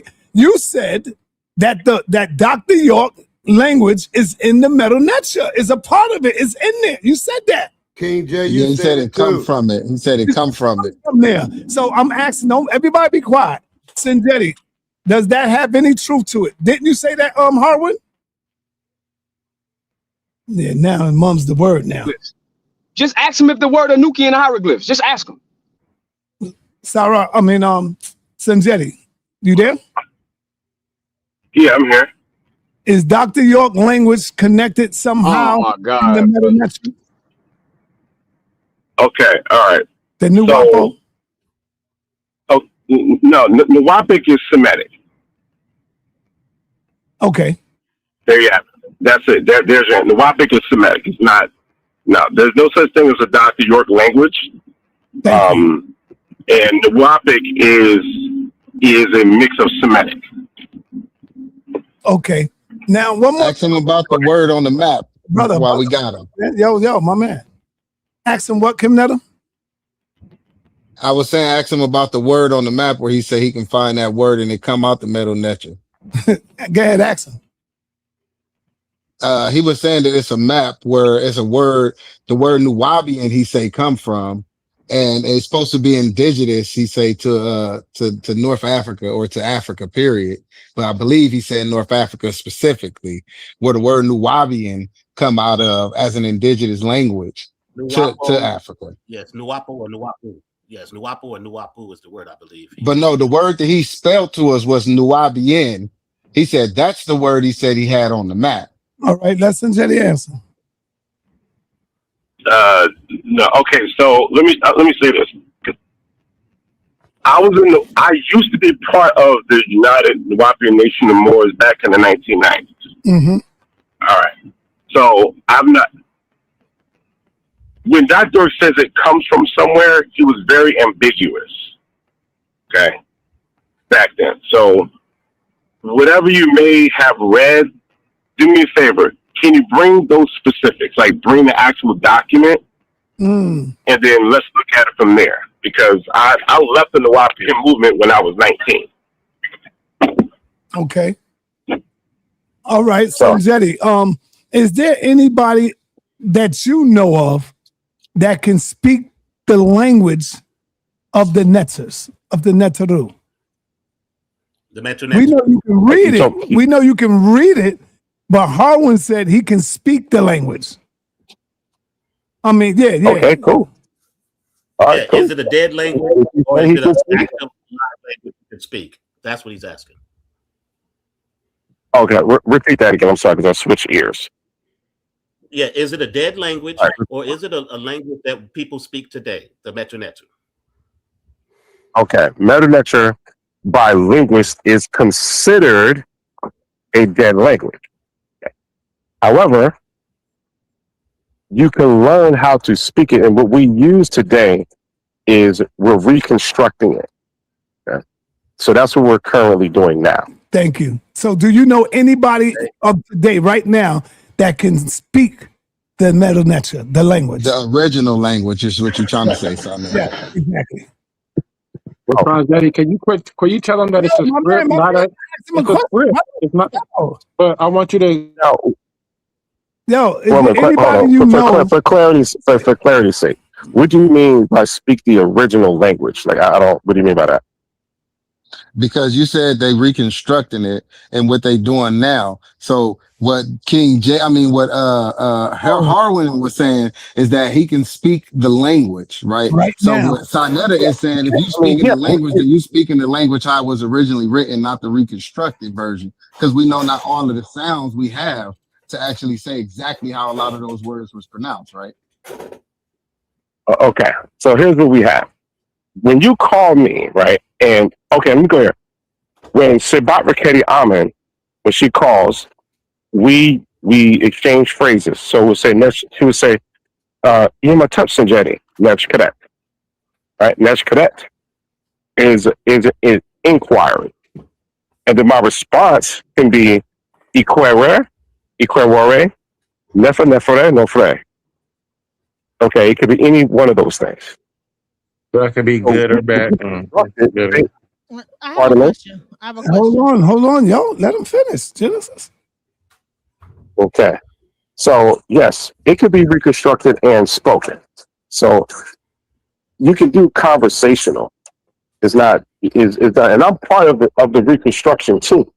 Okay. Language. All right, go ahead, King J. You had a good question. My question is. Hold on. Miss, I just had a quick question, real quick. So to the brother Sanjetti, I wouldn't pose it or say that it's a language at all. I would say that the Meta-Nature is a script. What do you say? Ask him a good question, King J. Hold on, that is a good question. You got to let me ask the question I want. So yeah, so he keeps asking. Y'all keep talking about. I'm on the elevator. All right. Oh. Yeah, you was getting ready to ask him about semantic script or something, King J. Can you hear me now? I'm sorry, I might be broken up. Yeah. Okay. No, yeah, so I wanted to ask him about semantic. Hold on. He said, hold up. He's on the elevator. Oh, okay. Yeah, but you was getting ready to ask him about the semantic script, though, King J. No, not the semantic script. Which one? The sa.neter. Yeah, you could go next, Genesis, right after King J. I got to let him get the whole question out, y'all. Yeah, because the sa.neter isn't to my understanding, it isn't a language. It's a script. You can speak it in different languages. Just like how we're reading that on the screen, we're going to translate it in English. Somebody would translate it in Islam or in Islamic, like it can be translated to whatever language you're speaking. It's a script. So the questions that you're asking, all right, the matter. Okay. So peace, family. All right, let me. All right, hold on, pause for a second. The one brother, he made a series of statements, allowed me to respond to that, and then we go to the next person. Okay. Right. So the phrase sa.neter means words of the gods, if you will, okay, or words of nature. It does not translate as the script of nature, okay? Mm-hmm. So originally, it was about words that are spoken in ritual originally. And then it became a word for the language in later times, okay? So this is what we use today. So to say that, it's just a script, is very reductionist because the script is reflective of the language, okay? So meaning you look at it, you see what you're calling letters, what you're calling phonograms, phonemes, ideograms, okay, Rebus principle. You have all those things that are reflecting in words.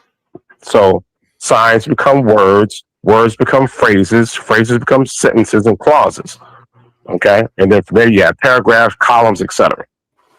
So to say, it's just a script, it's not a language, or at least to imply such is reductionist. Okay. Well, can I before you go further, can I just enter why I would say this? Because before they were reduced into uniliterals, right? While they were in while they were hold on, brother, let me start. Why you I'm asking a question. You keep filibustering, brother. Like let me get like it's okay. It's okay. Go ahead, brother. Before they were reduced into uniliterals, right? When they were in the ideographs, right? Where they would be thoughts, right? Not literal uniliterals, just letters, right? That have no meaning, right? Uniliterals have no meanings. Words do. So I would just suggest that when they became uniliterals, it became a script. That does not reflect that. Okay. All right. Okay. Let's go back. All right.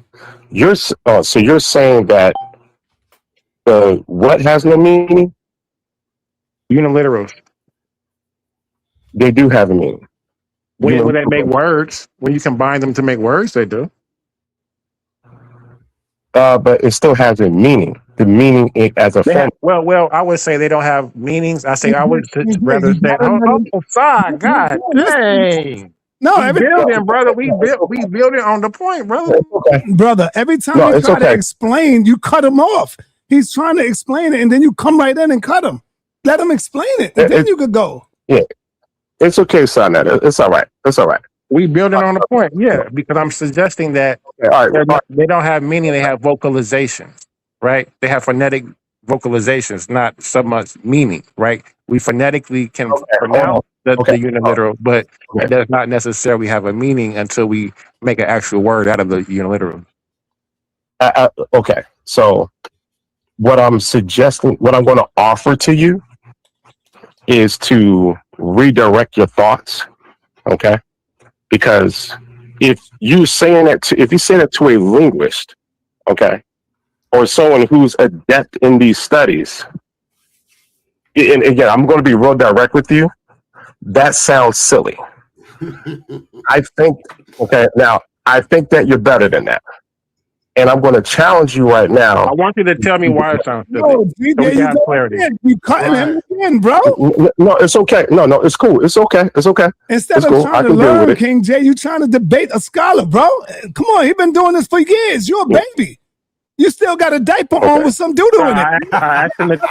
No, it's cool. No, it's cool. It's cool. Listen. I understand because people come with structured thoughts in their heads already that they've concluded and that they've said these things to people. They feel sure about it. It's their own feelings. I get it. I've been there, brother. I get it. That's right. And No, but I want you to tell me why. I understand. I understand that you're. Sanjetti, it's a conceived, perceived. Pause, brother. Brother, calm down. Hold on. I'm going to teach you. I'm going to teach you this right now. This is not out of ego. Okay. I'm not gaining anything from this. Right. Okay. I'm giving this to you. When I say I've been there, I've been there. Okay. Now, whether you take my advice or not is up to you. I don't need to convince you. I just hope that you learn from it and then redirect your thoughts. Okay. So that you can advance. Because I can tell you now, that is not an advanced thought. Now, do you want to hear that? I'm quite sure you don't want to hear that. Nobody wants to hear that their ideas are off. But I do. I want you to tell me why. Hold on. Do me a favor. If you could bring the energy down just a little bit, brother. All right. I'm here with you. All right.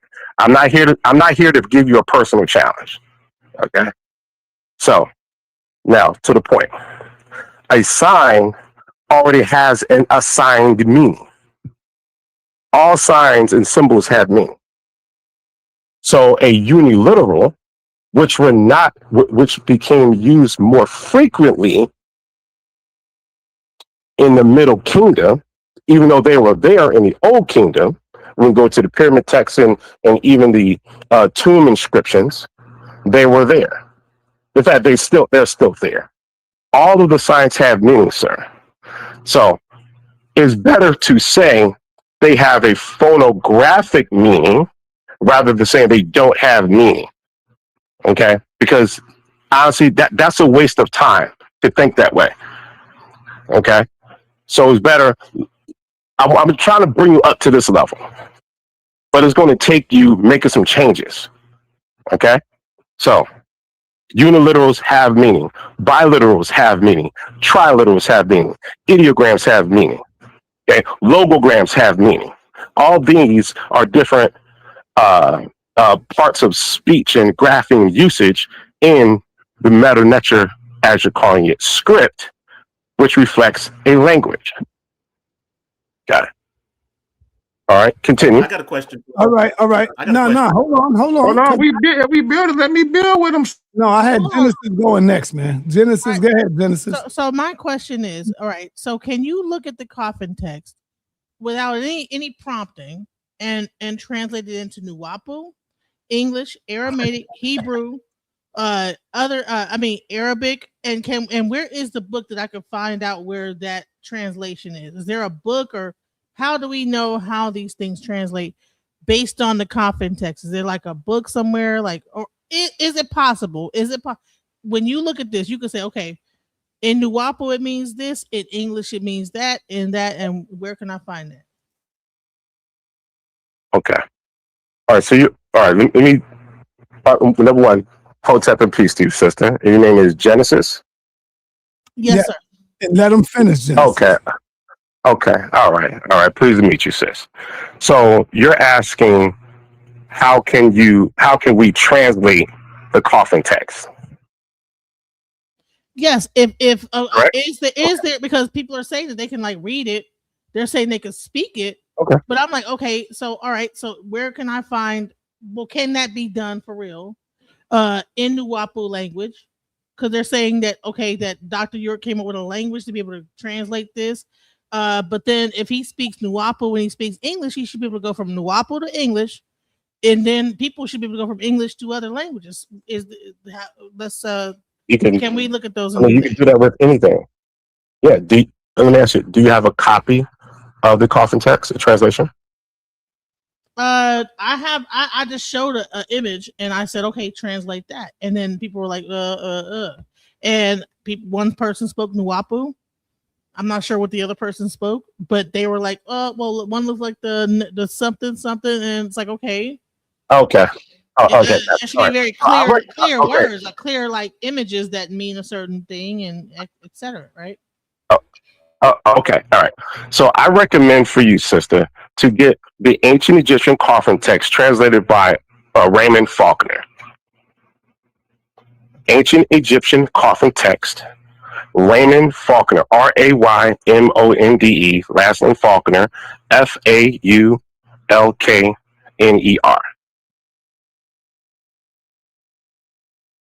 You All got that, right. sis?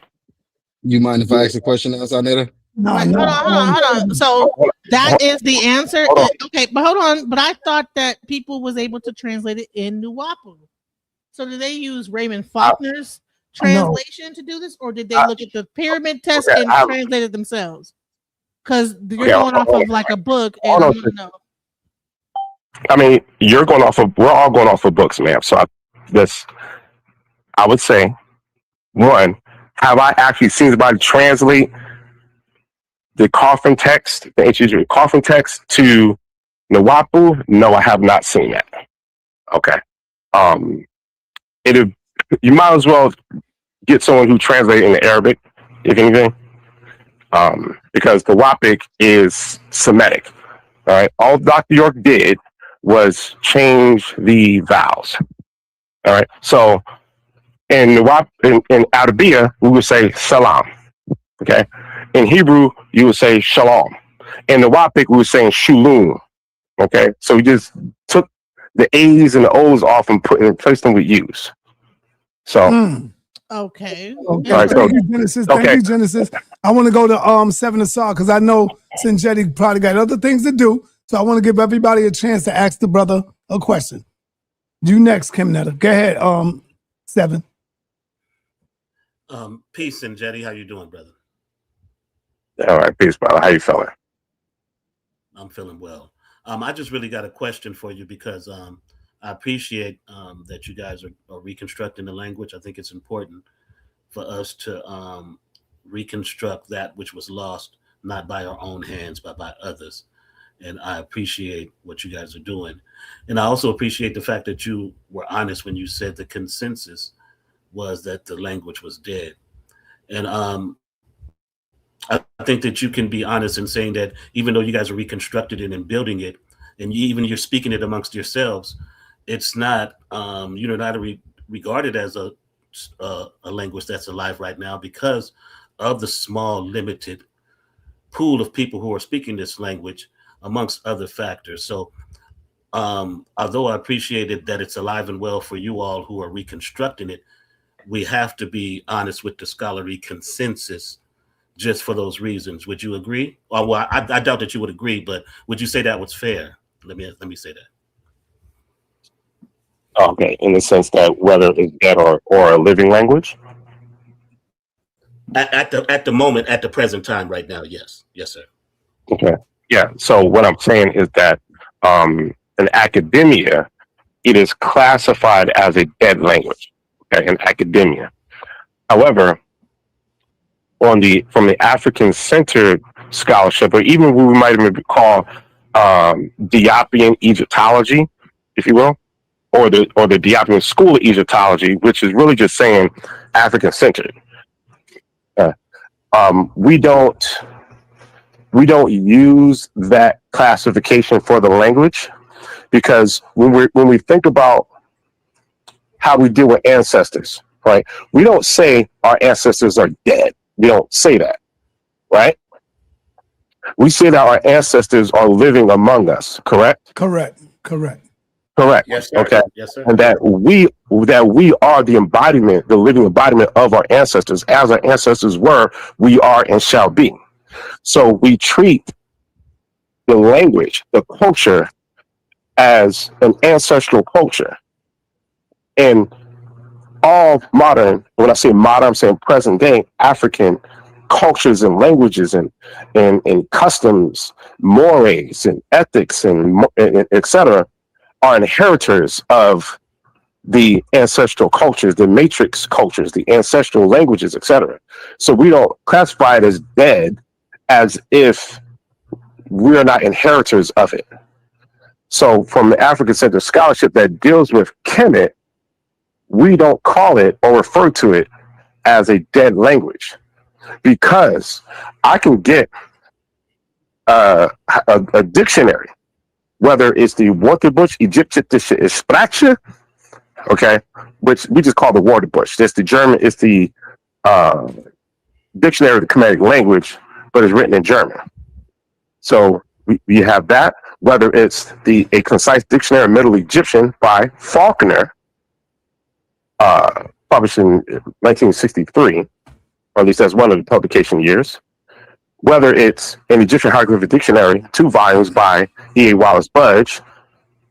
Whether it's, the grammar books by Gardner and many others, James P. Allen, et cetera, I can go through, and the majority of the words we can show at minimum 2, 3, 4, 5 different languages in Africa spoken right now that can match. I can zip through that dictionary, any one of those dictionaries, and do that right now. These words are still being used now. So will we call that dead? No, you wouldn't. I'm gonna give you one example off the top of my head. Okay. So there's a word in Kemet meaning to grab or to grasp. And in transliteration, you might pronounce it Sekeni in transliteration. Okay. Or what we call Egyptology speak. And I know Dr. Mubabengi Bilolo calls it Esperanto. Okay. Egyptology speak. Where Egyptologists basically slap the vowel E's in between the consonants. Well, this word, what we're calling Sekeni, meaning to grasp or to hold, is in Kiswahili today. And they pronounce it Ashikeniye. Ashikeniye. Same word they use it now. I can do that, and we can do that, and it has been done for decades through a large percentage of the words that we know of in Kemetic language. To the point, now watch this, someone mentioned Bantu earlier. I don't have the time right now to go through this. And there's others who are just as if not more qualified than myself to discuss it, that Bantu is so close to Bantu that you could classify Kemetic as Bantu. That's how close it is, at least in vocabulary and preservation. So we don't consider that a dead language. I understand, I do understand the question, but I don't really spend a lot of time on that because of all this evidence that we have. All right, continue. All right, thank you. Hold up, Sa. Let me go on over to Kim-Netta. All right, peace to you, brother.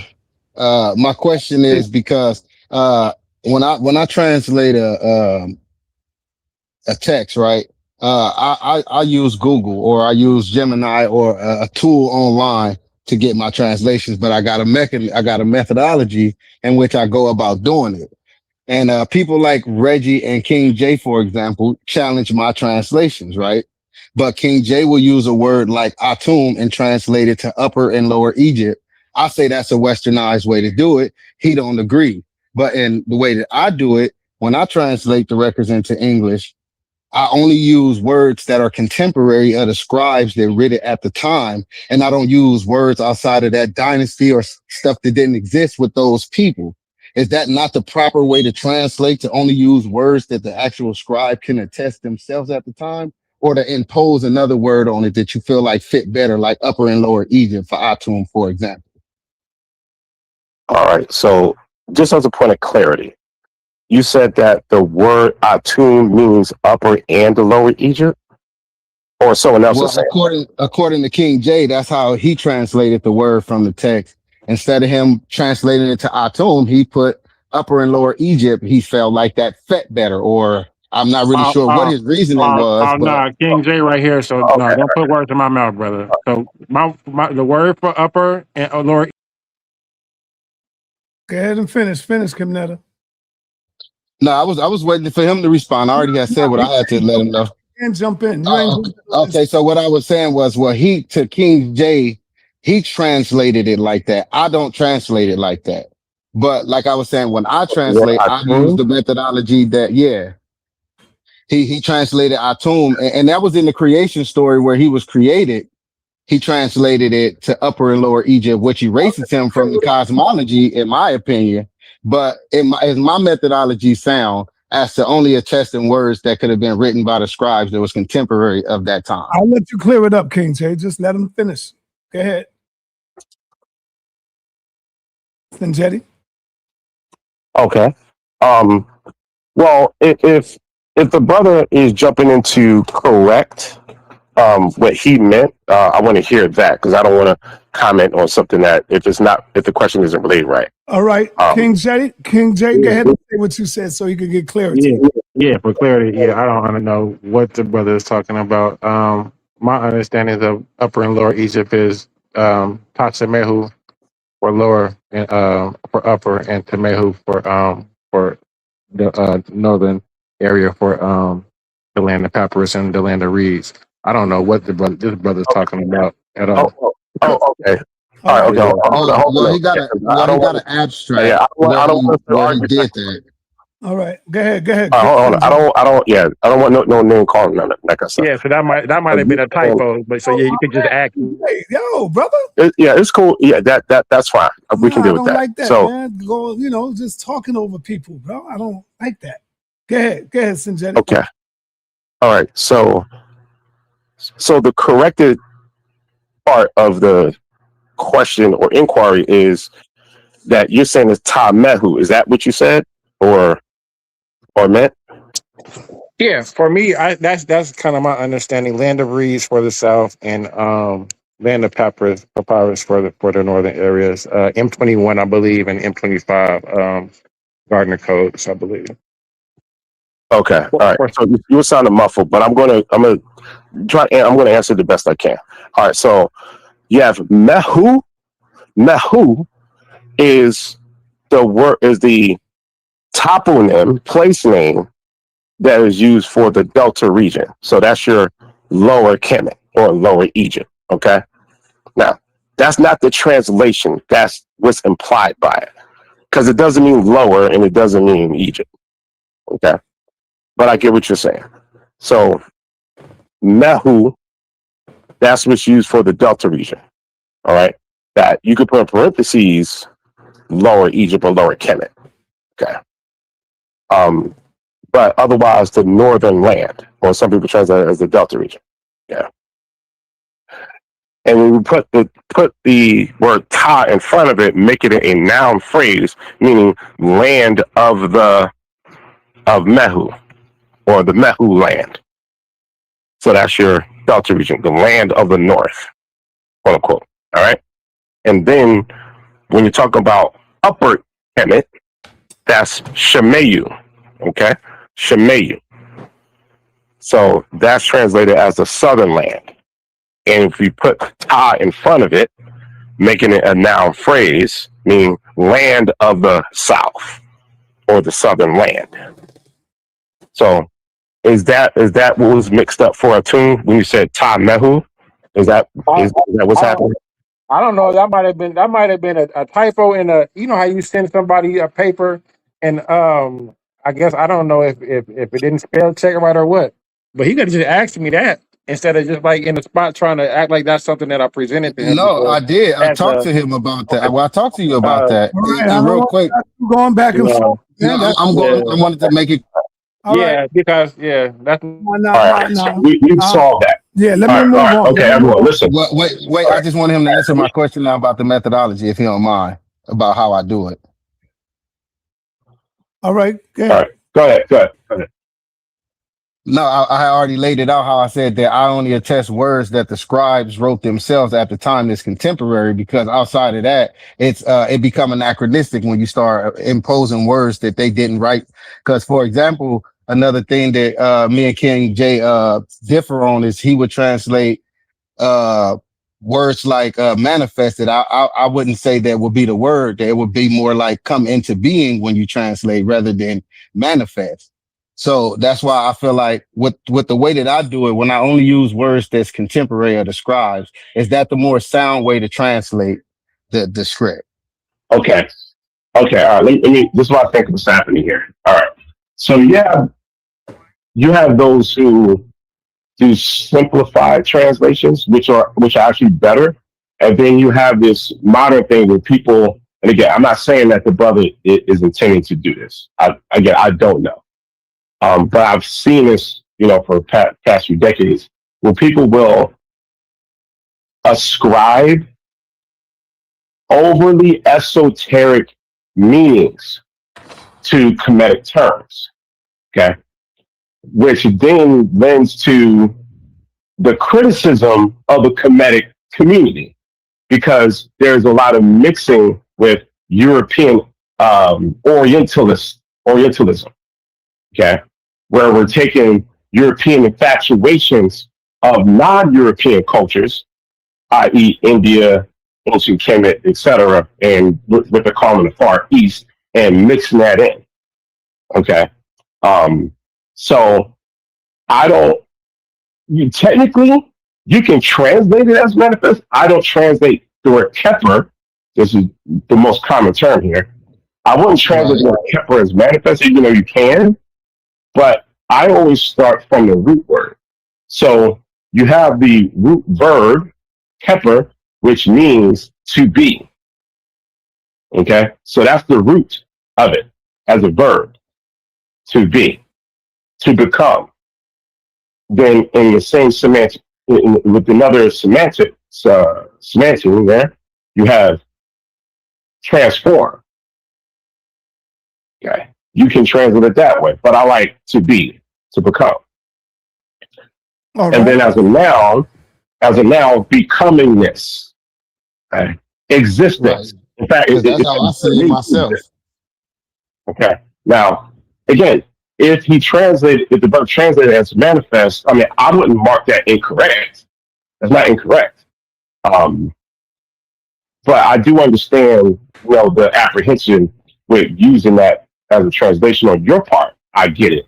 But if I saw that on the paper and I'm grading, then I'm not going to mark that wrong. All right. I got to move on. Last question from Elder Suntan. Let's go, brother. I got a question on Suntan.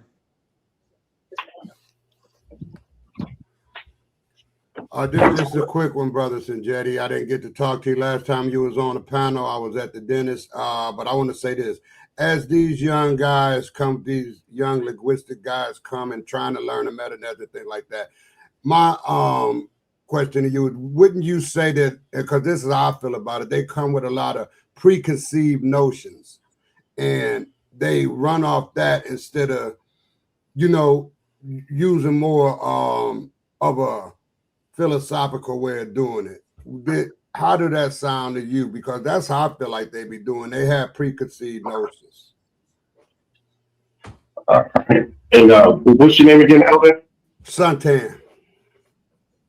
Okay, Suntan. Okay, please meet you, sir. You too, Sanjay. Thank you for that question.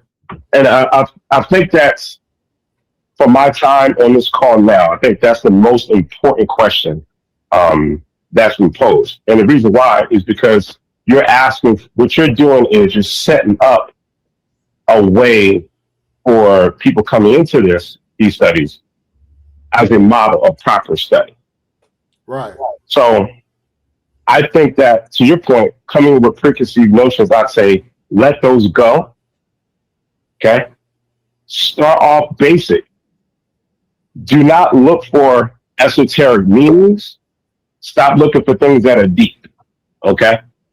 Because when you do that, you'll miss the whole meaning. Right. And I'm saying this, so all the conclusions, the questions that everyone's had, I've done that. Okay? I've been there, I've done that. All the mistakes that you think you could make, and mistakes that you haven't made yet, I've made every single one of them. And I speak definitively because I've made more mistakes than everyone here. Everyone who's asking questions, I made more mistakes than all of them. That's why I know when people are about to make mistakes, and these are mistakes, you don't have to make them because I've made them for you. And others have made them for you. Okay? So, one, start off basic.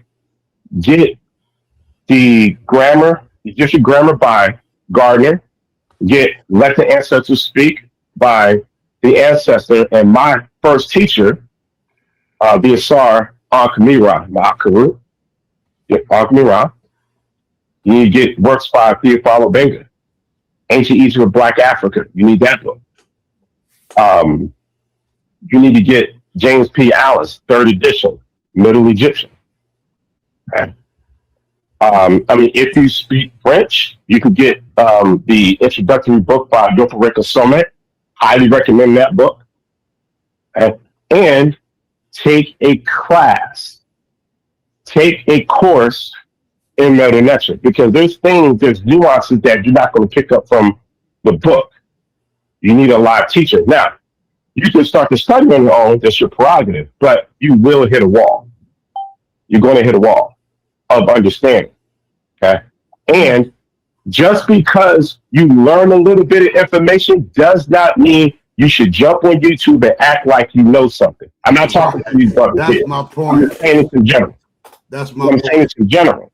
It does not mean you jump on YouTube and blog talks, etc., and now you know something because you know a little phrase, or you learn a grammatical rule about vertical strokes or dash. But as Dr. Neil deGrasse Tyson said, is one thing to know just enough to think you're right. But what I've heard is not enough to know when you're wrong. And you have to be humble enough to say, okay, let me change my course of thinking. Right, Okay. man. And that's what they all gotta learn. In the presence of corrective knowledge. All right. Because brothers, listen, I was doing this before Blog Talk, before there was one of my teachers has been on this show plenty of times. Brother, So I remember when you first came out the service, brother. You remember that? Yeah. You came on 125th Street, young man, and I filmed you. Do you remember when I filmed you in the street? Yeah, you were I remember. in the street. I saw that. Yeah, and that was a long time ago, brother. I saw that site. You posted it. Yeah. By the time that film came out, let me see, 2010, I'm already at least 12 years into learning Meta Nature. Mm-hmm. At that point. Look at that. But by that point, I was already. You know what I'm saying? Mm-hmm. So if anyone wants to say, well, where did you learn this? Infodici Jehudi mess, who y'all call Infodici, would take us to museums, not to do like a trip. We had hours and hours of lessons, face to face. Sanjetti, read this. Okay, getting put on the spot, and I'm sweating. Okay, I didn't have the computer like y'all got. Right. I had to come off the top of the dome and get corrected in front of everybody. So none of y'all been embarrassed more than me. Okay, or corrected. Mm-hmm. Okay, so when people such as Sebat Raketi Ahmed, my teacher, Everyday my teacher, I have teachers who are now ancestors. Al-Mira, ancestor. Baba Heru is one of my teachers. Just to set the record straight, he's an ancestor. And yes, I learned a lot from Baba Heru that I use in how I learned Meta Nature. Mm-hmm. Okay. So it's a lot of people who have done I learned a little bit. Let me talk to people who don't know much so I can look like I know a lot. Okay. There's too much of that goes on. Those things are over. All right. So when it comes to learning, you need those grammar books, you need a teacher, and you have to study Afrocentricity. Okay? When I say Afrocentricity, I'm talking about the academic model. Okay? I'm not talking about the circus silliness that people misconstrue. Get the book, Afrocentricity, A Theory of Social Change by Dr. Nefikete Asante. You have to get books by the ancestor Cambon. You need to get works by the ancestor Jacob Carruthers. Okay. You need to get these works so that you can think about. Yes, sir. Yeah, let me ask you. First of all, Tunes CX3. I timed you out until tomorrow, man. You got 24 hours to think about what you said. You're not blocked. But the reason I timed you out, I never seen a donation from you, so you ain't got a right to even question me or even challenge anything I say. So I timed you out for the night. I'll see you tomorrow, brother. But anyway, let me ask you, Sinjetti. Here's 2 deep questions. I want you to really think about this, Sinjetti. Then I'm gonna let you go. I'm gonna let you go. How can we connect ourselves to the ancient Kemetic people? And the only way we can do that if we say they migrated somewhere to West Africa, they got caught up in the slave ship. How can we connect ourselves and say they are our ancestors or we are a part of them? How do we do that? Well, number one, simple study of comparative linguistics, history, and culture. In fact, check into Diop gave us a model on how to do that in Civilization of Barbarism, where he laid out what's called the linguistic factor, the historical factor, and the cultural factor. So one, use historical comparative linguistics to see the commonality between ancient Kemetic records, the language, and present-day African languages, West Africa, Central Africa, South Africa, Bantu languages, etc. You have Wolof, which is this is called like an Atlantic language, etc. The works by Mubabeki Bilolo, who's made connections. And then start looking at African American culture, things that we already do. Oh, and mind you, for everybody, I don't get into arguing whether it's Black American, African American, Moorish, all that is silly to me, okay? And it's a distraction. I want to use African American, all right, we're going to stick with that. Right. So look at African American culture, the things that we do to pour libations, okay? We do that in the hood. You pour out a drink for our homeboys who passed away. We already do these things. You can look at this on the walls in the art. There's words, to pour water, libation. You're feeding your ancestors. So now go to West Africa. West Africa, we feed the ancestors by pouring water, even wine and beer, things like that, on the ground. So from African American culture, you pour libation by pouring a drink on the ground.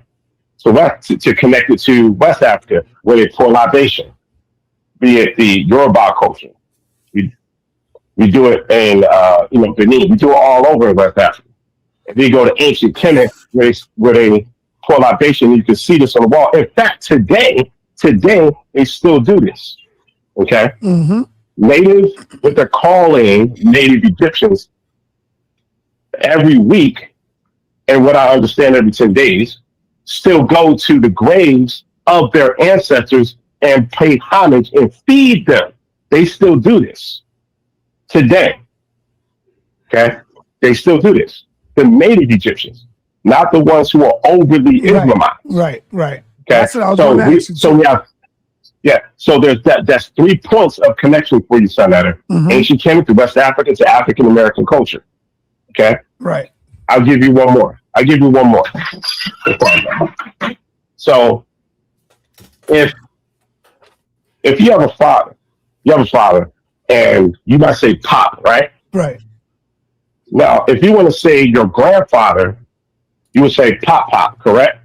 No, I say grandpa. Some people say pop. Pop. Right. Okay. Right. Because the doubling up increases the magnitude, right? So the doubling up. Well, in Kemet, if I wanted to say father, I'll say Yati. If I wanted to say my grandfather, I would say Yati. Okay? So grammatically, that's what's called a direct genitive, when 2 nouns are next to each other, but one is possessed by the other. So it means father of father. So I can say yati yati or yati na yati. Okay. Okay. Here's the next question. So that's what. By the way, Before you ask that question, I want to know when we can do our closeout because I have a dinner party I have to go to. All right, I got you. This is the last question.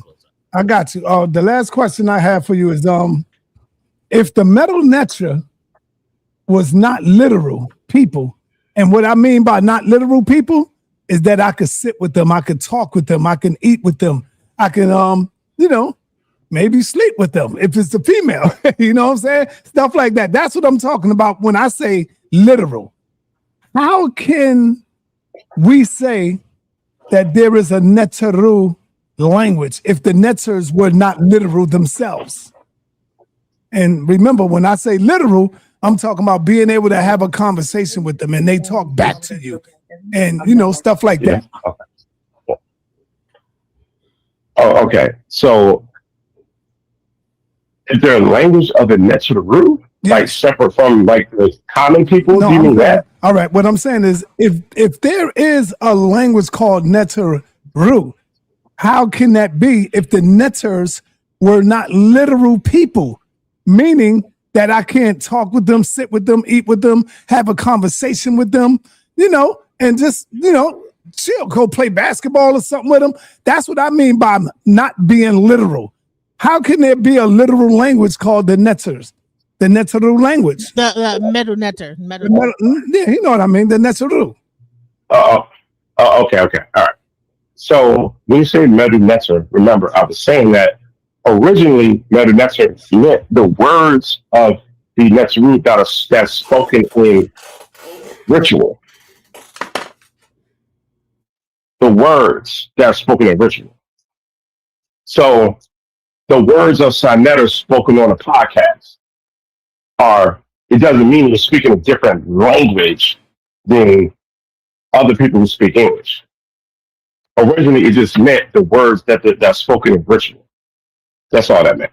Mm-hmm. Okay. And then eventually became a word for the language itself, not the language of gods, which is separate from the normal people. Didn't mean that.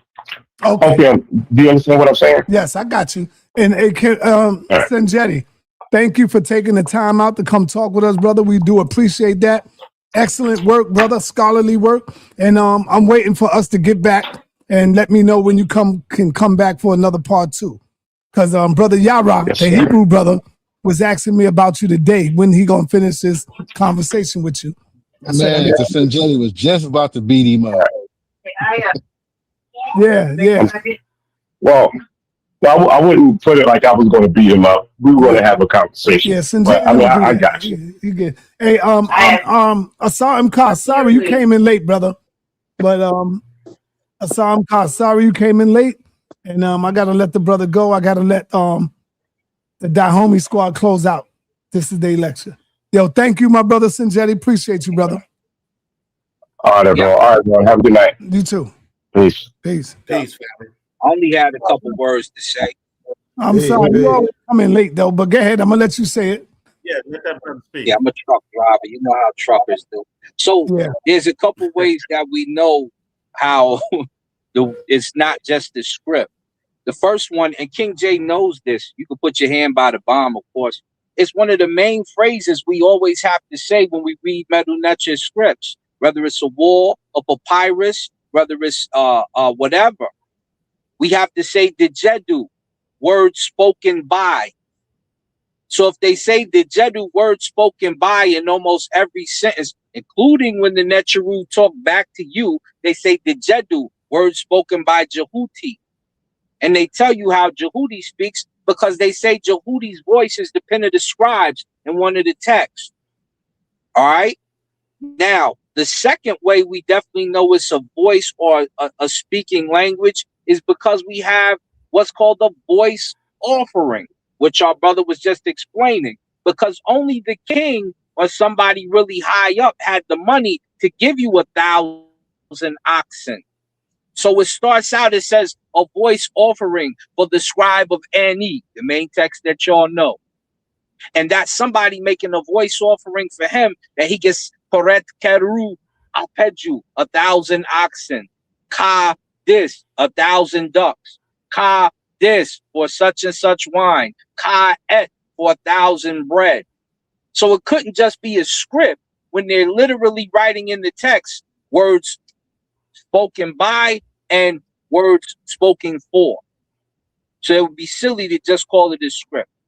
And King J, you know that. I don't know why you said that craziness, but it's good, my brother. You know. He learning, little bro. Yeah. He learning. and for my Dahomey brothers, remember, we just went over this the other day. Just because you have the English doesn't mean that you have the proper translation of the text. Because when we go over the creation story, we have the word coming into being. We have the word coming. The legs are in a different sentence. But when it says keperna, keperu, or it says keperna, keperu, which is basically creator, creations. But in the text, for E.A. Wasbus said coming into being. It doesn't say coming into being. It basically says creator makes creations. And if we take out the make, because that's not there, it says creator, creations. And then it explained it for us in the second creation story that it must be creator creates creations. And that's it. Imhotep, brother, stop. Imhotep to the panel. Good show, the homies. And Imhotep to the chat. Peace, family. Peace. I want to be able to close out, sir. Go ahead, real quick. Yeah, everybody can close out. I appreciate that. So, I mean, and it just goes to show in regards to just theology and ideology in regards to when it boils down to it in regards to how we're actually looking at the text, right? What we heard from Sanjeti, what we heard from Isar and Carr, or what we would probably even hear from our brother Jabbar would be more priestly accounts. When Sanjeti said Infudisi was his master teacher, it all made sense at that point, because they're looking at the text from a certain way. Infudisi said that the letter A is the A because the falcon or the hawk or the vulture makes the sound, right? I don't want to call that pseudo, but I don't want to call that linguistically sound, right? So it's going to be two different arguments and definitely two different, according to me. I'm not going to subscribe to that at all. The A is a glottal stop. It's more of a placeholder. It has no sound. And I'm going to hold firm to that uniliterals have nothing but vocalization. They create words. And I think the brother Sanjeti made a mistake in regards to the phonograms, in regards to uniliterals and determinatives. Determinatives have no sound. They actually just determine what the uniliterals, the words mean. They give the uniliterals the meaning.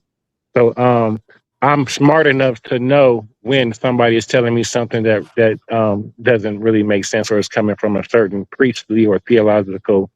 They like to use the rebus principle a lot. So I know what the argument that they're making and where it's coming from. In those regards, it's a totally different argument. We don't give letters names based off or meanings based off of the names or the sounds that the animals make. That's totally inaccurate. So also, and then my plan was this in regards to the brother Kim Netter, because he mentioned my name 2 times in questions he asked somebody else. In regards to that, and you're Googling, right? Because you can't read the script or write it. You Google. So and your Googling skills, right? And the way that you master answering the question to Google, you do superb. But it's sometime in comprehending the actual information itself is where you kind of fall short. So I would just suggest, continually to strive to, learn the language itself, whether it's a script or language, however you want to, call it or phrase it, learn it, learn the culture, and then you can come to your own conclusion based off of the raw data, that like I do, because I can actually read it and actually understand. All right, let me close out on top of that. Let me just say something to him real quick before he goes. No, I just want to respond to him before he go. Go ahead, Suntan. Go ahead, Suntan. I just wanted to get him before he leave, but go ahead, Suntan. All I wanted to tell him, that's why I was hoping. See, that's why I asked Jetty, man. He has preconceived notions, man. He just did that. You see what I'm saying? He just did that just then. Now, he's trying to say that Sinjetti suggested that Sinjetti is wrong when Sinjetti been doing it for a long, long time, and he just come with his preconceived notions, man. So he's learning, but he's not. He's being thick-headed about it. So I would say to you, Kemnetta, just be cool. You know, we just got to be patient with the guy because he's arrogant and young, and he think he's saying something slick when he's saying you Googling it and all that. That ain't nothing slick, you know. You telling him like it is. You proved him wrong when he came to the thing we're talking about the win shoe. So your method is your methodology. His method is his. And I just say, because I appreciate him learning, but he got to stop trying to be so arrogant and quit acting like he knows stuff. Y'all know who this is on the screen? Yeah, that's Easy Band and Captain Katazar and Easy Bands. Yeah. Captain Katazar and Tazariot let his homeboy loose, let his captain loose. So now Captain Katazar, he's getting in the ring, and he going after Easy Bands. Who do you got? Who do you got? Easy Bands. Who saying what though? Who taking one side? Well, of course, the Hebrews believe that Joseph is the father of Christ. Yeah, that's wild. No, that's the Holy Spirit. I'm going with Easy Band. Yeah, I gotta go with Easy Bands. Yeah, I can't even lie. He think we don't like him. So when he see this, he gonna be like, "What? They rocking with me?" Let me explain something to you though. Just because Easy Bands might be right about the Holy Spirit, don't mean he's gonna win. It's your performance. And Captain Katazat, that's true. No, listen, Captain Katazat is passionate. He studied under the Tazariot. He knows how to get it in. And I think that might get Easy Bands because he's passionate in the way he speaks. Yeah, Katazat got the gift of gab. He know how to get it off.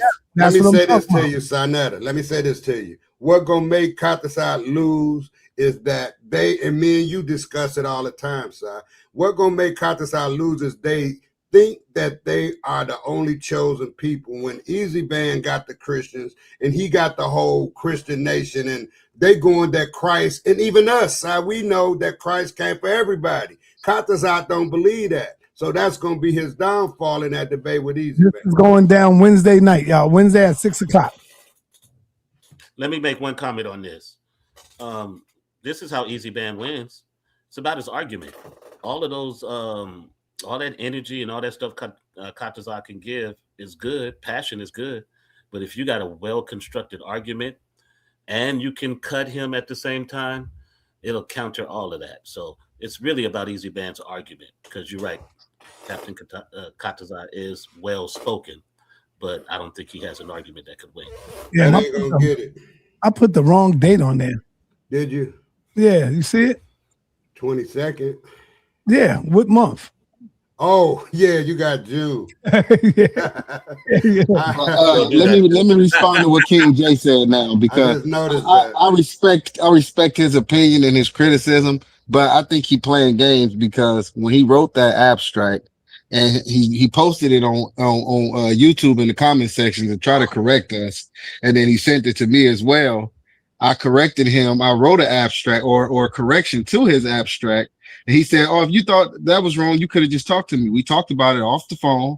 Right. And I wrote him the response. And then after that, we both wrote abstracts on APAP because of what we talked about and how I didn't agree with what he said. So he know we talked about that. Yeah, he knows. I told you he's arrogant.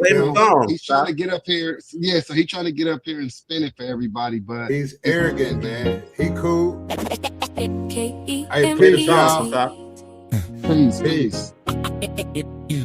Everybody the homies to us. K-E-M-E-T is where a lot started in history. They civilized many lives in antiquity, and their influence living ubiquitous. Let me say this, man. Song by my man sa.neter. This is a sa.neter song that he created. This is my brother. I just got to say that because y'all probably don't know. And this is a song. Song get busy. K-E-M-E-T. In antiquity. K-E-M-E-T is where a lot started in history. They civilized many lives in antiquity, and their influence live in ubiquity. K-E-M-E-T is where a lot started in history. They civilized many lives in antiquity, and their influence live in ubiquity. Let's talk about a place called the land of the blacks, where science and culture was a tangible fact, where language and history was written down in sects of stone, where African indigenous ruled in flesh and bone. For thousands of years it was just their home, till invaders came in and possessed their homes, trying to take their identity with enmity, their divinity and energy. So let's remedy their villainy. Now we changed the tide, you can't hide with false claims and false names and false pride, false outrage. We've turned the page, your confidence is frayed, all your fabrications are slayed and have no sway. If you think we here to play, we're here to say on any given day, we not afraid to catch the fade. K-E-M-E-T is where a lot started in history. They civilized many lives in antiquity, and their influence live in ubiquity. K-E-M-E-T is where a lot started in history. They civilized many lives in antiquity, and their influence live in ubiquity. My people are comedic, the Greeks called them Egyptian, and with purpose and force change their descriptions, depictions, their ethical inscriptions, their medical prescriptions to alleviate afflictions of deceitful symptoms of evil intentions. Now the suspension of their wisdom has been free from your prisons. Didn't think we would catch you, chipped the nose off of statues, so you could tell the lie. So we dispelled a lie. We inhaled, exhaled, repelled, expelled the lie. Liar, it's time to retire. Your time has expired. Lapse, collapse, thrown in the fire. Burn, baby, burn, you pariah. K-E-M-E-T is where a lot started in history. They civilized many lives in antiquity, and their influence live in ubiquity.